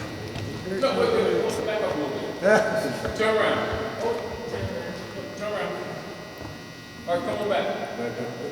You gotta do the one back on the moonwalk, man. I just can't get you. Anyhow, he's here, right? It's the church. The Germanic name. The Germanic name. The Germanic name. The Germanic. The Germanic name is church. All right. How many people knew that the brother here? How many people knew that the Germanic name for this symbol is church? Church. What does church mean? The great circle. You got that? You got that? Now I'm going to tell you what the priesthood know across the board and ain't telling you. And all grandmasters and lodges, all potentates, all Knights Templars, all those who illuminated the pineal gland, Illuminati, whether they're using it to the positive or the negative, remember this, the sun shines on the good as well as the evil. So the knowledge or the power is neutralism, how you use it. All right? North, east, right? West, south. Within this corner, each one of these are divided into 3 parts. What are those 3 parts called? Say it loud if anybody's going to answer. House. Say it again. Oh, yeah, deacon, that's what you get deacon in the church. They're called deaconettes. Deaconettes. The degrees around are called deaconettes. What are these North Pole, South Pole, East Pole, West Pole called? Cardinal points or noble points. That's where you get cardinal in the church. Are we clear? Are we clear? Each one of these dividing points of the noble points represent the 4 seasons, which would also be represented by YHWH, or Yahweh. Earth, air, wind, fire. That ain't it. Y'all ain't correct. What is the correct? Air, what? Earth, water. Just want to see if y'all keep me in the Now, listen. In the east, when the Eastern Star comes into the heavens, you know it's time to do what? To plant. This is why you have the symbol of the rabbit representing fecundity of Venus, right? And fertility, the moon. So you have the palm fronds, you have the bunny rabbits, and you have the eggs from chickens. It's not that bunny rabbits lay chicken eggs, these are symbolic. Right? And then the green grass, it means the vernal equinox. So that is what? What begins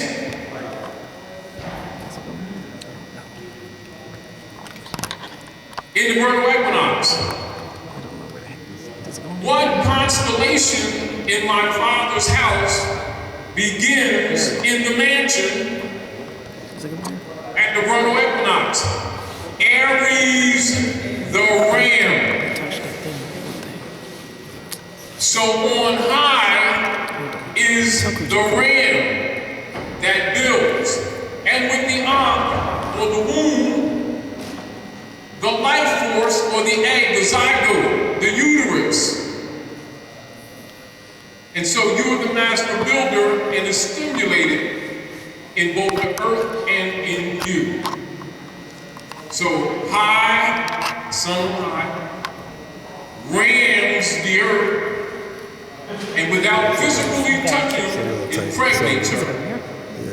So Mary is the earth. I remember this.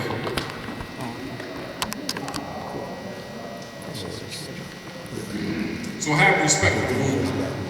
Stargate. In my Father's house there are many mansions. If it were not true, I would have told you so. The 12 houses are the 12 Desi. Desi means what? Numbers. The disciples are not men, they're actually constellations in the heavens. Ezekiel's wheel. Not complex, is it? Found it. See what the priest got that they ain't telling you? Everybody all spooked up and they taking all. Now you understand why Yahshua was arguing with them for stealing the widow's pennies, playing games with people. How long? What would a child understand? This is what a child would understand. The priesthood was pissed because Yahshua, being a rabbi of the rabbinate, told them, why don't you all stop doctrine of the law? Because remember when they was coming back from Hebron, he went down and he was disputing with the doctors of the law. So Mary and Yusuf, they were looking for him and they couldn't find him. So they went and asked the guard to say, did you see a little boy about 12 years old? We've been looking for him. We're afraid that some harm might have come to him. They said, that little guy, about 12 years old? He down there disputing with the doctors of the law. Go check him out. So they went and found him and they said, Yahshua, you know we was worried about you when you were down here fussing with these doctors of the law, and all upset and think some harm came to you and all that stuff. Why was he disputing with the doctors of the law? Because they were doctrine of the law. They themselves know the truth and they hinder the little ones from coming in, meaning the common people. This is the dark priesthood that you're dealing with today. Are we clear? They themselves are illuminated. They deny you the opportunity to activate your pioneer plan. Are we clear? Are we clear? Now, in this corner you have three houses, right? Three houses.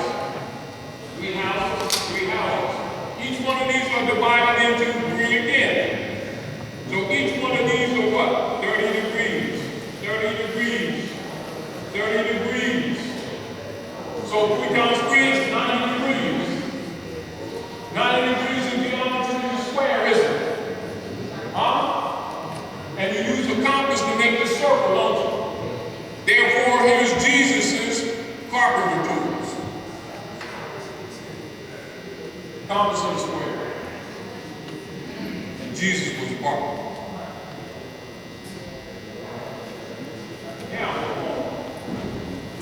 So as above, so it is below. This is your Kabbalistic rule of law, right?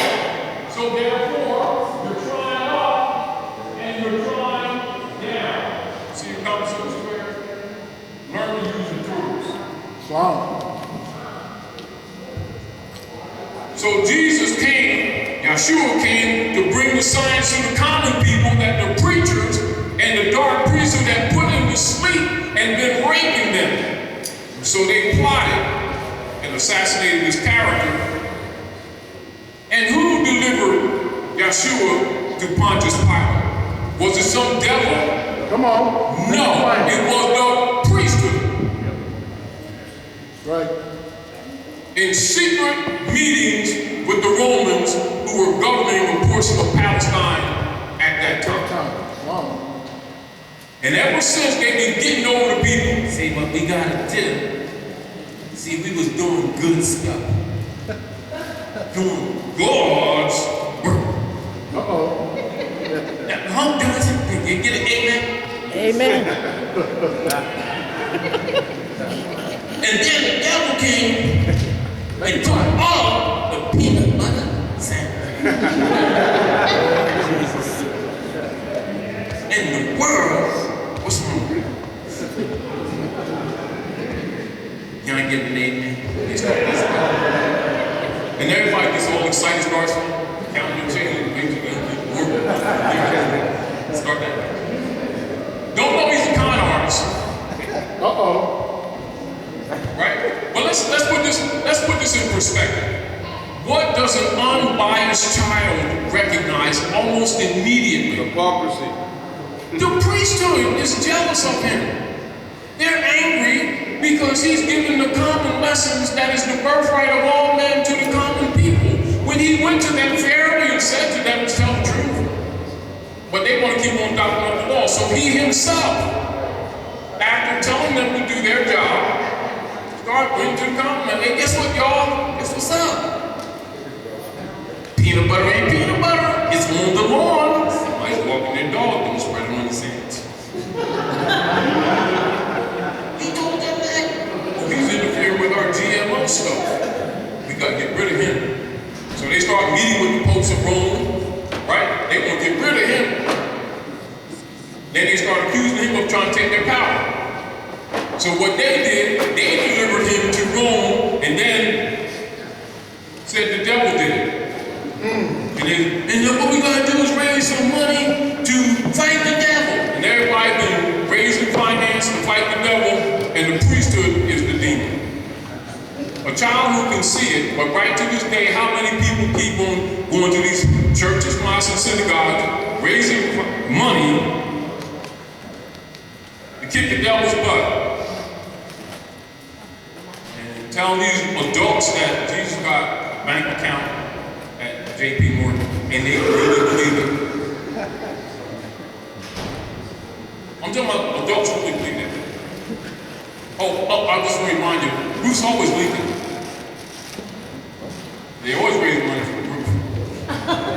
Building one. Still leaking though. Now, let's cut through this. Now, in your East Gate, how many houses in East Gate? 3 houses, right? How many houses in the West Gate? 3 houses, right? How many houses in the North Gate? 3 houses, right? How many houses in the South Gate? 3 houses, right? So how much is 3 and 4? So it looks like the signs of 7 in that circle, doesn't it? Now you understand circle 7? And you think you had something different? Because the priest would tell you that? Book of Revelation. I heard one speak with the voice of many waters, and he was standing among 7 golden candlesticks.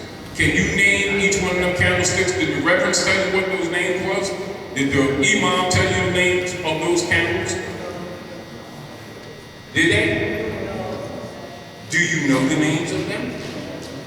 Do you know the name for the one for today? What day is today?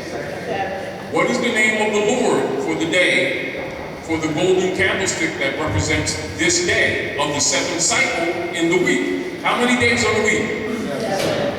7 what? Days. Where does day derive? From degree.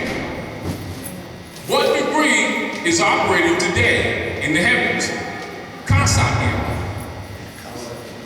You see? So, if you're really being taught religion, you're supposed to know what each one of them golden candlesticks are. Y'all been dropping some coins and trading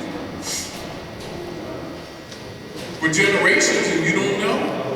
You never thought about it because no one brought it to your attention. I am bringing it to your attention. Because you can't respect knowledge until you're made aware that you haven't been given it. Comprehend? Yes. So, now, go into all of your paintings around the world and your symbolism.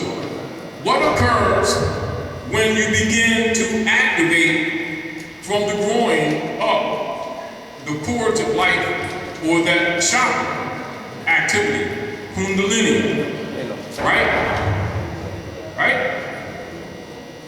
What is it called in the ritual or the mathematics of the activation of those cords that go to the medulla and terminate at the calamus, at the crown of the head? Isn't it called anointed my head with oil? Because that's what it's called. Activation of the pineal gland. Now when you get to that degree, then that's a master degree, right? Then what is taken? Now I want y'all to look at this, right? Absorb this because we don't have a lot of space, so I'll show you something. Same thing. Now when you see the poles, North Pole, South Pole, East Pole, West Pole, right? Then it becomes this. Excuse my scribble, y'all.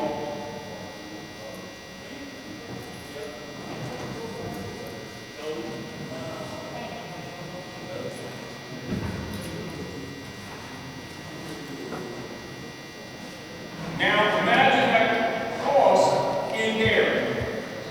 But now when you move the cross and that which was visual becomes the abstract, doesn't it? Now what is this called now? In your high degrees of all secret societies, it is called the master seal. In physics and mechanics, in almanac, for like charting fish and planning for farmers in your almanac, it would be what? It would be called mundane cross or earth glyph. When you gain an understanding or comprehension of it,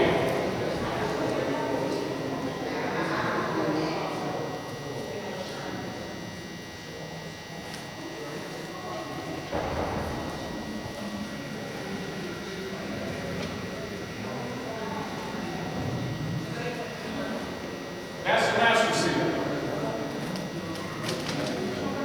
So you have 3 threes in each corner. Because of time, I won't go into all of this, but I'll give you a synopsis. So say you're beginning to learn, right?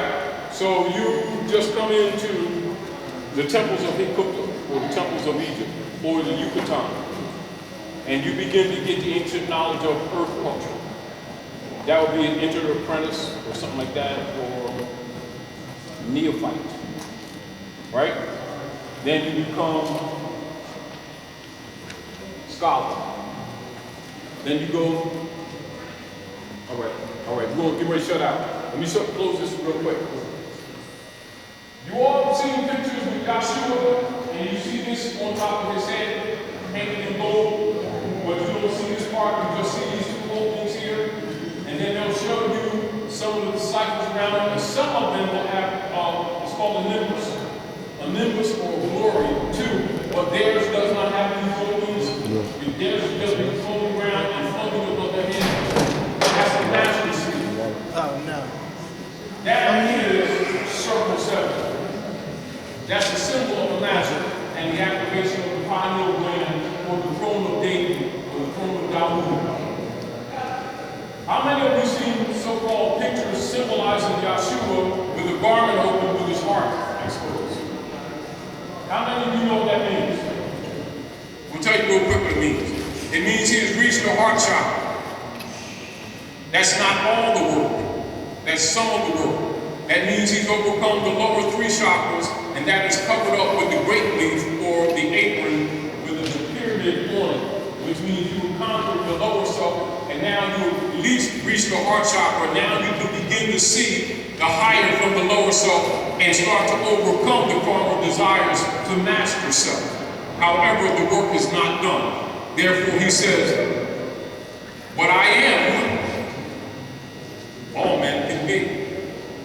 What I've done, all men can some of you will even do greater works than I have. I did not come of my own will, but he sent me. I just come to show the way. Therefore, you have work to do, don't you? Don't you? You have studying to do, don't you? Because you have a birthright to restore. Because it is on you. Because even with this baby, the time has come that every man, every woman, and every child must confess their own. So if children aren't excused, neither are you. Are we clear? So the birthright is related to unalienable rights, which the dark priesthood has put upon you with the Act of 1871. Thank you for coming out. Trust you learned something. Come tomorrow. Be prepared. Write down questions that we didn't get to today, because we're going to hit you with some homework, and we're going to get some work done. But the major issue is to get you functional. We want you to be able to use this information, not, oh man, that's deep. We talked about peanut butter sandwiches that was really jelly. No, don't go there. Function, all right? We want function. Give yourselves a hand. Give the presenters a hand. Give the brothers a hand for making the venue possible. My name is Timothy Long, man. I appreciate everybody for coming out and supporting this event. We're gonna definitely try to do it again soon. If not soon, we will definitely have another. We're gonna try to make this an annual event, so we hope y'all come out next time. Appreciate all y'all love and support. We love y'all. Islam. For those who didn't get a chance to sign up with the email address, will you get that paper out my car, please? Didn't get a chance to put their email address and stuff on the sign-in sheet, please do so. Okay, I said on my Facebook page that I was gonna give 10 people my legal documents. I gave it to 4. So we got 6 more people left. You already got it. You had it for anybody.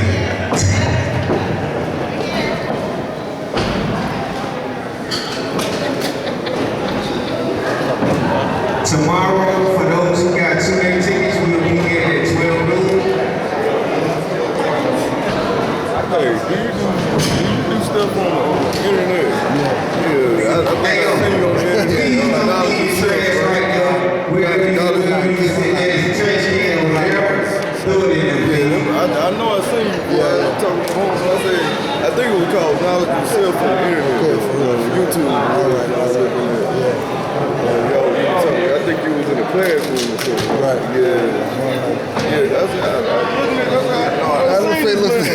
this man somewhere. I be looking. Islam. I be doing a lot of research on myself. Yeah.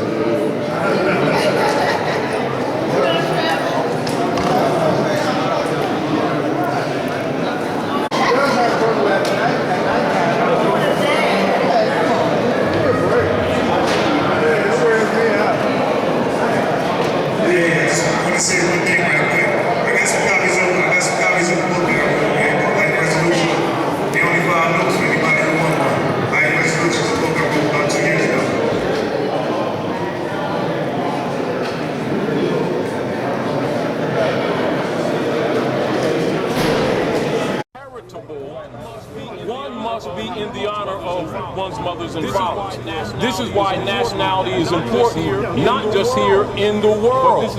But this is also why the Europeans here took our nationality and put brands on us and start teaching the Negro preachers to tell us they were Afrocentric identity. Green Finch! What up? Feeling this one. I know you'll be feeling this one. Iron Sheep. Not that one. Moorish MC. as a slave. You know from where you came had a name. Ancestral estate claim. Blacks always refrain. They don't wanna be Muslim or study Islam. Crack a hippie on the wall got me asking who's this man, cause he don't look like burnt brass from Revelations. Solomon said he was black but belonged to a nation. So don't bring that, it don't matter when we speak. Martin told you he wouldn't make it in the mountaintop speech. El Haj told you about Necro and Negro. Blacks didn't found shit, nigga. Humble your ego. Take some time to study, learn for once. Two continent named people are minors and think like a dunce. Cunts. No matter what they do or what they say.